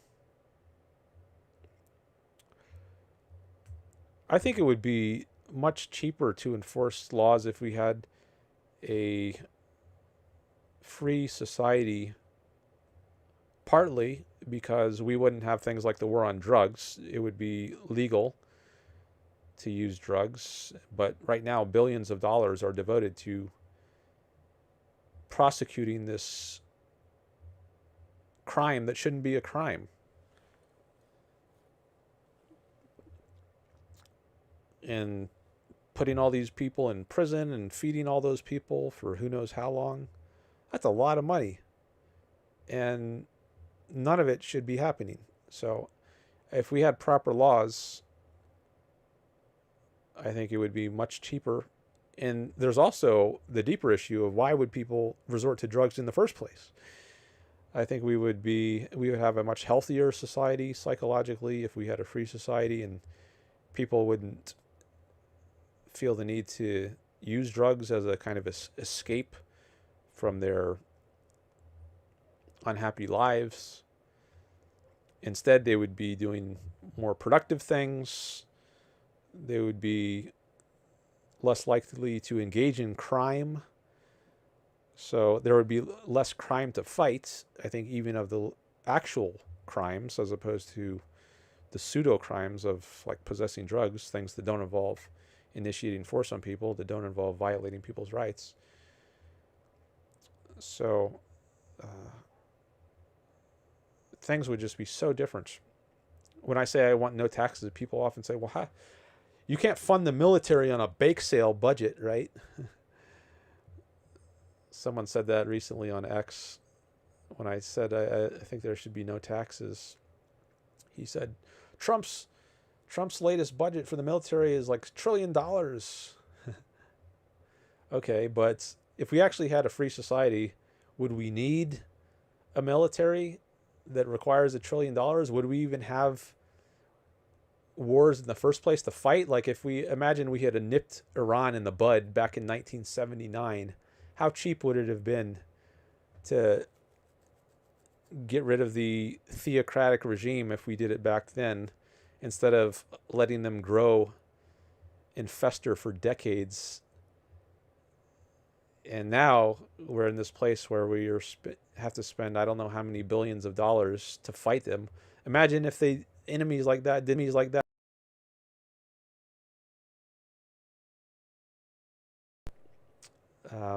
So the amount of money we would need for things like military and police, I think would be radically different if we had the right kind of society and right foreign policy. And I just see Roman came in with another super chat. Thank you, Roman. I got to give that a heart. And Kudababa is here. Hello. I just heard a beep in my AirPods. I don't know why I heard that. It wasn't the sound of it. Oh, maybe it was the sound of it getting low on batteries. Well, let me switch out my AirPod. Hold on a minute.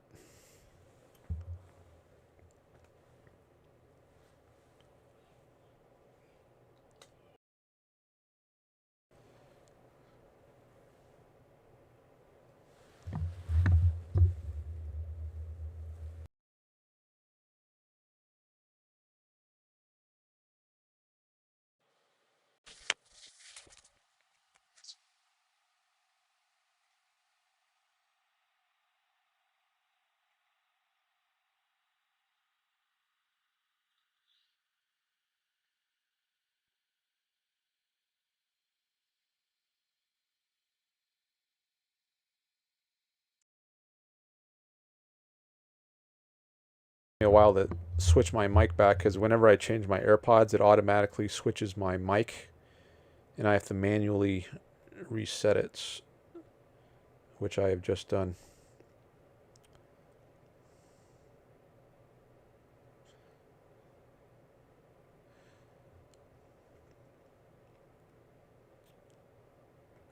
Okay, Roman's newest super chat says, how would you change the judiciary system ideally?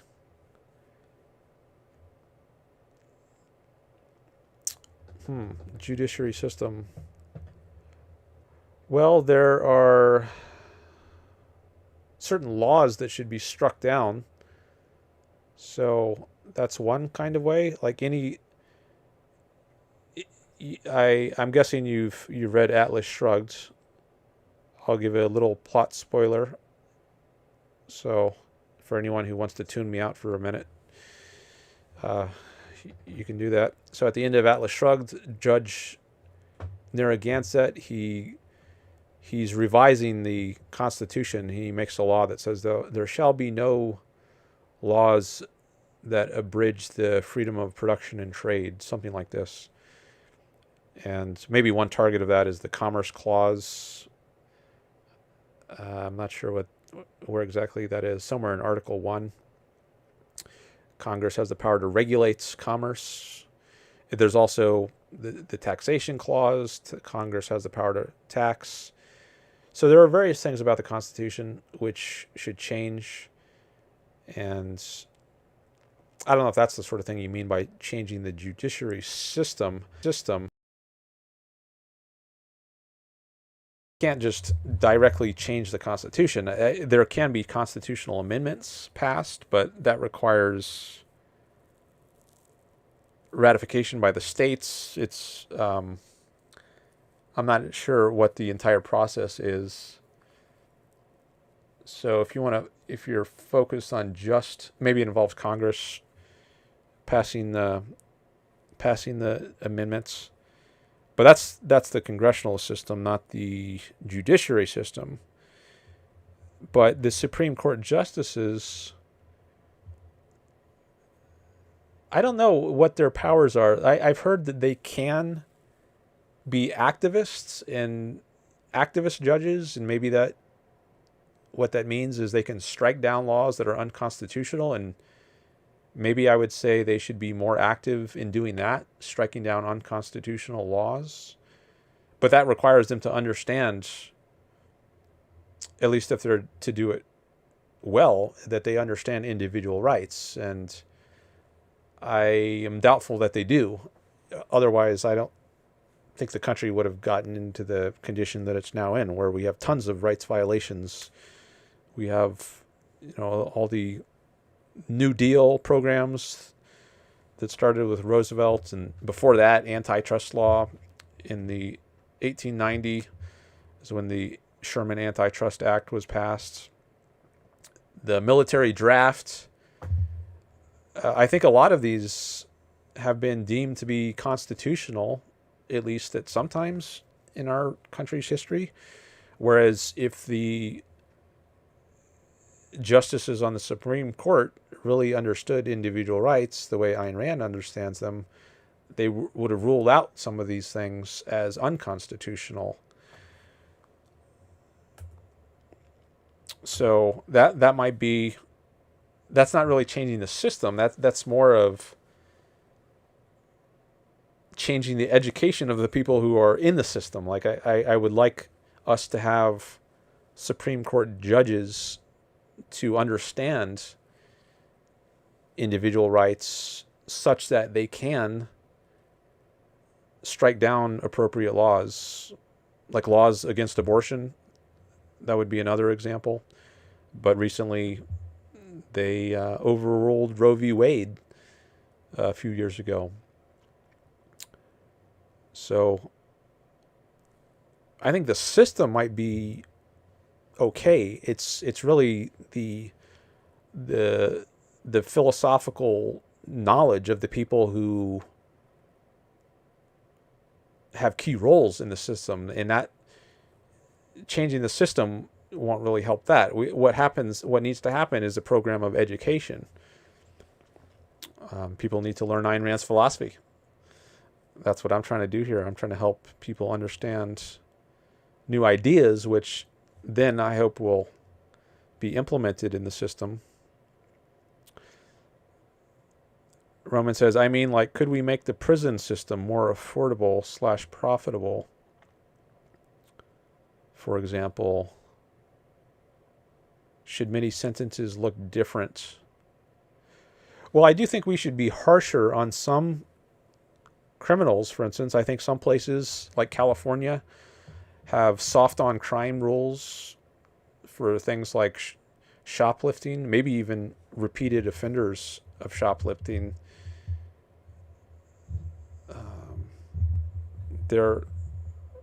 I've heard of this system of 3 strikes and you're out. I don't know what the current status of that is, but in any case, I think some places need to be harsher on criminals and not let them back out on the streets so easily, if at all. So that's one way where I would say some sentences should look different. And of course, things like antitrust, where you lock away people like Michael Milken on, well, maybe, I don't know if that was antitrust or maybe that was insider trading. I don't recall exactly what the problem was there, but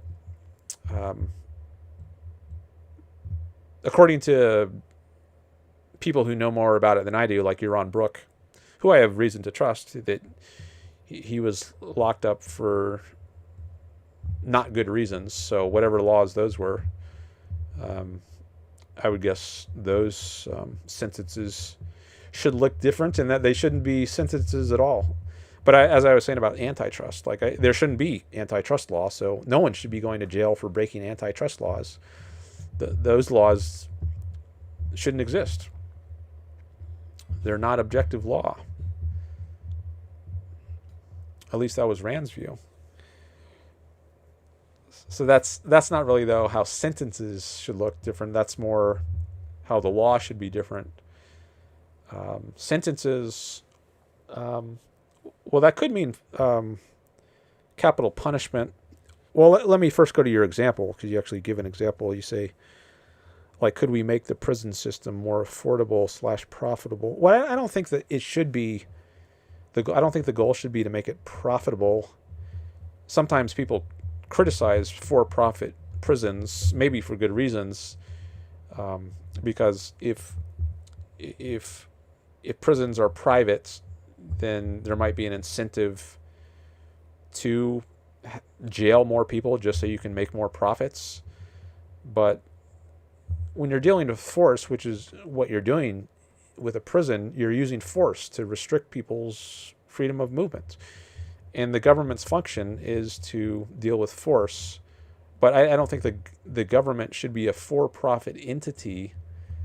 I don't think that's just not its role. The purpose of the government is not to make a profit. It's to protect individual rights. So I don't think.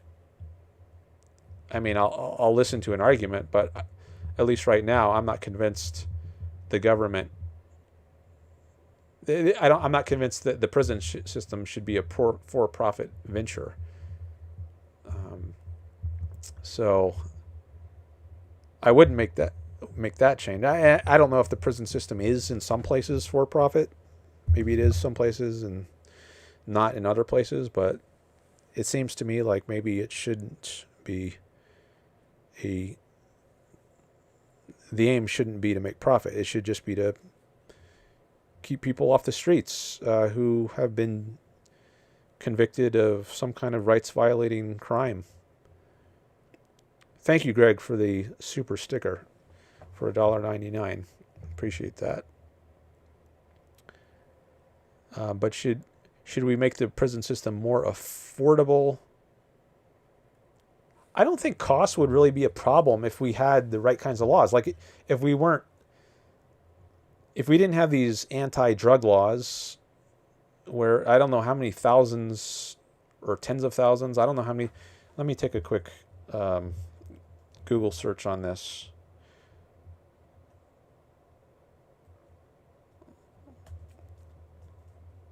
How many people are incarcerated for drug crimes in the United States?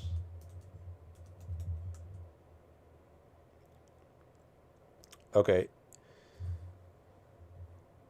I'll share this on my screen.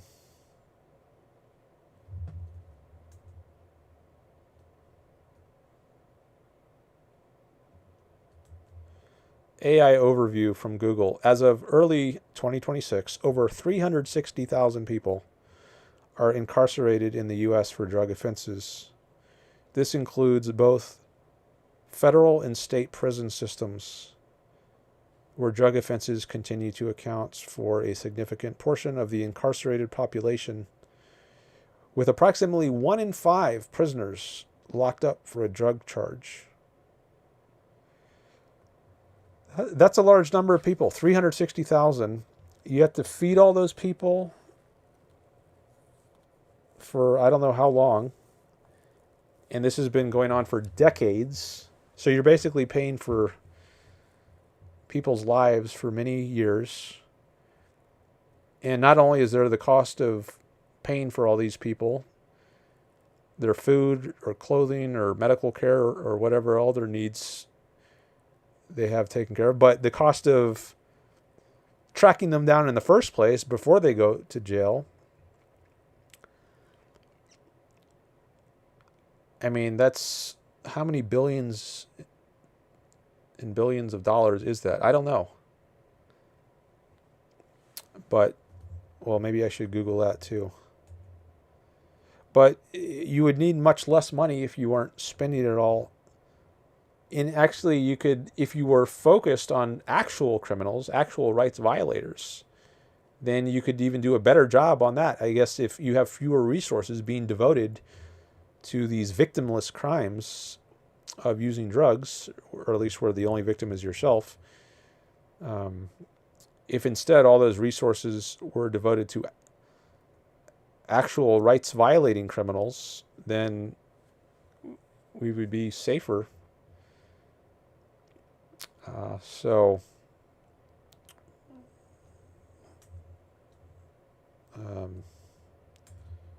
where's my, trying to go back to my chat window here. There we go. So I think it would be more affordable if we didn't waste so much money on this war on drugs.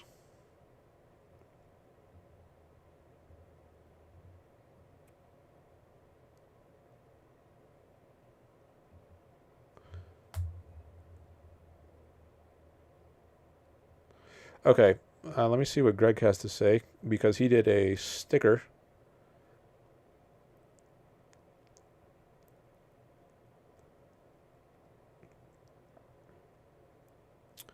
Greg asks, what percentage of societal issues could be shown to be systemic from governmental education system versus placing the education system into the private enterprise side of things?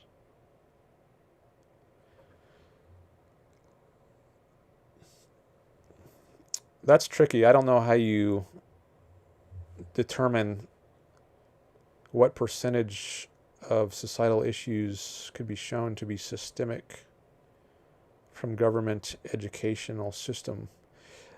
Education is so fundamental to life.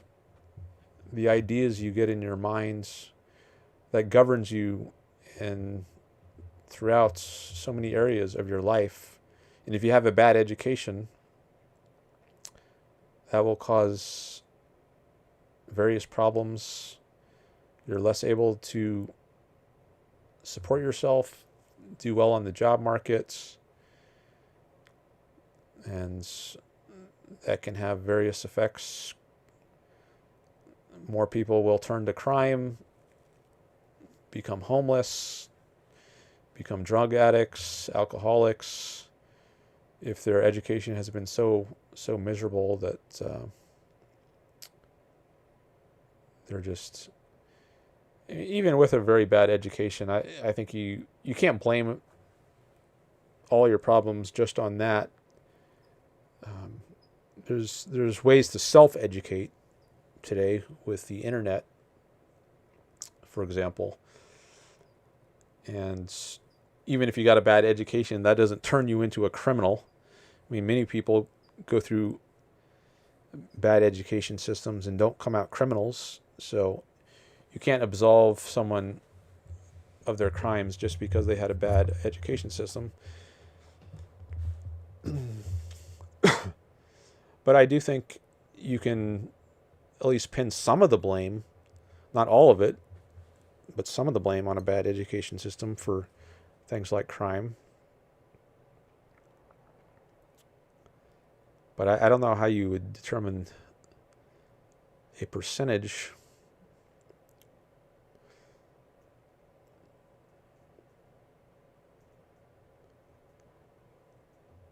Due to government education versus placing the education system into the private enterprise side.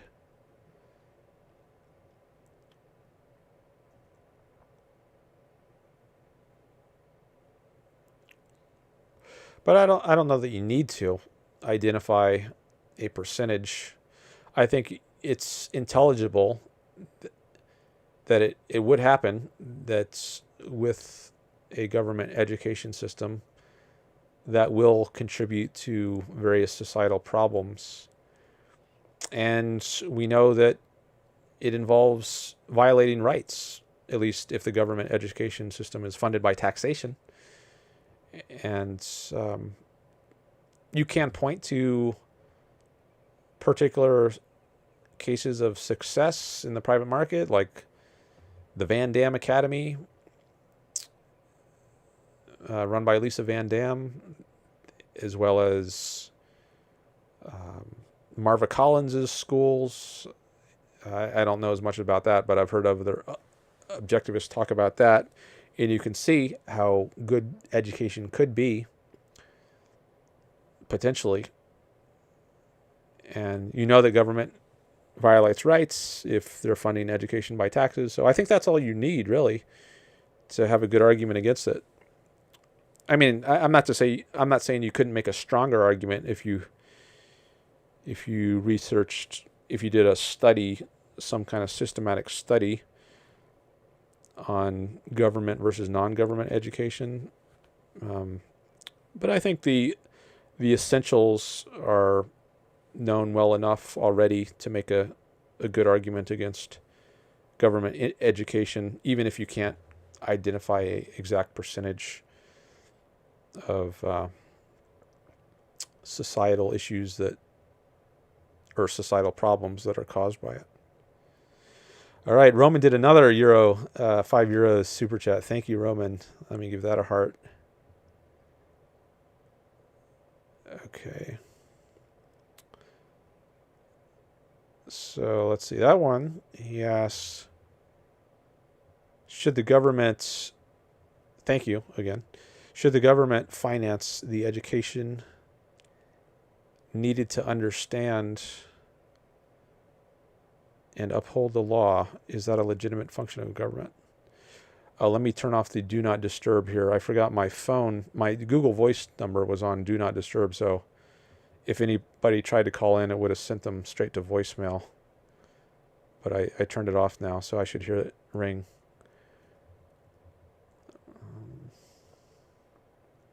You shouldn't hear it ring, but I should hear it ring.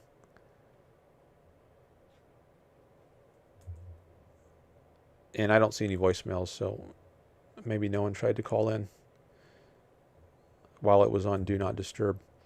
Okay, should the government finance the education needed to understand and uphold the law? Is that a legitimate function of government?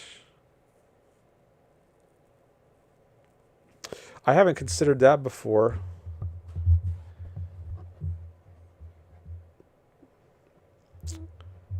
So I'll just have to think about it off the top of my head.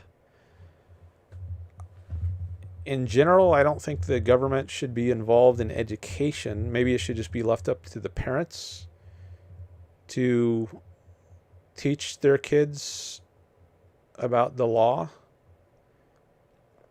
And if the kid does something that breaks the law and then professes ignorance, oh, I didn't know it was against the law to steal my neighbor's bike, then maybe the parents will be held responsible, at least so long as the kid is a kid, that is a minor, is a legal minor, under 18 in the U.S. And once the kid turns 18, it's now incumbent on them to know the law. So they've had 18 years to figure out that there is such a thing as laws, which they need to know. So they have to, and that's easy to know, that there are such a thing as laws that you have to abide by if you're not going to be, if you want to live in society and not be taken off the streets or out of your home and put in jail. So I don't know how anyone can not know that unless they're maybe mentally disabled. But assuming a normal person, everyone knows that there are laws. And maybe it should just be the responsibility of the parents to teach the kids what the laws are. And once the kid turns 18, or whatever the age of majority is in their country, it's now on them to know what the laws are. That's how I think. I guess I don't see a problem with handling it that way. So I guess thinking about this off the top of my head, I don't see that it should be a function of the government. I think it should just be a function of the parents to teach their kids, insofar as it's not obvious, what laws they need to know about. And they have some idea of rules just growing up in a house, right? You're not allowed to hit your brother, right? If you have a problem with your brother, come talk to us. So they get some idea of rules, and then they learn that there's also rules, not just in our house, but for society at large. And it's, I guess, partly the responsibility of the parents to make sure their kids know the rules of society, i.e. the laws. And the parents are somewhat responsible for that, and that's why there's such a thing as like juvenile courts, because it's a different level of responsibility. Maybe the juvenile kids can be held partly responsible, but not to the same degree as a full adult. So maybe the punishment for a particular crime is less for a juvenile than it is for an adult. But once they become adults, they've had time to learn that, lots of time to learn that there are laws and what the particular laws are, and that they need to know these laws in order to abide by them. So I don't see a place for government to, I don't see that it's a proper function of government to teach people what the laws are.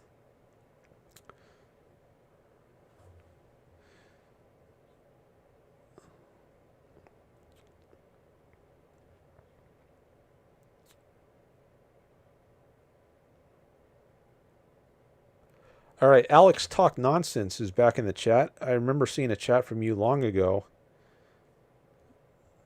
I think I can scroll all the way back because I haven't refreshed this chat. But sometimes my computer goes slow, as is happening right now, and the scrolling doesn't work well.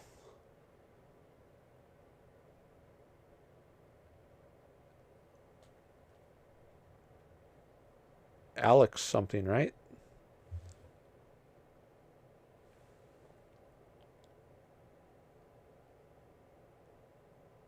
Alex Talks Nonsense says, I am generally in favor of education being financed by the government to make it more accessible to low-income households.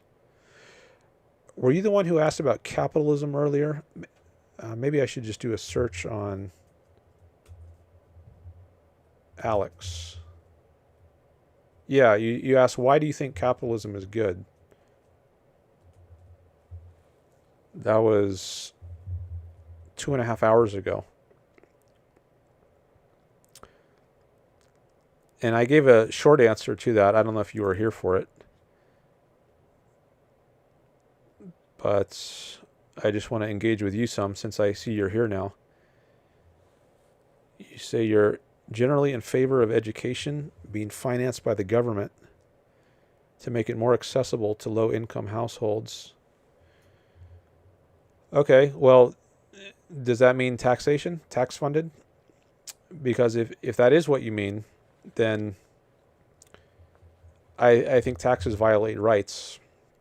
And so this doesn't just apply to education. It applies to anything that the government taxes go to support, like Medicare, public roads. Taxes means people are being coerced to give away some of their money to the government. And I think that's a violation of people's rights. You don't have a right to force me to pay for your education or your medical care or your roads. You say you joined the Zoom. I'd love to have a conversation. All right, let me see if I see you in the Zoom call. Oh, yeah, there you are. All right, let me make sure I got my sound settings correct.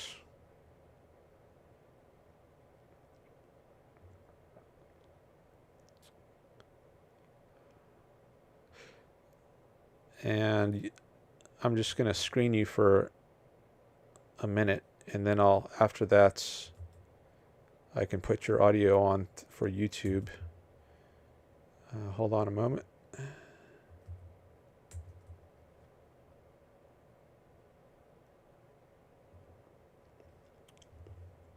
I think I addressed all the super chats. You can let me know if I didn't. But okay.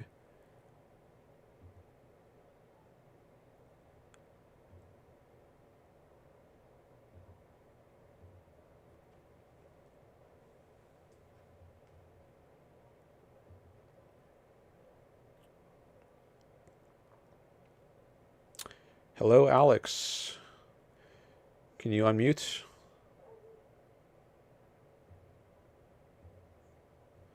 Hello. Welcome to the show. Sure. So, did you want to continue talking about what we were just talking about, education, or?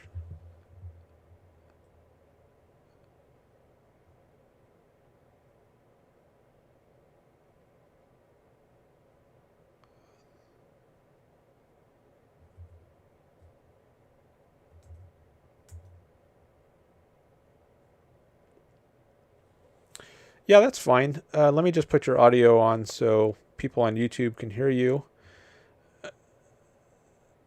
Okay, you should be audible now. All right, so this is Alex. He was the one in the YouTube chat just a minute ago. And I'll let you go ahead, and you can get into this any way you'd like. Sure. Okay. Well, so I grew up in Germany, and most of the universities here in Germany are funded by the government, or at least supported by the government, which keeps the tuition costs for students very, very low. I think it's good, generally speaking, because the requirements to get into university are very high. So the chances of people just going into college because like they don't know what to do with their life, or they just want to prevent them from being unemployed longer. I don't know. I feel like that's what's happening in America sometimes. They kind of prevent that by setting the standards for university very high, and it makes it easier for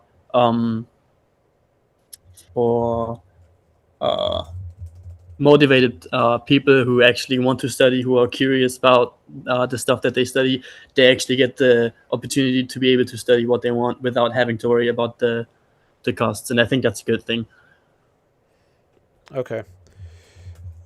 So I think your sound can be heard. Someone in this chat said they couldn't hear you, but I think he probably just wrote that just before I turned your audio on. And Greg says he can hear Alex. So, and I can hear Alex. I just did a test. So, all right. So, you're in Germany, and you said the government helps keep the costs low. Yeah. Okay. I'm going to share some notes on the screen in a second. Let's see. Where's my... Here we go.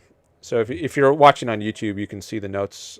I like to make some notes sometimes while I'm having a call. So subsidizing... Okay, well... Oh, someone just came in with a super sticker. Thank you, David Wilson. I appreciate that. Have you been here before? I'm not sure if you've been here, but anyways, hello to you. Hiya, as you say there. Thank you. So subsidized education, okay, at whose expense? That's one question I would ask. And you can get something for free or at a reduced cost if someone subsidizes it, but is that right? Is that morally right? So let's say someone mugs you on the streets. Now they can get, and they steal some money from you, and then they go buy themselves dinner. Well, you've now given them a free dinner in effect, or you've subsidized their dinner. Now, should that person say, "Oh, it's great. I just got a reduced costs meal. Mugging is great. Holding people up on the street is great." So, if you consider what's involved in getting your subsidized education, you might have a different view of it. Now, you're not doing the dirty work. You're not the one going around pointing a gun at people and saying, give us their money, or we're going to throw you in jail. The dirty work is outsourced to the government, but there's dirty work going on. Go ahead.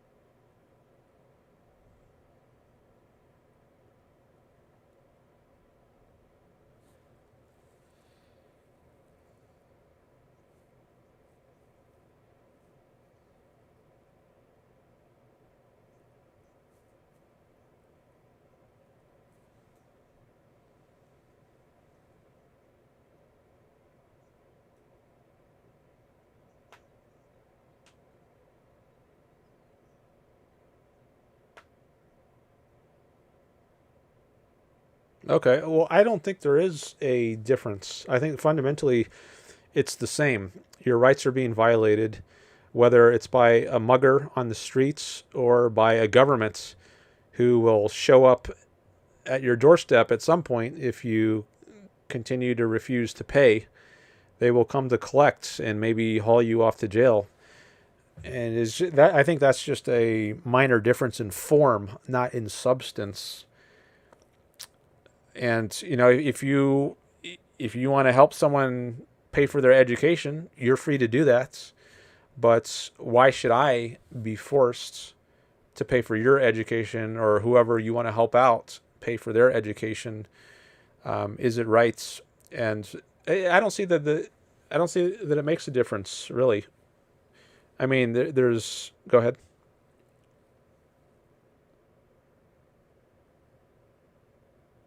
Yeah, absolutely. Yeah, yeah. Primary schools, any school. The proper role of government is not to educate people. I think the only proper role of government is to protect people from force. So there should be police to protect you from criminals in your city or wherever you live, and then there should be a military to protect you from foreign threats, and a court system to peacefully settle disputes. So if you have a dispute with your neighbor, instead of having a duel or a shootout and resorting to force, you can just settle it peacefully through a court system. But that's it. The government should not be involved with so many things, which it is involved with today, like education, healthcare.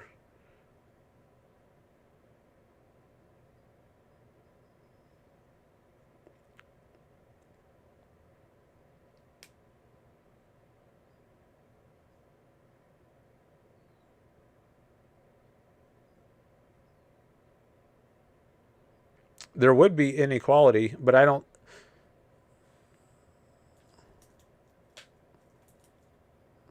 Okay, I don't think it's a. There's not the kind of conflict that I think you're concerned about. So one thing I'll say is inequality of wealth is not a concern of mine. I am concerned about some kinds of inequality, like equality before the law. Like I think if you murder somebody, you should go to jail, whether you're rich or poor, doesn't matter. So I care about equality before the law, but I don't care about equality of wealth. So if somebody inherits a fortune from their parents and they become billionaires, whereas I am not a billionaire, that's no problem with me. Good for them. They got lucky, but that's not any infringement on my rights. There's inequality there. Maybe they could afford much better education, much better many things, much better food, much nicer vacations, but that's not none of that is a violation of my rights. So and equality, if we're talking about income, wealth, I don't think that should be a concern of the governments. There are many things where we're metaphysically unequal. Some people are taller, some people are shorter, heavier. Like LeBron James, he's an athlete and he's a very big man. I wouldn't stand a chance against him on the basketball court. So there's a large amount of inequality between him and I. Should we try to equalize ourselves so that I have to cut off one of his arms so that I can have an equal shot at making it as a professional basketball player? Or modeling, right? Some people are more beautiful than other people. Should we disfigure the faces and make uglify certain people so that everyone has an equal shot at being a model? No, I don't think so.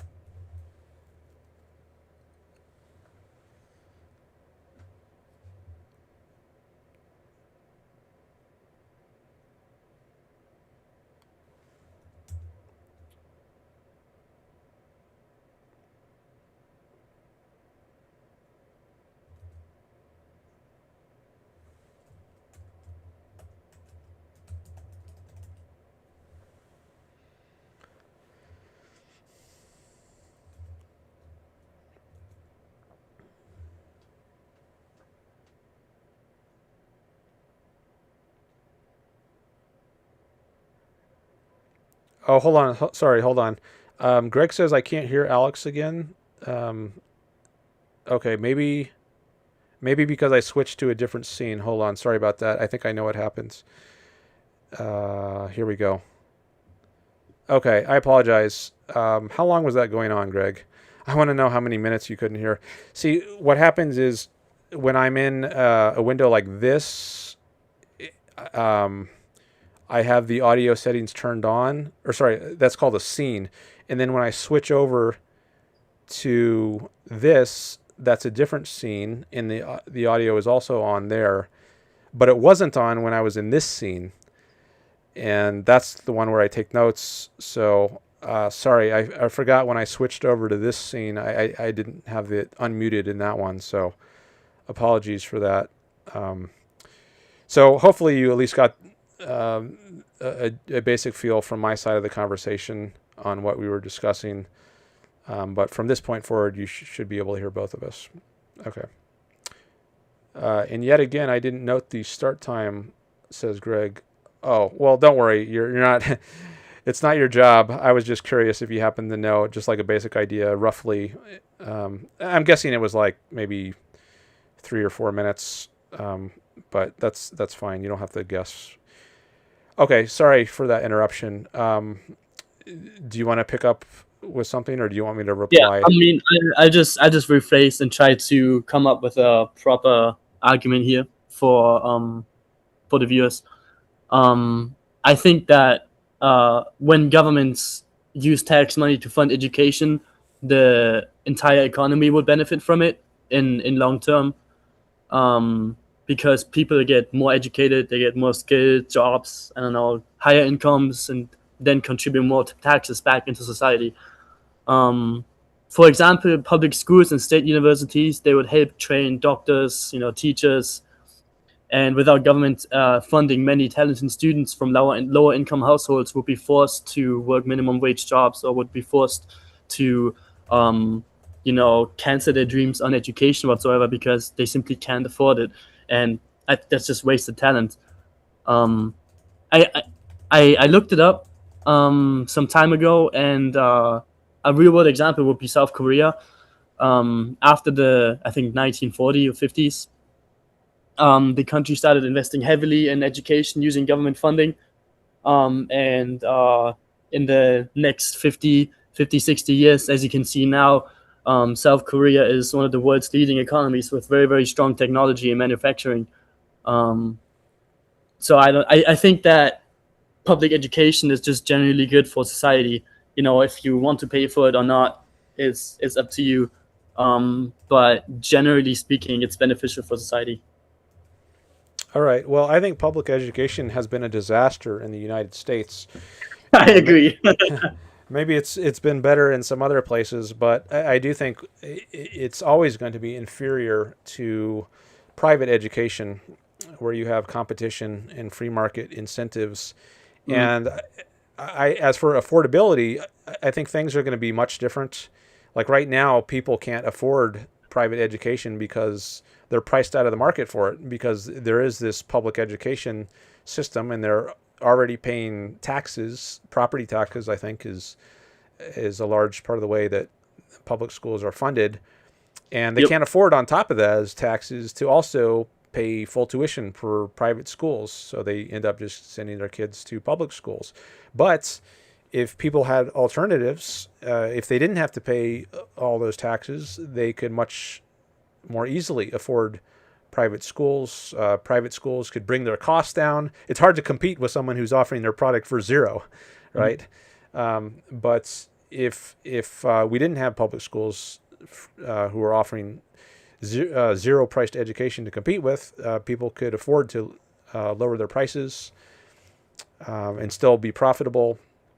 Yep. So I think things would look much different if we had a free market. And just like with any other market, like let's take food, you could shop at the dollar menu on McDonald's and eat a meal for $1, or you could go to a 5-star restaurant and spend $300 on one meal, and everything in between. There's going to be a broad range of options in a free market. And just because you can't afford the most expensive kind of education doesn't mean you're going to have zero education at all. You'll still get some education. And there's a ton you can get just for free right now on the internets. If you have I agree. kids with iPads and software so that they get exposed to legitimate websites, there's a ton they could learn at very low costs and maybe much better. I think probably much better than they would get from a average public school education. Well, I liked how your defending style switched from you not liking to fund education to the initial problem with public education in America is that most of the students just waste the money.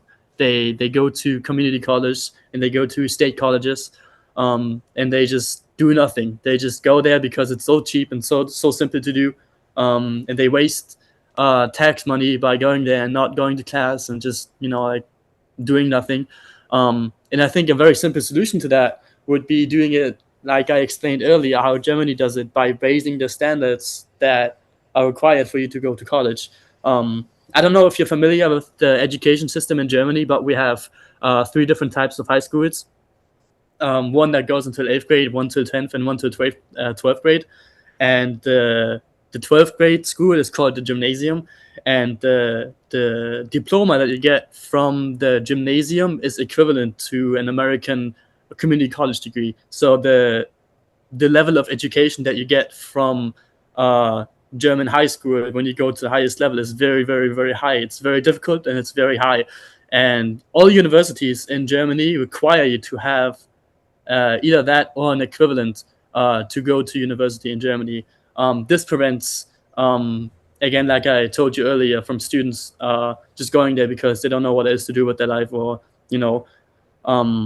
they basically either force them to actually log in and actually put in the work to work towards their degree, or they force them to work into a trade or into a job and then go into the job force. And I think that's something that could be implemented into America to prevent those, money wasters, I'm going to call them, from going to community colleges, if that makes sense. Well, I wouldn't be surprised if there are better systems than the U.S. public education system, but I would still maintain that whatever system you have in Germany is going to be inferior to a private system, and also inferior not just in its practical results, but morally inferior, because it does involve coercing people through taxation. Well, we have private schools in Germany. Oh yeah, and we have private schools in the U.S., but I think And they should all be private, and they should all be private, and there shouldn't be any funding of education that is derived from coercing people, forcing them to spend money. So, and I think the U.S. education used to be much better back in maybe the 19th century. I think I've read letters by children who sound very articulate, like during the time of the Civil War, where I think a lot of adults can't even write that well these days. In some of the schools, I know some private schools where the kids can write much better and they have much better understanding of arithmetic and mathematical concepts than many adults do. So, and these are private schools I'm talking about. So I think if we look at a range of data, not just today's private schools, I know a select few, but also we look at history, I think education can be much better and was much better than it is right now. The education in the U.S., the public education, I think it's been heavily influenced by John Dewey. He was a so-called progressive philosopher in the early 20th century, I think, and I think he's had a very bad impact on the field of education. And I don't think that impact has been as much or at all maybe present in Europe.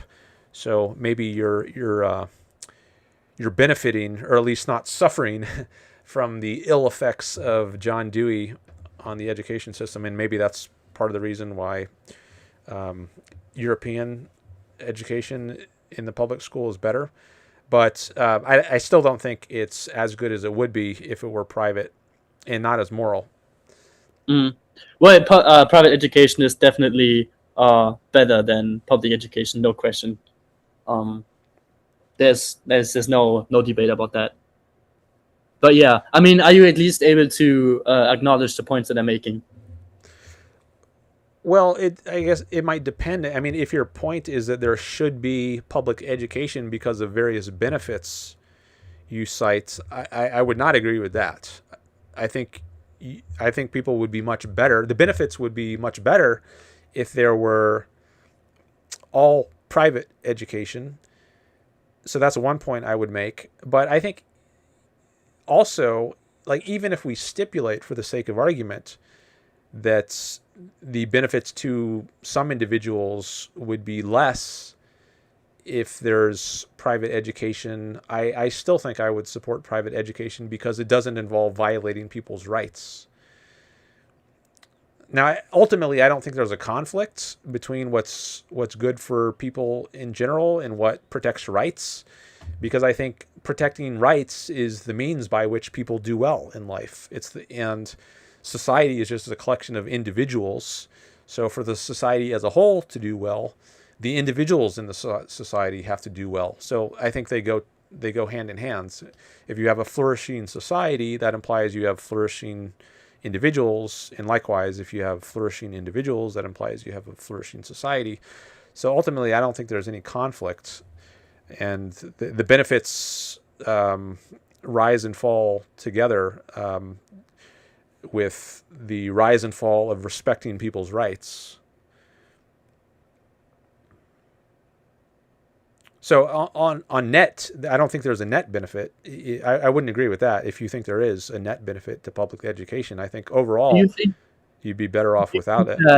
If let's go into the hypothetical, literally tomorrow, the American government cuts every funding to every public school, like right now, and all of the public schools or all of the government funded schools that exist today are shut down, like they don't exist anymore, and we only focus on private schools. What do you think would happen?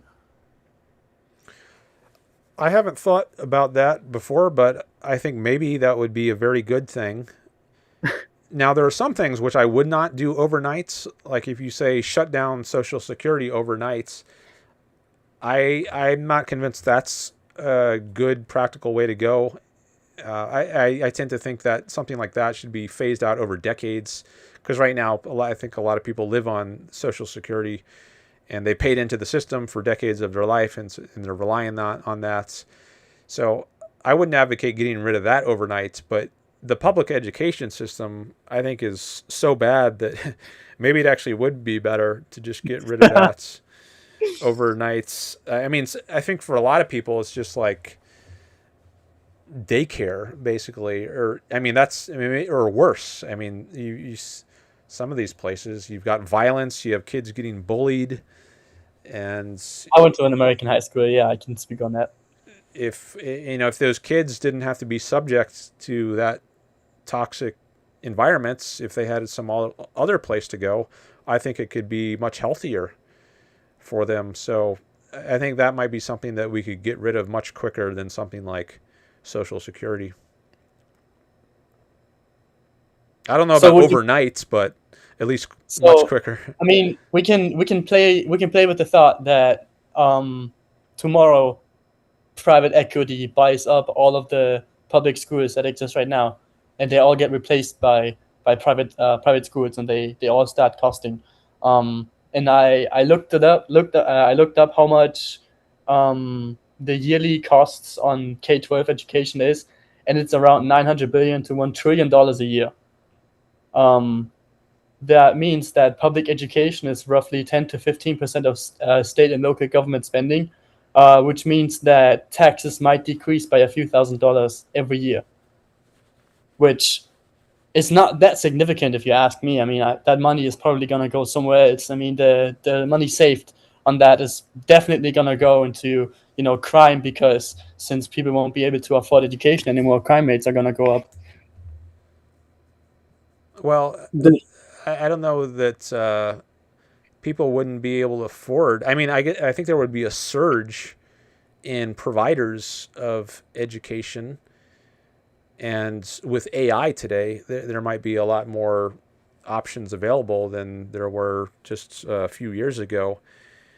But I think a large part of the cost is the teachers. I think a lot of teachers, there are teacher unions in the U.S., and I think many of them, in their pensions that go along with being a teacher in the public school system, I think, and that's a lot of money. So, but all of that's, maybe they have some cushy salaries, government salaries, that they wouldn't be getting in a free market. So, in the pensions, if all that's private, I think the cost of education might be much less. It could be done much more efficiently, and such that more affordable educations would be available. And as I said before, like with the food example, not everyone is going to be getting the same level. Like you'll have some people who can afford 5-star restaurants and the equivalent in education, and then other people will have to shop off the dollar menu and the equivalent in education. But I still think it's going to be superior to the public education system as it is right now. I think even if you got rid of it really fast. Would you be in favor of adding government aid or like federal aid for tuition costs, if that would come in place? Government aid for tuition costs? No, I don't think the government shouldn't be involved in education at all. Right now, it's heavily involved with student loans, and maybe also scholarships of various kinds, Pell Grants. I forget the names of all of them in the U.S., but I shouldn't be involved in the student loan business or providing scholarships. I think that should all be private. Well, since you're advocating for public education to be, non-existent and be replaced by private education only, you do need to consider that most people won't be able to afford it anymore. I did some research and I don't agree with that. You don't? Okay, let me put some numbers on the table and we can talk about the numbers if you'd like. Okay. Today, public K-12 education costs about $15,000 to $18,000 per student every year. Private equity would not run schools at cost, obviously. I mean, they would aim for profit margins, and I went with between 10 and 25% or more for profit margins, which would put a realistic national average to $15,000 to $30,000 per year, and that doesn't sound affordable at all, if you ask me. Yeah, but I don't think it would cost anything near that in a private system. I suspect those numbers are inflated a lot due to things like teacher pensions and benefits, and I don't know, buying swimming pools and sports, all kinds of sports, a new $1 million sports facility or weightlifting room or whatever. I mean, I think it would look radically different if we had an actual system focused just on education. It's not going to be $15,000 to $18,000 a year, I don't think. Yeah, I don't. And I think if schools, and they know they can, if the taxpayer is on the hook, why not ask for the moon, and ask for a new swimming pool. If you have a swimming pool at all, why do you even need a swimming pool? I don't think it's the government. If it's not the government's role to pay for education, it's certainly not the government's role to pay for sports teams. Or have a new auditorium with who knows how much that cost. We don't need that. I totally agree. The whole busing system, and I agree too. I mean, I like to go back to my Germany example again. It's very different than it is here in America. In Germany, every sport related club sport, whatever, is owned by private companies, so it's all private. Nothing is school related like it is here. Like the high school that I went to in America had a swimming pool, and when I got here for the very first time, I was like, hey, why does my high school have a swimming pool? What's going on here? So yeah, I think that's very unnecessary. I agree with you here. Yeah, I think it could be done for very cheap, much cheaper than it is right now. Yaron Brook, he's another objectivist, Ayn Rand's pro Ayn Rand's podcaster, and he's done some shows about education where he actually digs into the costs.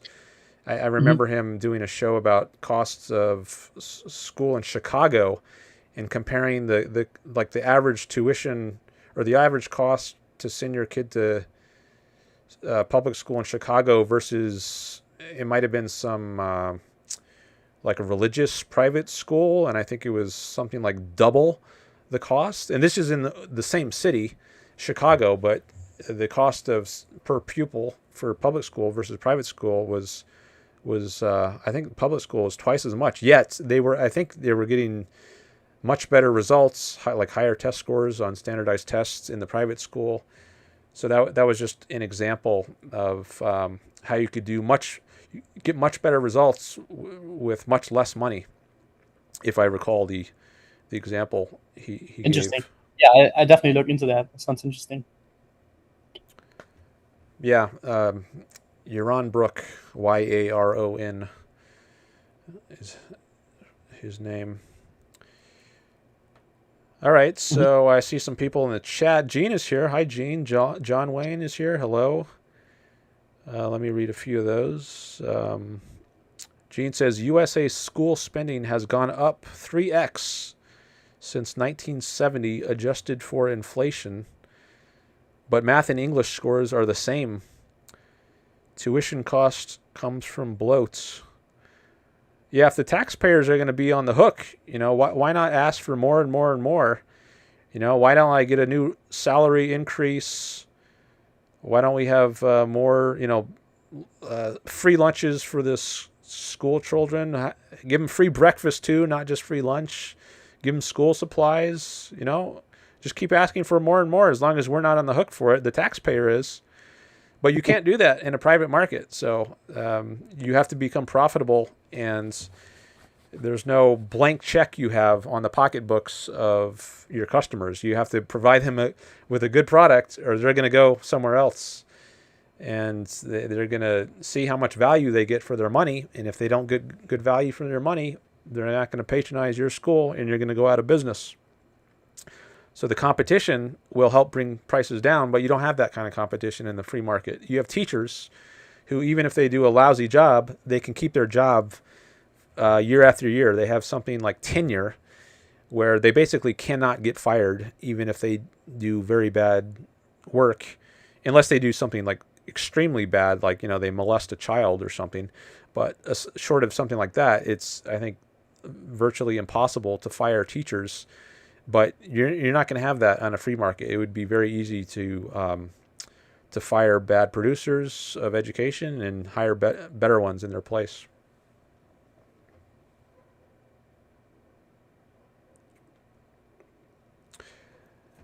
I don't know if you're still there. I don't hear you. Yeah. Oh, okay. You're just pausing. That's fine. Yeah. I think I'm good for today. Okay. But I'll definitely stick around and maybe come back if there's anything else to talk about.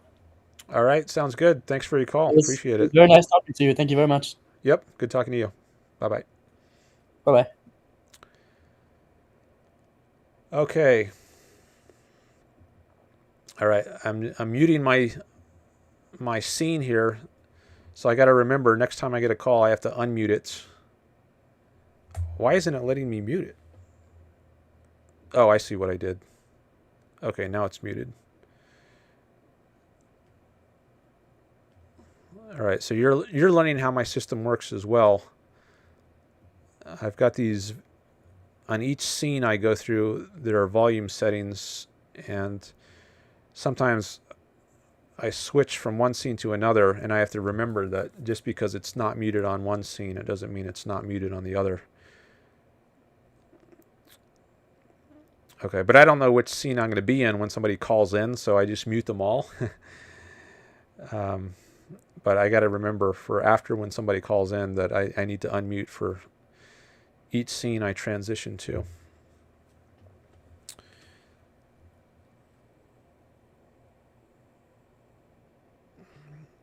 All right, John, let's be polite here. He was being civil, so yeah, let's be civil here.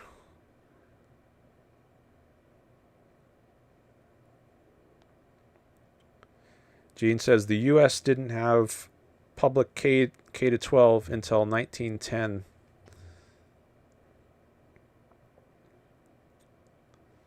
And yet we still invented cars and planes. Yeah, I like that point, Gene. Yeah. The Wright brothers, that was that 1903 when they made their first flight? And cars were before that. Yeah, I think we would be much further ahead if we had private education and with all the innovation in education that involves. And maybe we don't even need nearly as many teachers now with AI. Maybe and also things like remote learning. Maybe you don't need the traditional brick and mortar schools as much. You can learn things more online, and that might cut costs a lot.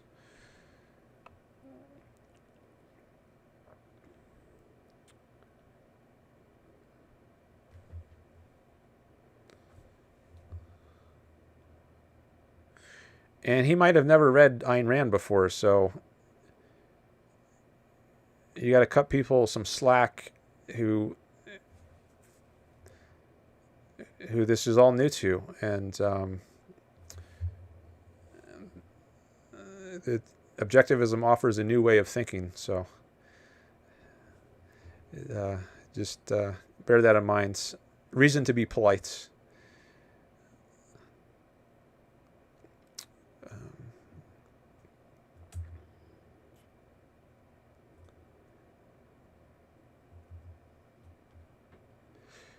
Thanks again, David, for that super sticker, $4.99. That name sounds a little familiar. I think I might have seen you once here before.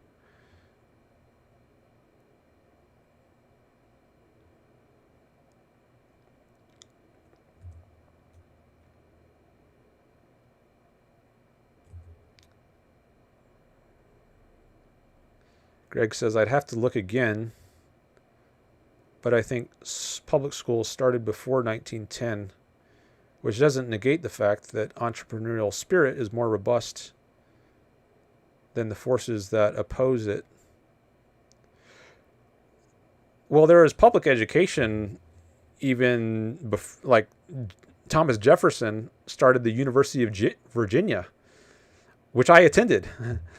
That was the university, my undergraduate degree. I went to the University of Virginia. That was a public school, and he was in favor of public education.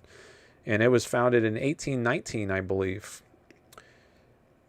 I don't know if that was it wasn't the first university in the U.S. William and Mary was, I believe, which was founded in 16-something. I think even before Harvard. No, maybe Harvard was first and William and Mary was second. But William and Mary is in Williamsburg, Virginia, near Jamestown, the first colony. But I think that might have been private. I don't know if the University of Virginia was the first public school. But anyways, Jefferson was in favor of public schools. But I think he was mistaken to be in favor of it. Now, I don't know, maybe there was... So there's the university level, and then there's the pre-university level, and maybe the pre-university level became public at different times in different places. I don't know the history of that very well. But even if there were some public schools before 1910, I would guess that not nearly as many as today were public. Today, I've heard like 90% of or more of schools are public in the U.S. at the K to 12 level.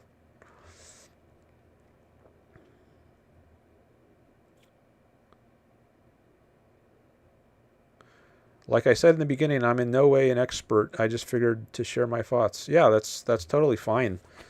I'm happy to have people who, I mean, I'm not an expert on education. I'm more of an expert on just discussing things from a certain philosophical point of view. But I don't. That's you don't need to be an expert to participate here. I'm happy to talk to people who are very new to my ideas. I mean, that's a big point of my show. I want to reach people who haven't been exposed to these ideas. That's what I'm trying to do here. Spread the word. I'm also happy to talk to people who are already familiar with Ayn Rand's and her philosophy and have discussions with them. But I'm also happy to talk with completely new people.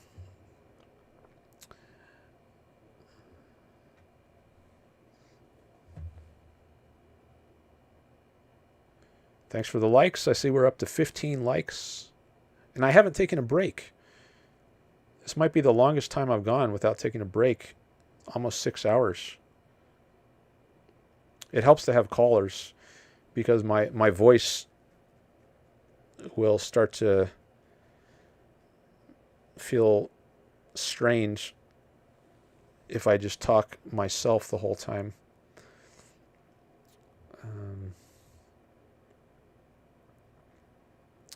John says, "Hey Dan, are you aware of large philosophy forums or discords that ban Ayn Rand's?"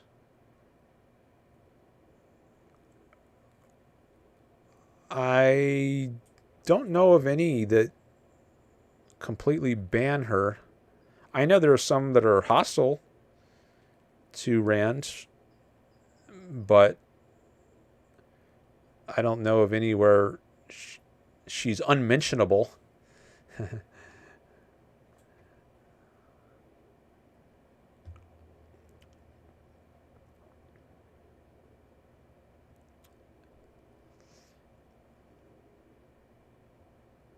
Do you? Do you know of any such? Not that I would want to join them. But no, I don't know of any like that.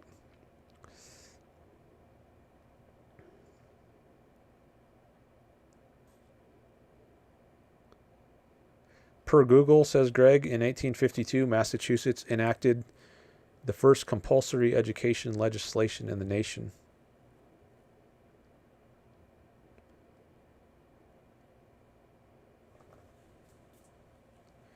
Should everything said and done in the Borat movie be legal? I haven't seen that movie, so I'm not in a position to comment.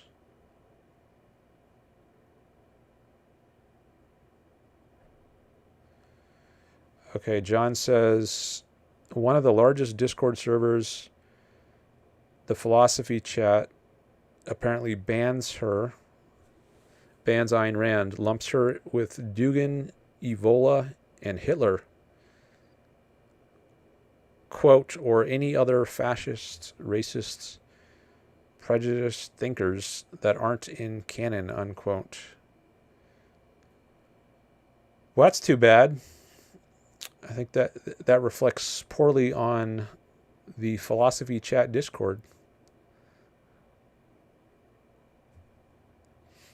Don't think I'll be joining that one.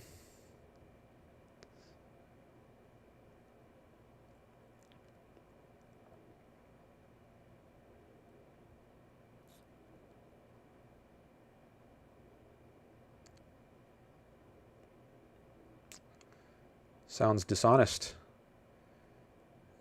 to group her in with those people. I don't think you could read Rand honestly and come to have that view of her.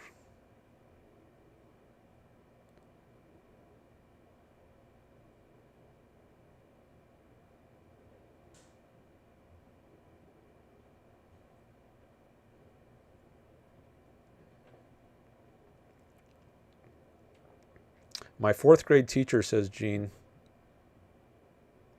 My 4th grade teacher friend was fired for refusing to pass his failing students.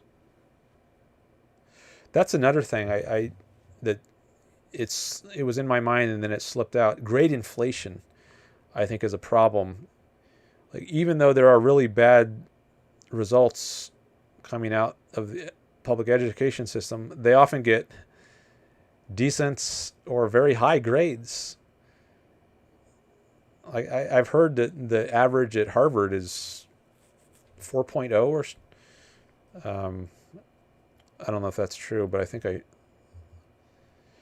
but whatever the numbers are, I think there has been great inflation, and if you get paid by the student, per student, let's say the state allots a given public school a certain amount of money per student, well, then the more students they have, the more money they're going to get. So maybe they have an incentive to just keep as many students as they can, even if they're failing. Somebody's calling. Hold on, let me see if I can get that. You might have to call back again because I might not be quick enough. Oh, now it's telling me allow mic access. Yeah, it does that sound. Oh, now it's letting me. Oh, Lucas. Oh, it sounded like he hung up. That was the friend of the first caller, I think. You can call back in, Lucas. I think I didn't pick it up quick enough. That often happens. But if you call back in, I think I should be able to get your call.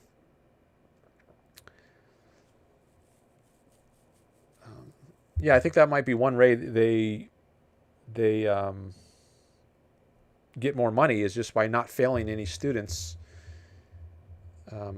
If you have more bodies and seats, maybe you get more money from the states. Whereas in a free market system, maybe you should kick them out of your school and maybe send them back a grade, or maybe send them to a different school so they can get some remedial help. But you might not have an incentive to do that, or not as much of an incentive if you're getting paid. All right, now it's ringing again.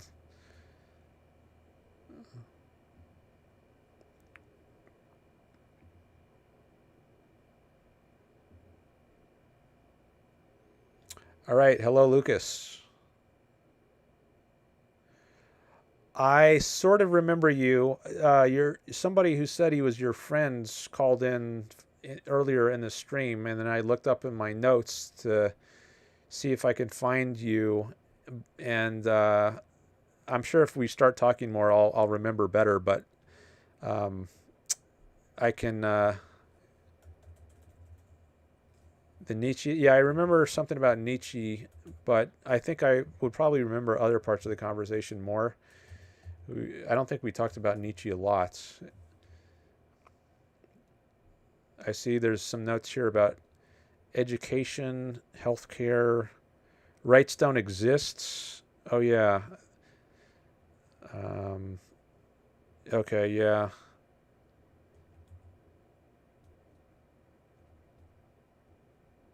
Okay, hold on. Let me turn your audio on, because I got to remember to do that when I forgot I'm in screening mode, and when I switch scenes here, I have to also unmute some things. All right, so chat, you should be able to hear Lucas now, who has called in, and he's called in once before.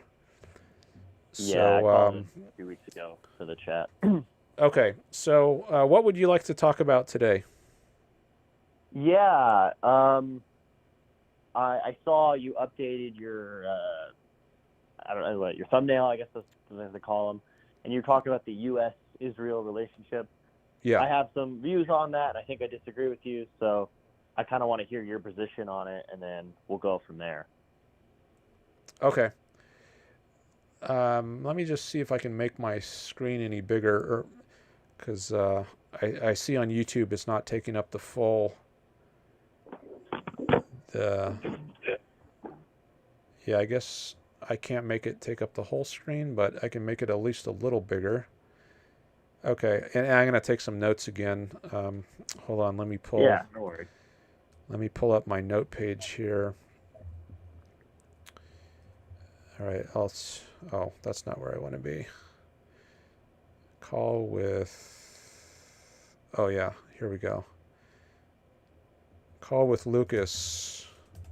Okay, so Israel and U.S., or was it just Israel you want to hear about? Yeah, U.S., Israel, yeah, general Western world, you Okay. could say. But yeah, I mean, I just kind of want to hear your thoughts on it and why you think it's good, and then we'll go from there. Okay, sure. So I think Israel is good because it's a relatively civilized, pro-freedom country that upholds rights. Certainly not perfectly, and that's also true of the United States. I have many criticisms of the United States, but on the world stage, compared to the vast majority of other countries, I think it stands out for its pro-freedom system, and that's the reason I support Israel compared to like the Arab dictatorships surrounding it, who chant, some of them, death to America. Well, I guess that's the Iranians, not Arabs, the Persians, but also Sure. you've got Hamas and Gaza and Hezbollah. You have terrorists who I think are very opposed to freedom and individual rights, and killing homosexuals, throwing them off buildings, I've heard. So not very friendly towards freedom and individual rights. Israel has problems like the military draft. I would oppose that. I think that's a violation of freedom, but comparatively, relatively, I think it's a pretty good country on the world stage, and that's why I put it in the good column. Got it. Okay, so you judge a country, basically you think that the U.S. should engage in relationships simply based on the fact of whether that country has, relatively good freedoms for its citizens. Is that it? Is that your basically your reasoning for why That's the at U.S. least should have the U.S.-Israel alliance? That's at least part of it. I think we can have relations with countries that are not as good as Israel, but I don't think we should be like a close ally necessarily of some countries. I don't know what would be like North Korea. I would say no. Let's not have relations with them. Iran, no. Well, why not? Sorry, I interrupted. Well, I mean, not relation. I mean, if you call war a relation, I would be in favor of that. But Yeah. not like friendly relations, because they're hostile and they chant death to America and they kill Americans. So Sure. I don't think we should have diplomatic relations with those countries. Yeah, okay. I mean, I disagree. I think we should have diplomatic relationships with those countries, but I think the goal should more be about, why are they saying that? Why are they saying death to America? Well, at least for Iran's case, we can go back to North Korea's case later, but I'm choosing Iran just because it's a little more immediate given the current geopolitical situation.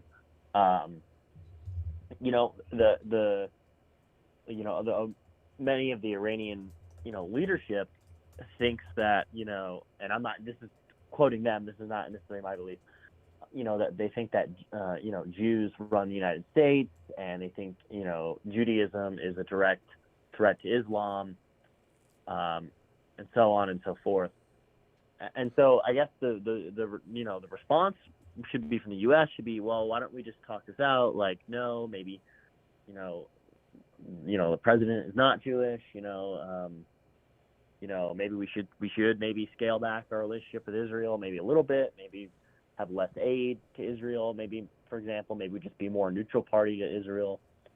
Because you don't really want countries to say death to America. I mean, if they're gonna, if they're hardened in their stance, death to America, death to America, death to America, then fine. I understand why you would be against a country like that.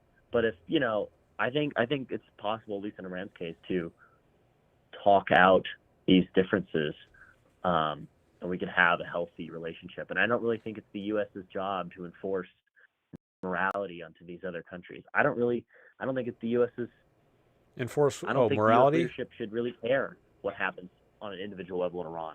As long as the regime is stable and we get oil out of the Strait of Hormuz and our economy is flowing good, I don't think it's really our responsibility. Well, I think it is our responsibility to our own citizens, American citizens, so they don't get killed. And I don't think you should negotiate with murderous regimes. Like if someone wants to murder me, I don't talk with them. I don't try to negotiate with them. I want to destroy them. I want to get rid of them. I want to, execute them and remove the threats. I don't want to have a civil discussion with them. I think that grants them a sanction and a respectability which they don't deserve. And it emboldens them. Yeah, It says, hey, sorry. I deserve to be treated well, and it sends the wrong message to them and other would-be murderers. They say, oh well, the U.S. isn't going to be so harsh on us. Look at how they're treating these people with kid gloves. So maybe I can get away with some stuff too. And I think you just bring more problems on yourself that way. Well, okay. I mean, when they say like they want to murder you, I mean, yeah, but to be fair, every country has murdered its opponents. All the states in the world are murderous to some extent. And so when you say I don't negotiate with murderers, well, we're all murderers, so you're going to be forced to negotiate with murderers. Now, if somebody wants I don't to buy kill that. You, I don't buy that. You don't buy that. You don't think the U.S. has ever killed anybody. Hold on. Use the word murder, not kill. Okay, murdered somebody. There's a big difference there. Well, when I say kill, okay, you're right. Murder is like a self. You're right. That's correct. Because if you could kill somebody in self-defense. So we'll say murder for the rest of this conversation. Okay. Is the U.S. a murderous regime? Yeah, I think so. I think all regimes are almost every regime on the planet is murderous. All right. Well, that sounds like a smear to me. I don't remember if this came up in our previous call. By the way, is Lucas spelled with a K or a C? It's with a C. You have it right. Okay. I was just going to look at my notes there and see if anything close to this came up. Like, I don't know if you're an ANCAP or what your political view is, but I was going to see if there were any notes. Yeah. Oh, April 7th, was that it? Or probably. Yeah, that's where it says Nietzsche. And I'm going to update my notes here and change your name there to Lucas, because I just wrote Luke. I think that was a mistake, actually. I changed it to Lucas.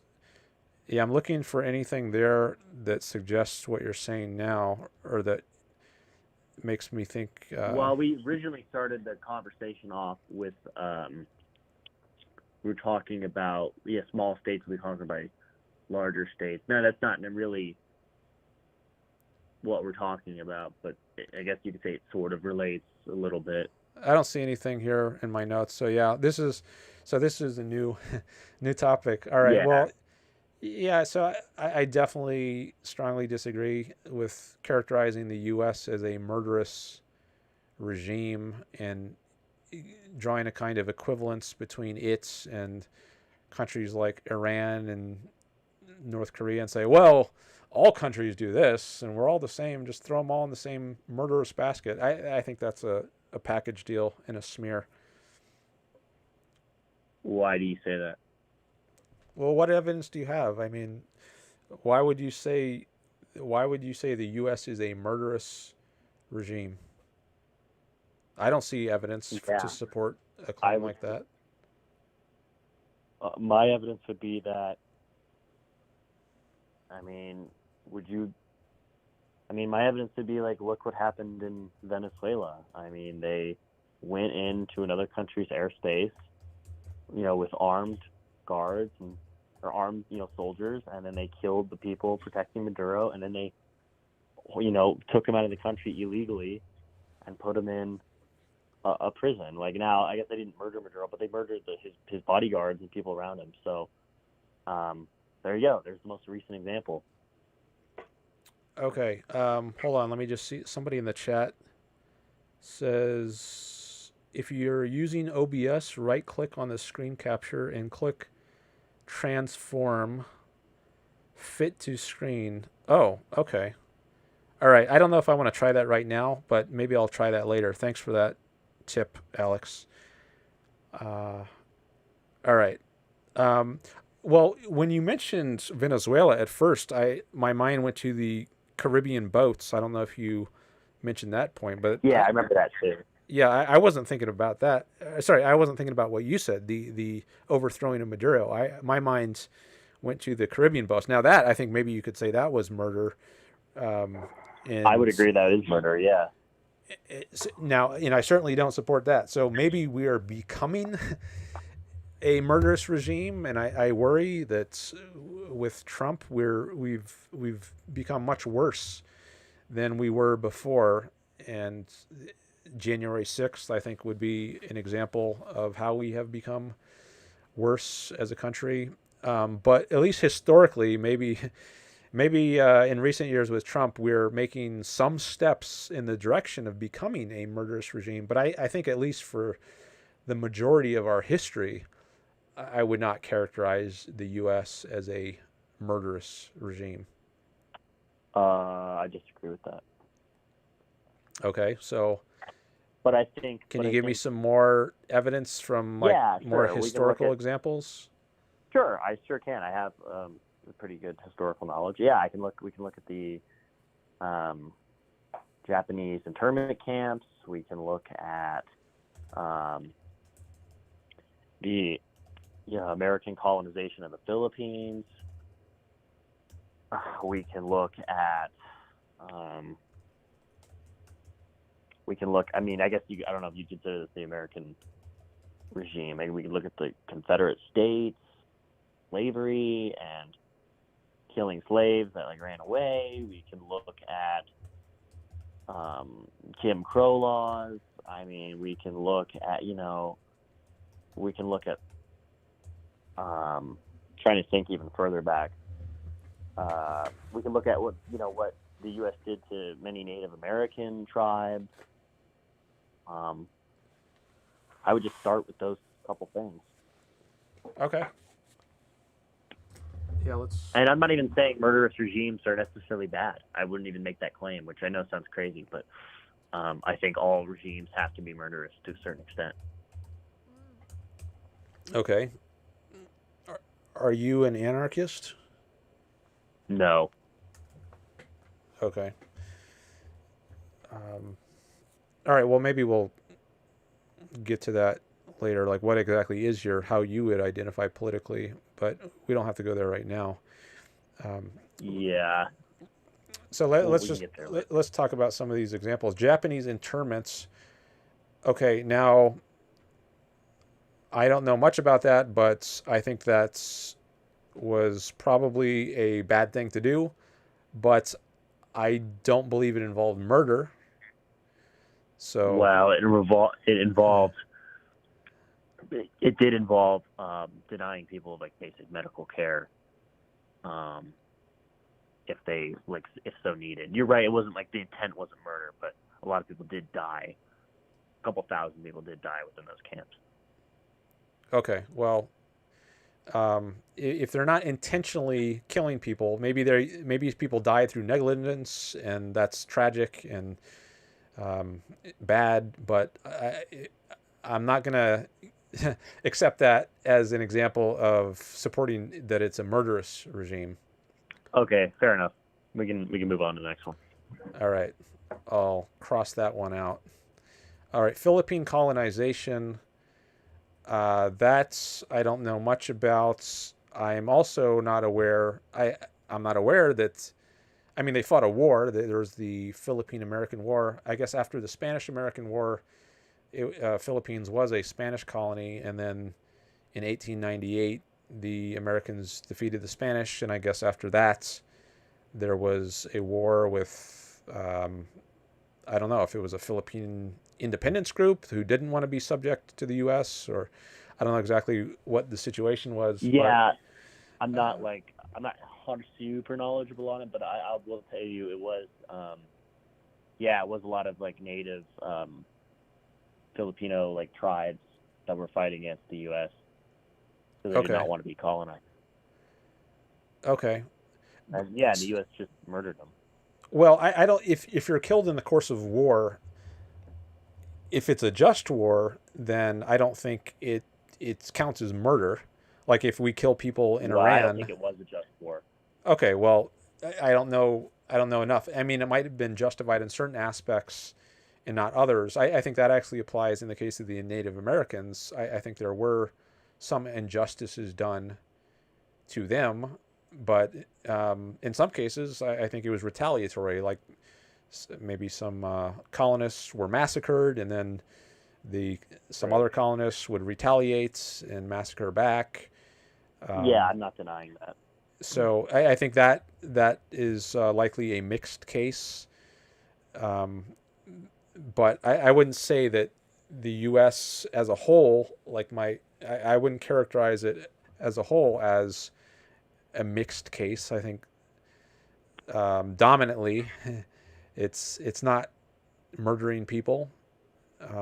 Maybe there were some murders, or at least property stealings of Americans. But I don't know if there were murders. Maybe there was. But for the Native Americans? Yeah. I mean, there was the battle of was it Bull Knee, I think is like the most famous one. But again, if it's a part of a battle or a war, there's the issue of, is it a just war? And I just don't know. I'm not prepared to say that a particular battle is just or unjust. I would have to look into it some more. Okay, fair enough. Okay, so maybe I'll put parentheses around Native Americans indicating I'm not... don't believe the U.S. ever, okay, but in order for a regime to be murderous, all it has to be is it kills one person in cold blood. So I don't know. You don't think ever killed one person in cold blood? I don't know that's a good criterion. I mean, our country has been around for 250 years, and if it does one thing, like kill one innocent person, I mean, that's horrible and shouldn't happen. But to then just say, well, the U.S. is a murderous regime and lump them in the same category as Iran, that seems unfair. Well, I agree. I mean, you could say Iran is vastly more murderous than the U.S., but they're still both murderous. I don't know that I would say that, even if there is one case. I don't know if that's a big enough, I don't know, let's say some rogue soldier who was instructed not to kill Indians goes out and kills an Indian. Are we going to now say, does that rub off on the U.S.? Like some guy who didn't follow orders? Because it's a system. No, I would argue that it'd be like a systemic thing, meaning that the U.S. would say, it would be like the U.S. government would instruct people to kill natives or something. Okay, but kill is not murder. Okay, murder natives. All right. Well, I mean, are there evidences of people getting instructions or giving instructions that says, go murder so and so? Or is this an interpretation of what they did as murder?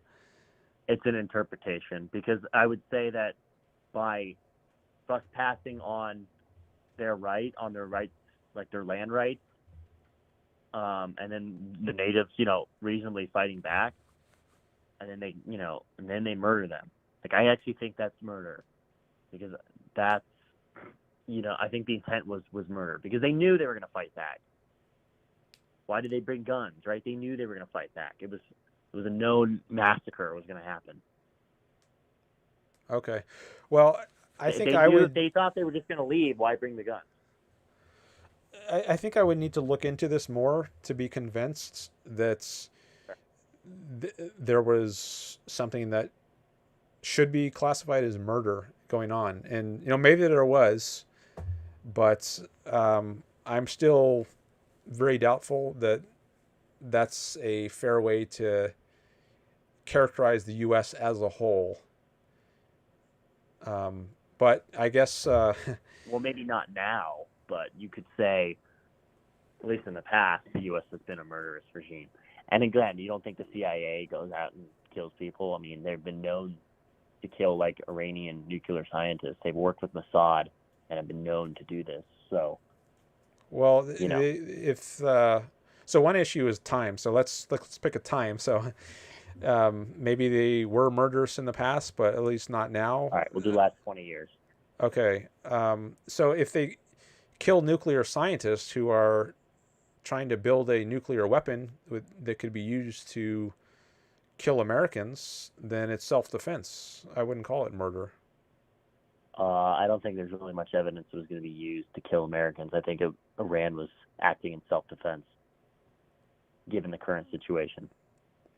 Okay. Well, I'm not convinced of that. So, see, once we get into these interpretation issues, I think it can become less straightforward, or more controversial. So, I think there's good reason to believe that Iran.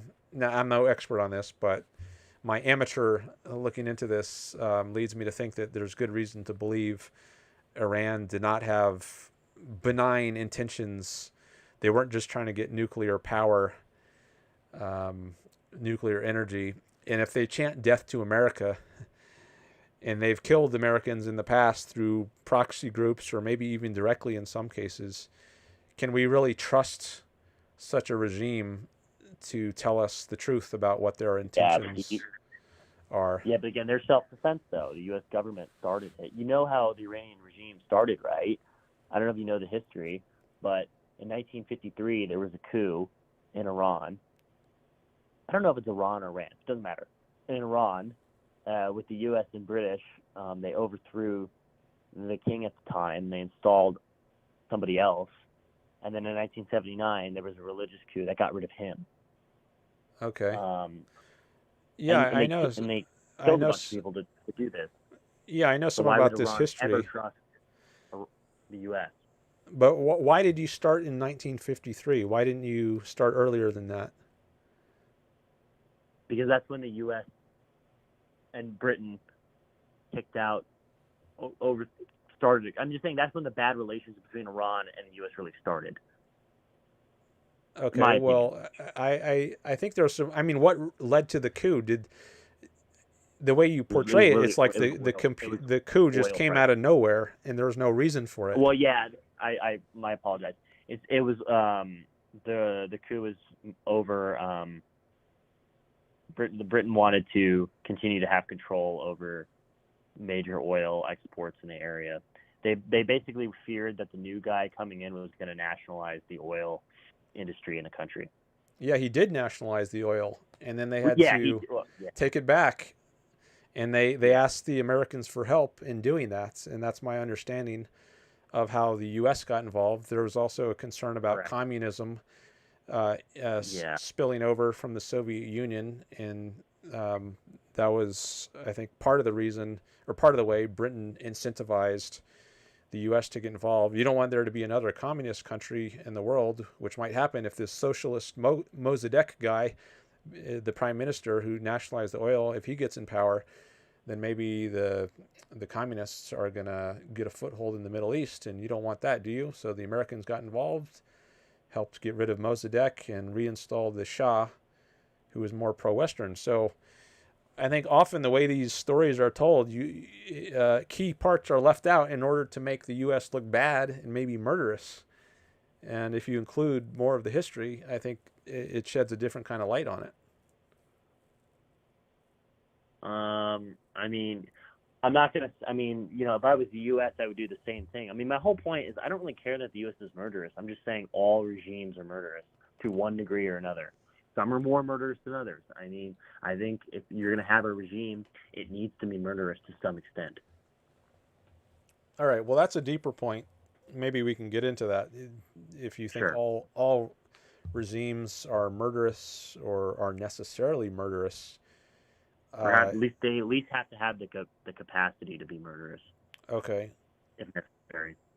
Okay. Well, we can talk about that. I certainly disagree with that. So I don't understand why would you think a regime needs to be murderous? Because if it's not, then your regime's going to be overthrown by people who are. They're just going to kill you. Like, I'll give an example. Like, let's say, the truth is every regime in the world has some sort of flaw or problem, a pressing problem in that country. And if you have somebody who is really trying to rock up the boat and is, barking up a wall or doing this, that, and the other, then yeah, sometimes the regime would have to kill that person in order to stop these problems from reoccurring. Well, it sounds like maybe it's not murder then, it's killing preemptively in self-defense. Because if you're killing someone because you think if you don't, they're going to kill you or enslave you, then Maybe killing them would be self-defense. Maybe they won't even kill you. Maybe they'll just say you're out of power. Okay. They'll just kick you out of power. Maybe they'll just be like, well, I don't really think you're a good leader. You have to go. We don't want you as leader.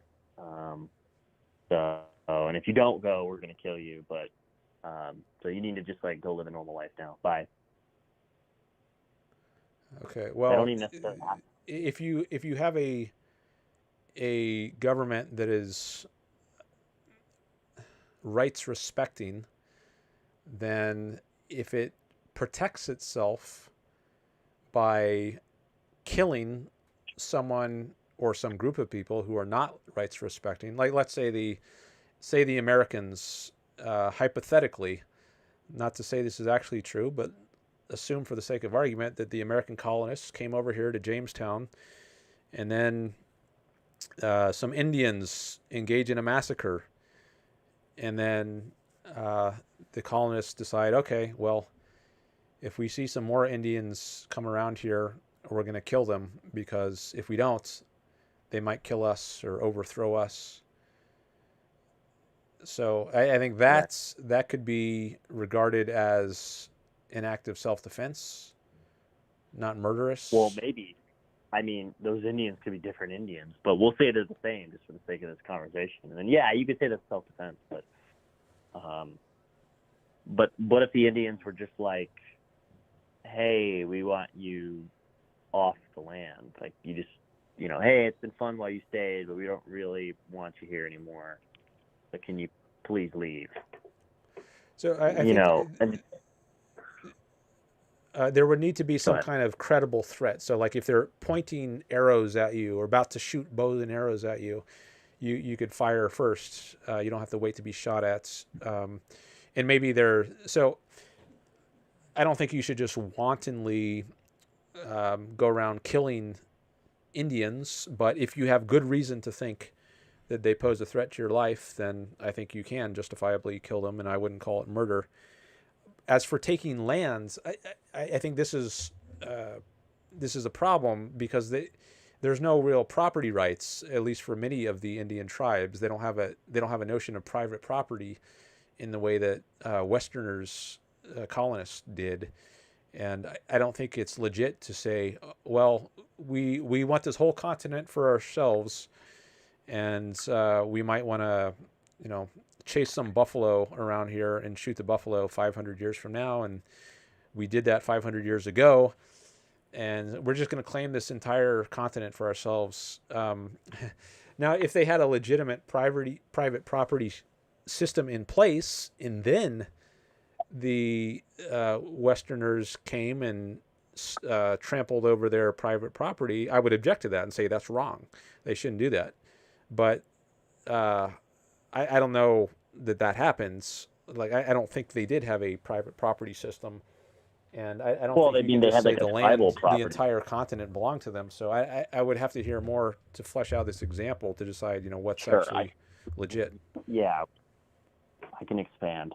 I mean, they had a tribal property system. I mean, that's not to say each individual had property rights, but they said, well, this land, this rough general area belongs to our tribe.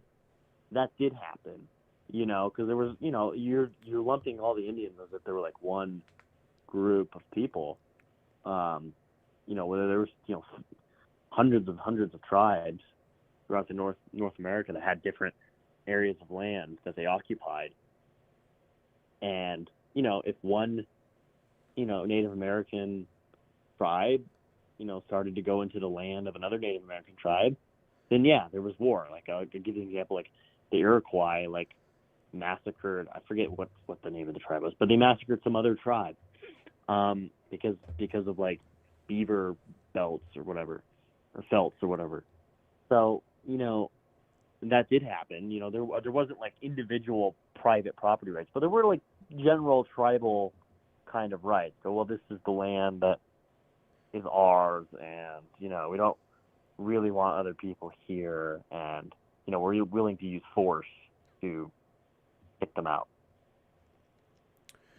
I'm just showing on screen a video I did a few years ago about Indians, and I'm showing it on the screen now. So I had a conversation with someone, a Marxist actually, and we talked about the Indians some.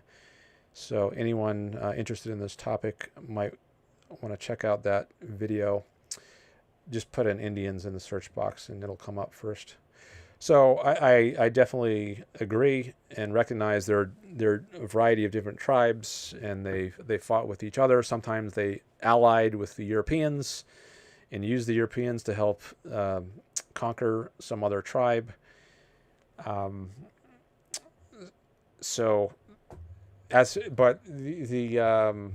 I think in general they didn't.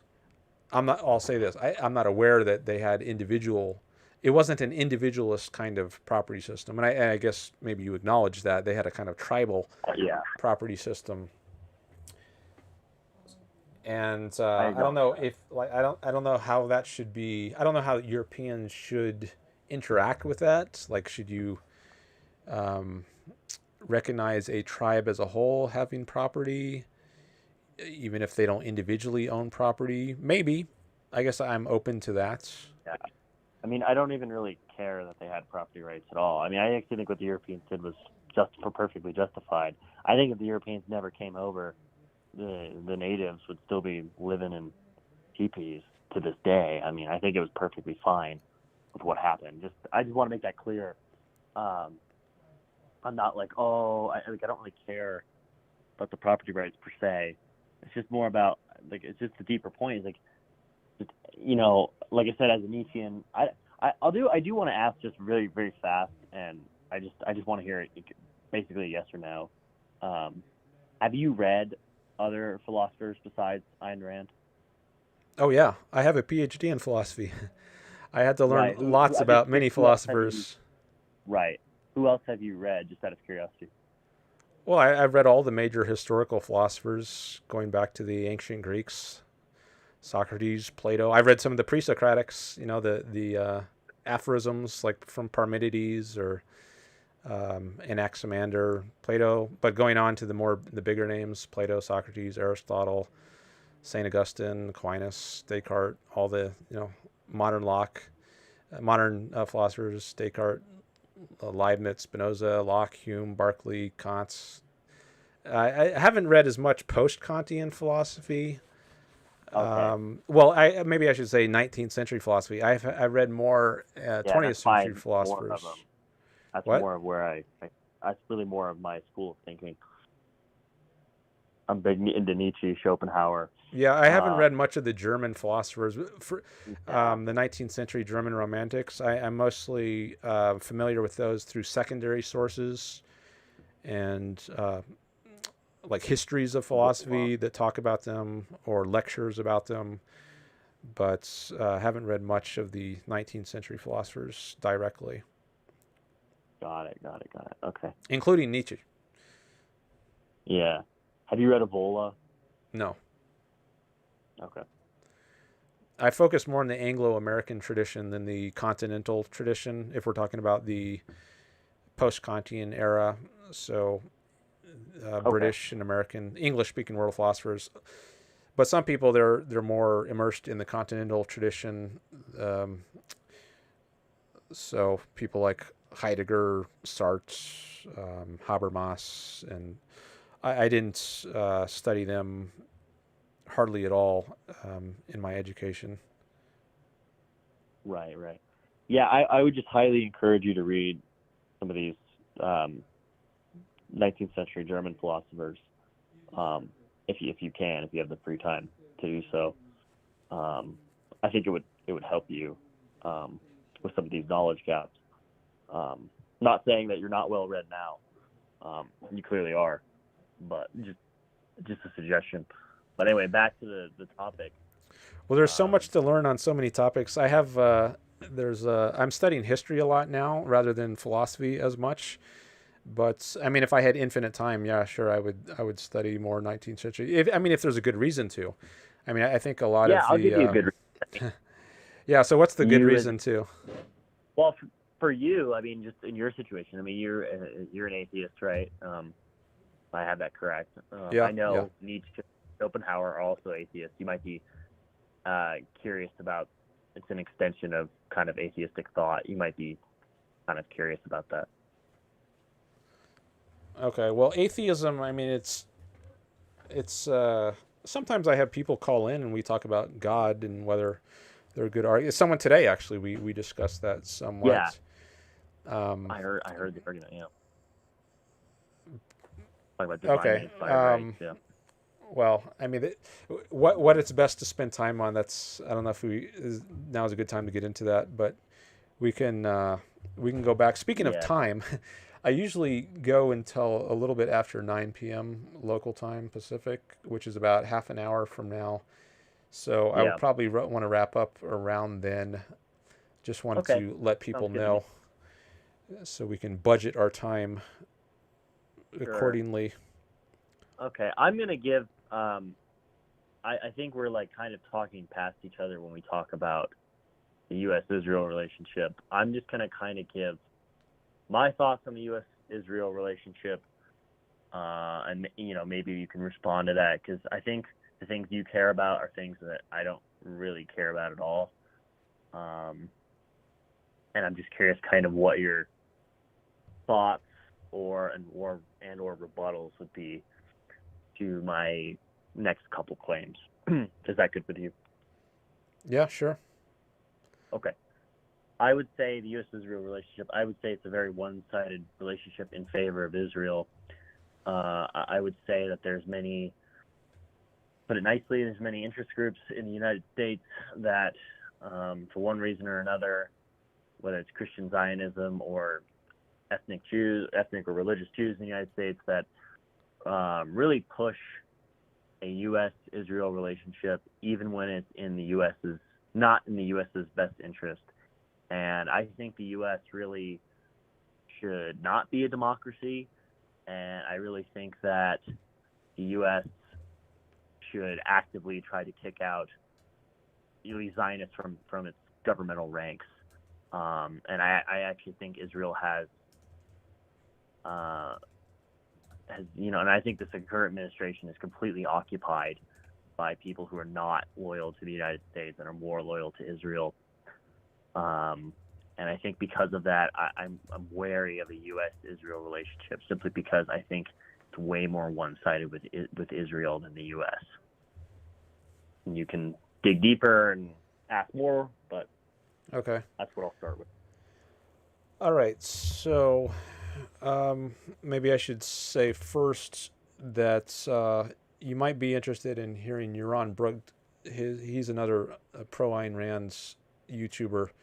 I don't know if you're aware of him. Yaron, Yaron Brook. He knows much more about... What's that? Oh. How do you spell it? Y-A? I'll type it on the screen here. Okay. Yaron Brook.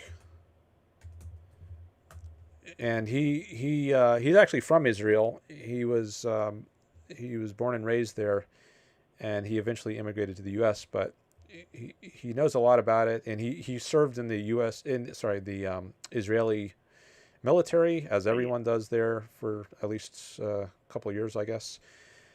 I think he was involved in the Lebanon War back in 1982, and he knows much more about the Middle East than I do. So if you want to get his take, the take of someone who shares my general perspective but has much more specialized knowledge about Israel, you might be interested in checking out his channel. And he takes super chats. I don't think he does calls like this, at least not right now. But you can at least engage with him through the chat. So as for myself, as a relative ignoramus compared to Yaron Brook, let's see, what can I say about U.S. and Israel? So I guess one point, and some of this I've learned from Yaron. So I think one point I've heard him make is that the Israel is sort of a front line in America's war with hostile forces from the Middle East, and it helps hold at bay some of the forces that might threaten us. So if places like Iran didn't have Israel to deal with, maybe they would have a much easier time dealing, or they would pose a greater threat to the U.S. So it could be in our interests to have a country like that in the Middle East to nip the terrorists at the bud, so to speak, to some extent at least. Not completely. They got over here with 9/11 and did some serious damage, but at least having some ally in that region to somewhat fight the war for freedom and Western civilization, I think that might be worth the U.S. helping out. Another point I'll make is the weapons technology I think that Israel uses. I think the U.S. gets some intelligence, which it wouldn't otherwise get by virtue of the fact that Israel deploys various new technologies like drones. And when it's actually battle tested, I think that's significant compared to just having your theory, right? If you've actually put it into practice, you can see how well these weapons work, and that the U.S. can save a lot of money that way by having data shared with it from what Israel is able to do on the battlefield.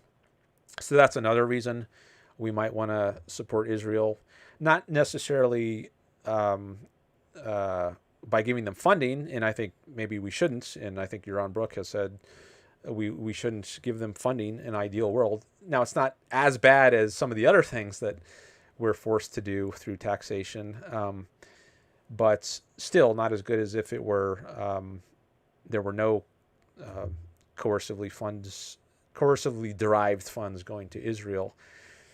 There was one other thing I was going to say about, so even if we're not providing them with funding, we could still do things like sell them weapons, and that might be a good investment since they're a kind of ally and we get data from their use of the weapons on how well the weapons work in the war. So those are some reasons I think it might be good to help Israel somewhat. So I'm not taking a position on exactly how much help. Are we doing too much, too little? But those are some of the considerations I would have in deciding whether it makes sense to have any kind of relation with Israel and support them. I'll pause there. Okay. Yeah, I don't really think that I really don't think that I don't really think Israel is, at the end of the day, Israel is an explicitly Jewish state. I'm assuming you're against ethno-states. I mean, I could be just, is that a yes or no? I'm just curious what your thoughts on an ethno-state are. Well, maybe it depends on how it's defined. I mean, I don't care that they're a Jewish state. I don't care if they're Muslim, Hindu, religion. My concern is with freedom. I think they're a relatively free state, and that's why I think it makes sense to ally with them and help them out. It has nothing to do with Jews. Okay. And Arabs are allowed in their parliaments, so I don't think they're persecuting people who are not Jewish. Right. Would you support a whites-only state somewhere in the either in the U.S. or Europe or somewhere in the world that was not coercive? It was basically like a bunch of white people moved together and go, yeah, only people of European descent can live here, and no one else is allowed. Would you be okay with that? If it's voluntary, I would support it only in a legal sense. Like, I think people have a right to set up at least the community of only white people if they wanted. I don't know if they want to forcibly keep people out. I mean, as long as it's on private property, I don't know that a state a state could legitimately do that, but I don't consider a state or a nation to be private property. But if some group of people wanted to have private property where they're racists and they only want people of a certain race, I think they should be legally free to do that, even though I would say that's morally bad and abhorrent. Yeah, but isn't Israel basically, like, you can't be a citizen of Israel unless you are not even Jewish by religion. You can't just convert to Judaism to become a citizen of Israel, but you have to be Jewish by blood. To be a Jewish citizen, you have to be Jewish by blood? Yeah, to be a citizen of Israel. That's correct. Okay. So it is. I haven't heard that, but I guess that sounds like is not a good rule to have. You can only, I mean, especially if you get protections, like if you get, well, what is involved in being citizen? I guess if you get special protections or privileges, rights of some kind, then I would object to it. But I'm not aware that is the case. I mean, I could do a Google now and see what I find. Recently. I'll type a question in here. Do you have to be Jewish to be a citizen in Israel?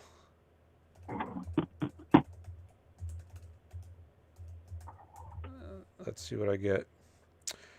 AI Overview says, no, you do not have to be Jewish to be a citizen. While the law of return gives Jews their children and grandchildren the automatic right to immigrate and obtain citizenship, non-Jews can become citizens through regular naturalization, birth, or marriage.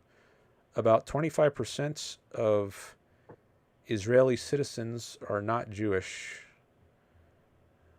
I just showed that. It's on the screen. Yeah. I looked it up as well. Okay, I was just thinking. So where did you get that from? Well, I got it from the law of return. Like, I looked at the law of return. Oh, okay. Well, I guess I'm glad we got that cleared up. Yeah, I was wrong. Okay, fair enough. But it is still like an explicitly like safe haven. It still kind of is an explicit state for Jews.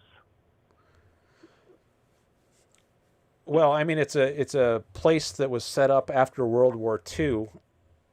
I think because it was, at least partly because there wasn't a better option. There were, I think, many places they would like to have immigrated to, they weren't able to because of restrictive immigration laws. Like in the U.S., I think going back to the 20s, there was a lot of restrictions on immigration, and I think it makes sense for there to be some place that Jews can live in safety without fear of persecution. So fair enough, but I think there should be a place for everybody of every race and ethnicity to live in safety. Yeah, I agree. You shouldn't need a special country just for a given religious, or not even if you're a secular Jew, even if you just have so-called Jewish blood. Yeah, you shouldn't need to have a special place, but with the world as it is, maybe that was the only possibility or the least bad option. Yeah. Okay. I don't know. I'm just skeptical of a U.S.-Israel relationship simply because I think a lot of I think, like I said, there's a lot of Zionists in the U.S. government, whether they're Christian Zionists or they're just, either religious or ethnic Jews. I think those groups have disproportionate say over the U.S. government. And so I'm very skeptical of such a strong relationship with Israel, and I really think the current relationship is I'm not saying we should necessarily cut off Israel, but I would be very skeptical in having as strong of a relationship as we have with Israel as we do now. Simply because, one, it's a monetary drain We give billions of dollars of aid to Israel every year, which you acknowledge. Number two, we had, these weapon systems that that they give. I mean, it's really more of just an investment. Really, just the weapons come out of Israel after we give them, and it's military aid specifically. It's not just aid; it's military aid specifically. So it's just really a direct investment, and those weapons, those new weapon systems, are just returns on our investment. And number two, I think we could gain a lot more allies if we backed our relationship away with Israel. I think a lot of the Arab world, or even or the Muslim world, to be more broad, would be more inclined to be allies of the U.S. if we backed off our relationship with Israel a little bit. Whether you like to admit it or not, a lot of Muslims don't like Jews, and I think that there's way more Muslims than Jews. There's like one Jewish state. There's probably 50 Muslim states roughly. And I think we could just gain a whole lot more allies, a whole lot more resources, and I think it'd be a better economic kind of profit in the long run if we ally with these Muslim states more. Well, if they're hostile to the U.S., I don't think it would be. Well, So, I think they're hostile to the U.S. because we're allied with Israel. well, I think that's they're Israel just kind of a proxy for the U.S. I think fundamentally, the U.S. and Israel are Western countries, and that's why they're hostile to Israel and why they're opposed to the U.S. for supporting Israel. It's because it's a more secular Western kind of nation versus Islam, which is Islamic-dominated countries, which is more religious, theocratic, otherworldly, not secular. I think that's the root of their hostility. It's not just because we support them. Yeah, and but it's I'll say also I think we're actually not a good enough ally for Israel, and I think part of the reason is we put pressure on them to engage in these ceasefires instead of destroying their enemies like Hamas and achieving victory once and for all. I mean, I think Hamas should have been destroyed years ago, long before October 7th, and we wouldn't have to there would be no need to give them billions of dollars in aid, military or otherwise, if we had a proper foreign policy and we didn't put brakes on Israel by pressuring it to go easy on its enemies through things like ceasefires. So I think we've not been friendly enough to Israel, and if we were more friendly, it would actually cost us less. I don't think it would cost us anything if we just suddenly. Or maybe nothing. I think if we were just neutral towards Israel, just like, we're not your friend, we're not your enemy. Like, we're gonna be hands off with Israel. We're not gonna intervene in everything. We're not gonna send you aid. We're not gonna intervene. We're still gonna trade with you, but we're not sending you aid. We're not intervening, and our intelligence operations aren't gonna work together anymore. We're just gonna be hands off. I think that would be a way better policy than what we have now, because I think we alienate so many people when we are, allies with, Israel. And I think we're allies really with Israel because there's, again, large incentives. I'm sure you've heard this name has been going around. I'm sure you've heard of AIPAC and J Street. These are large, Jewish lobbying groups that, fund basically every politician in the U.S. Okay. So for this topic, I think I might need to refer you to Yaron Brook, who I mentioned earlier. I think I have heard AIPAC brought up in discussions of Israel, and I think the impression I got from Yaron is that it's overblown, the kind of relevance that actually has, but I couldn't support that, and I would have to just refer you to him. But this is... maybe I don't know. Maybe there's some misinformation surrounding this about AIPAC, but I shouldn't try to speak on that. Okay. Yeah, I just really think that there's these interest groups that are not. I think truthfully, to sound a little insensitive, I think a lot of American Jews have a dual loyalty to the state of Israel. versus the United States, and so do Christian Zionists, by the way. I don't want to just pick on Jews, but yeah, that's what I would say about that. And I think that's not a good thing for the U.S. Okay. And you mentioned just because the state is secular, that doesn't mean they can't be allies with the Arab world. Not that this is a good example, but Nazi Germany was at least tangentially allies with many Arabs. Mein Kampf was like one of the best sellers in Arabic in the Middle East, and Nazi Germany was whether you want to admit it or not, it was a secular state. It was not a Christian state. So just because the state is secular doesn't mean it can't be allies with the Muslim world.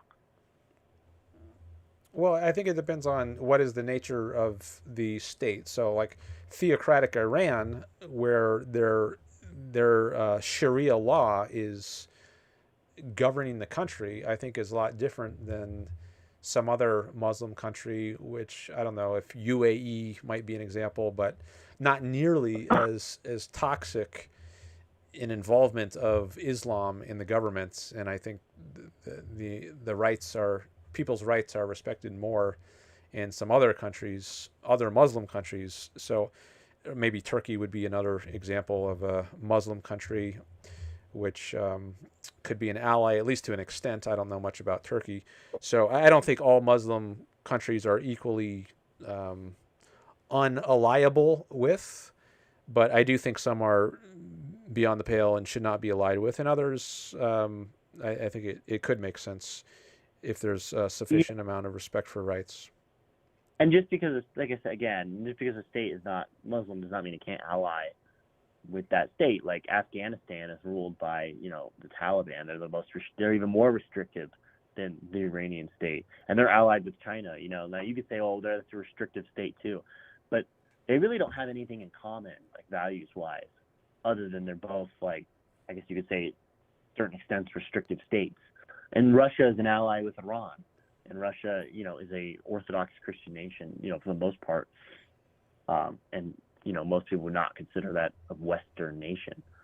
So, I really don't think like the values of your state really matter all that much when you're making allies with another state. I think what matters more is security of both states and economic and trade reasons for why you should be allies with another state. I don't even think ideology should matter that much. I think the U.S., in my opinion, should pursue a policy of, are we allied with you? We should be allied with you because you're going to bring the most stability to the region, and you are going to, and you're going to give us good, trade, good economic and trade, good economic and trade outcomes.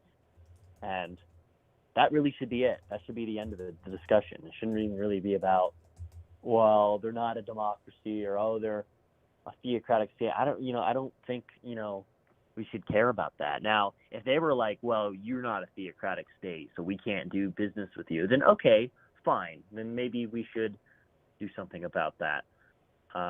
Because they're not wanting to do business, and if we overthrew the government, then maybe they would want to go do business. But I actually don't think most countries would act that way, simply because the U.S. is the most powerful country in the world, and so I think a lot of countries would, the U.S. was more open to just those two things. I think a lot of countries would be, I think 95% of countries would be open to, trade and cooperation with the U.S.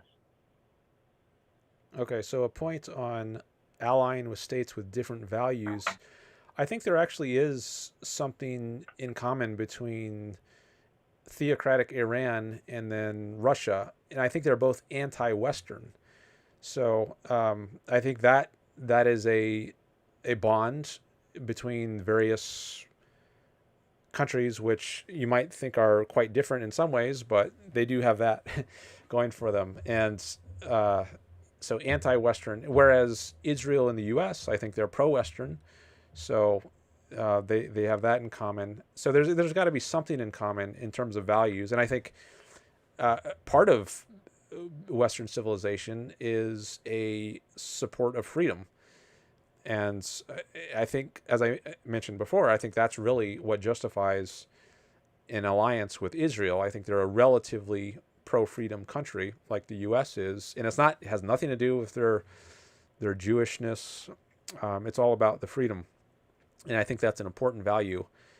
And I think, Russia and Iran are both anti-freedom, and that can explain an alliance there. Yeah, but that's only because the U.S. is not willing to negotiate with them.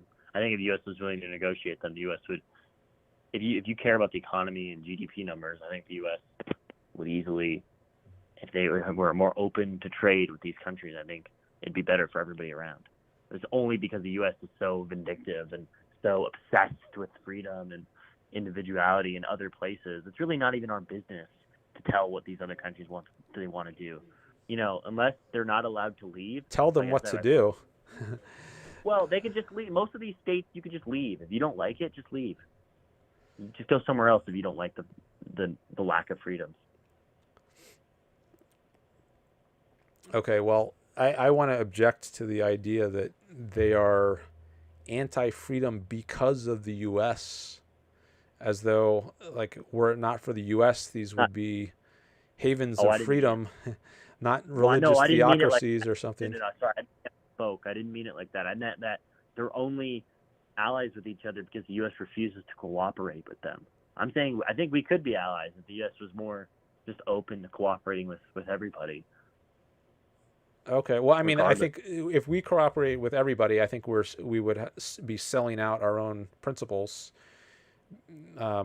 Because I mean, if your country is founded on the ideal of freedom, which the U.S. is, however imperfectly it put that ideal into practice with things like slavery and Jim Crow, it's gotten better over the years, and we eradicated slavery and Jim Crow laws, and the founding principle, at least, is freedom. And if you have some other country which is profoundly opposed to that, with something like Sharia law and chants death to America, I think you're engaged in undercutting yourself to ally with a country like that. I mean, if they're explicitly saying death to America, maybe so. But just the Sharia law part, I mean, who cares? If they want to do Sharia law, we do freedom, they do Sharia law. We have a good trade relationship. All is well. They want to do their thing. We do our thing. They do their thing. So if they oppress their own people, if they murder their own people, no problem, as long as they haven't murdered any of our people? Or, I mean... Yep. Okay, so collaborate with murderers. That's the road to success? I think so. For economic success, yeah. And again, all right, well, I don't know how long you're going to survive if you collaborate with murderers. Well, as long as you're the strongest guy there, I mean, you're probably fine. But I don't think I'm going to want you on my team if you want to collaborate with murderers. I mean, okay, that's fine. I mean, pretty much every state in the world, most states in the world are murderous. So there's more murderers than not. All right. Well, that cycles back to the earlier issue of how we should evaluate most states. But I don't know if we want to go back there now. I think I want to wrap up the show now. But sure. If there's any you can make a closing statement now if you have any last thing you want to say. Yeah, I'll just wrap up just this very, very last brief thing. Yeah, I don't think the U.S. should be a very close ally with Israel. I think we would gain more allies if we were less of an ally with Israel. And I think that the U.S. really shouldn't care that much about the values of other nations, as long as they're open to trade and are relatively stable regimes in the area. I think that instead of overthrowing governments and trying to enforce values and morality on other people, I think we should just live and let live. And we should engage in economic trade and maybe military exercise with the other country. And I'll end it there. All right. Thanks for your call. Maybe I'll do a closing statement also afterwards. But yeah, thanks for calling in. Yeah, thank you so much, Dan. I really appreciate these live streams. I think they're very interesting. I've told all my friends about them, so I appreciate that. We get to talk. So I really hope your channel does well, and I'll see you. Thanks. All right. Bye-bye. Yep. Okay. I'm going to mute my Chrome now. Let's see. Do I have a closing statement to make? So, I mean, I would just be reiterating points I think I've already made, but I don't think it's in America's self-interest to ally with murderous regimes, and I think that undercuts ourselves, could get ourselves killed. And he wants to say, well, every country is murderous, but we discussed that point earlier in the call, but I don't think that's really fair to America, at least through much of its history. Like you could find certain times where it's the instruction of the government to go murder people, but at least in more recent history, I think he indicated that would be harder to find if you could find it at all.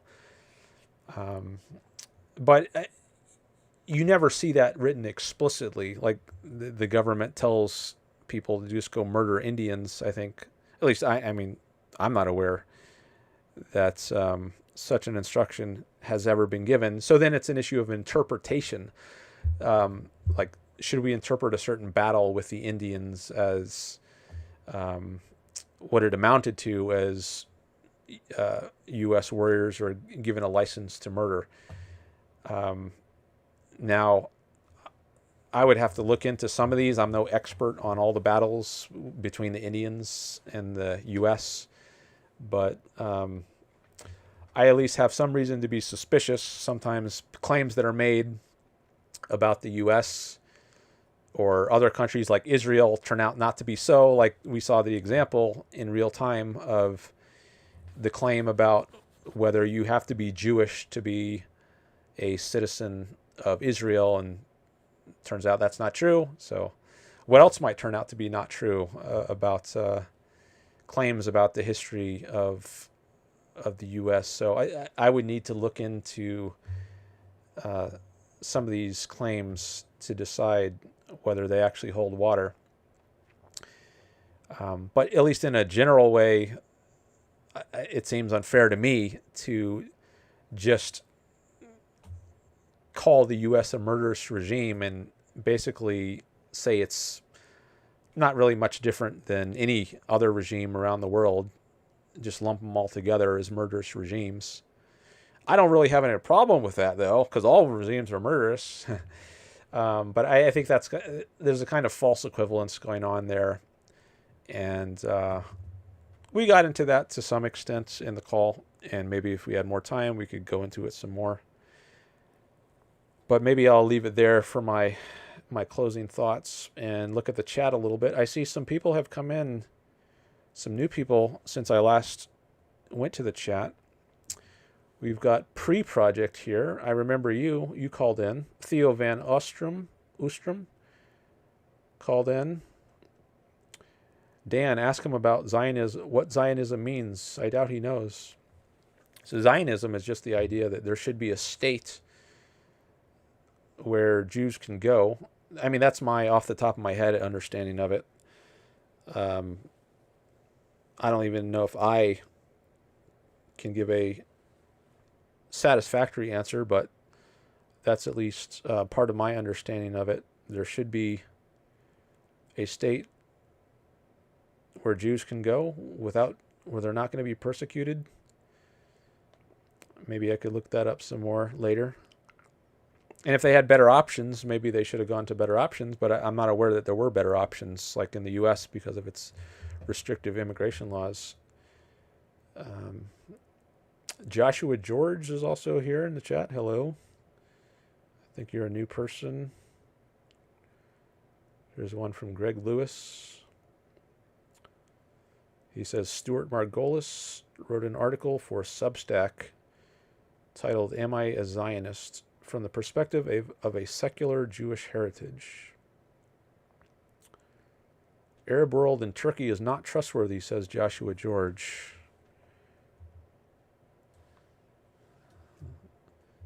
Maybe I should be reading these on my on this screen.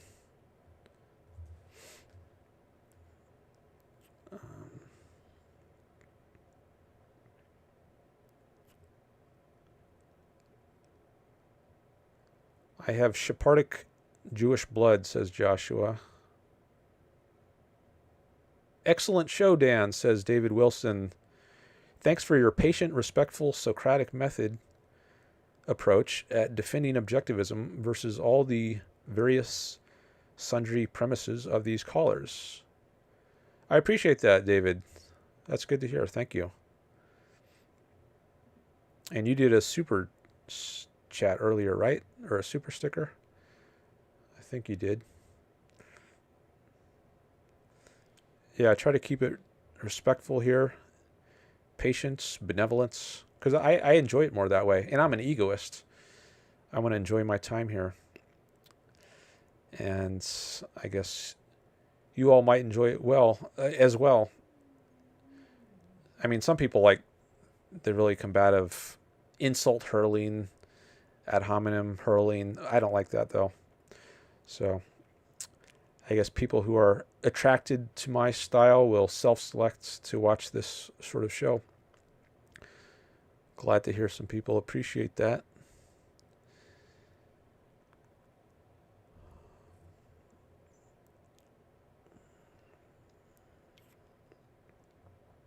Got some chats from Roman Viking, Greg Lewis, Alex. What made you choose philosophy as a major and proceed to go to a PhD with it? I love philosophy. It's super fascinating to me and important, so important.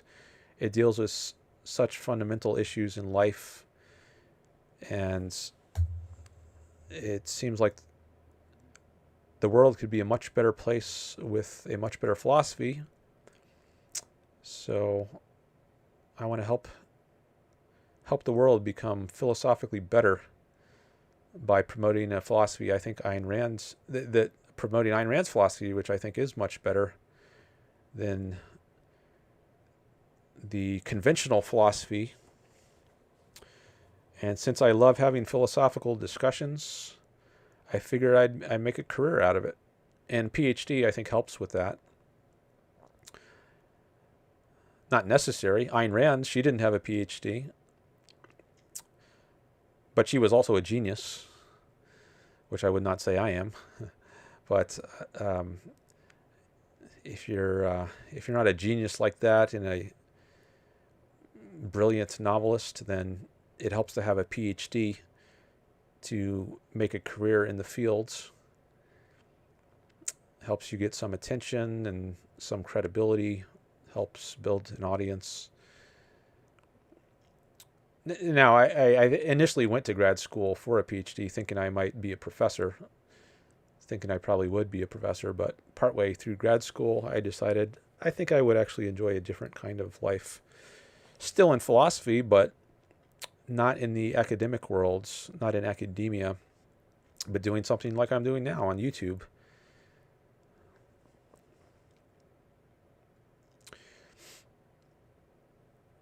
So people have different interests. You know, some people, philosophy is just a hobby, but not necessarily what they want to have as their central career. So whether it makes sense to turn it into a career or get an advanced degree, I think it's going to depend partly on just how central of a role do you want it to play in your life. I actually study history more than anything else right now, but for my YouTube channel, it's primarily focused on philosophy, but the history is helpful in my discussions. I mean, we've been talking a lot about historical issues, like Iran came up, and Mossadegh, and what happened in 1953. Roman Nicey is talking about that right here. And I brought up 1951. So in order to have your philosophy grounded in concretes, especially if you're talking about political philosophy, it's helpful to know about history. And that's one reason I spend a lot of time studying history. I don't want my philosophy just to be floating. I want to be able to tie it to actual events in history. And I think if I can do that, I can make a much more compelling case for the kind of principles I advocate in political philosophy, because I can show how they play out in the actual world and in history. So it's not like history and philosophy are hermetically sealed, entirely separate disciplines. They're very integrated in the way I think about them. A lot of the stuff I study in between streams is things that I think will help me have more informed, valuable discussions when I do live stream.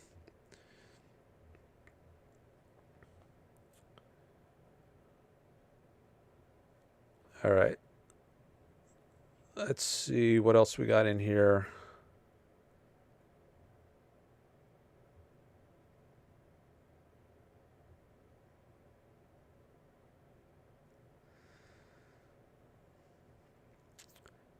Abortion is a states' rights issue. States' right issue, says Joshua. I think abortion shouldn't be left up to the states to decide. I think it's an issue it should be legal everywhere, because it's a violation of the woman's rights to not let her have an abortion. Just like taxation of any kind, it shouldn't be a state's issue. Like, it shouldn't be up to the states whether to coerce their citizens whether to pay taxes. It shouldn't be allowed anywhere for there to be taxes. Likewise with abortion, no state should be able to coercively stop a woman from getting an abortion. Now, this depends on some deeper issues, like about metaphysics and whether fetuses have rights. I don't think they do. But maybe we can get into that some other time, because it's getting a little bit late for me. Let's see.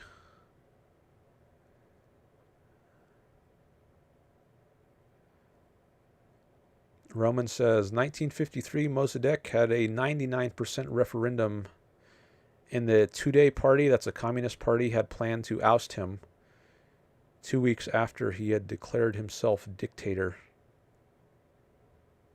Okay, so there's some details I didn't know. Also, since 1906, Iran was a constitutional monarchy. I did read about that fairly recently. So the Shah had the constitutional power to fire Mossadegh, says Roman.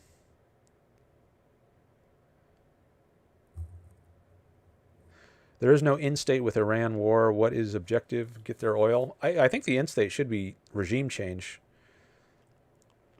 It shouldn't be primarily oil. I think they're just postponing problems, kicking the can down the road if they don't get rid of this regime. They've degraded it, and so it's not going to be as much of a threat in the coming 5, 10, 15 years as it otherwise might have been, but it's not going to stop being a threat. It has to just be gotten rid of. That's what I think. And it should be gotten rid of with congressional approval.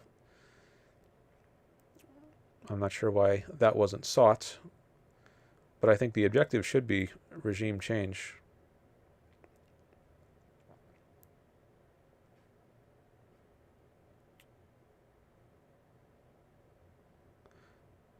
Okay.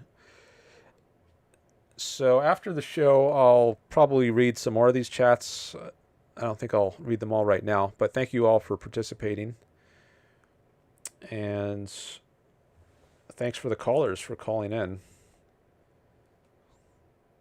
All right. I just saw I got a couple more subscribers. That's good to see. Thank you to whoever that was. Thanks for likes on the show. Good. We're up to 18 likes. Nice. Okay, so I typically stream every 5 days, so my next stream will be Tuesday, May 12th, unless something comes up. But I'll probably be back then. So I'll say thank you to all the super chatters, the participants in the chat, anyone who's listening to this later after the live stream, thank you as well. Thanks for any shares, comments, likes, subscribes. All right. Let me go to my closeout screen here. And I need to go to YouTube Live Studio. Here we go. All right. Have a egoistic, happy next 5 days till I see you again. That's what I wish for you. All right. Bye, everyone. See you next time.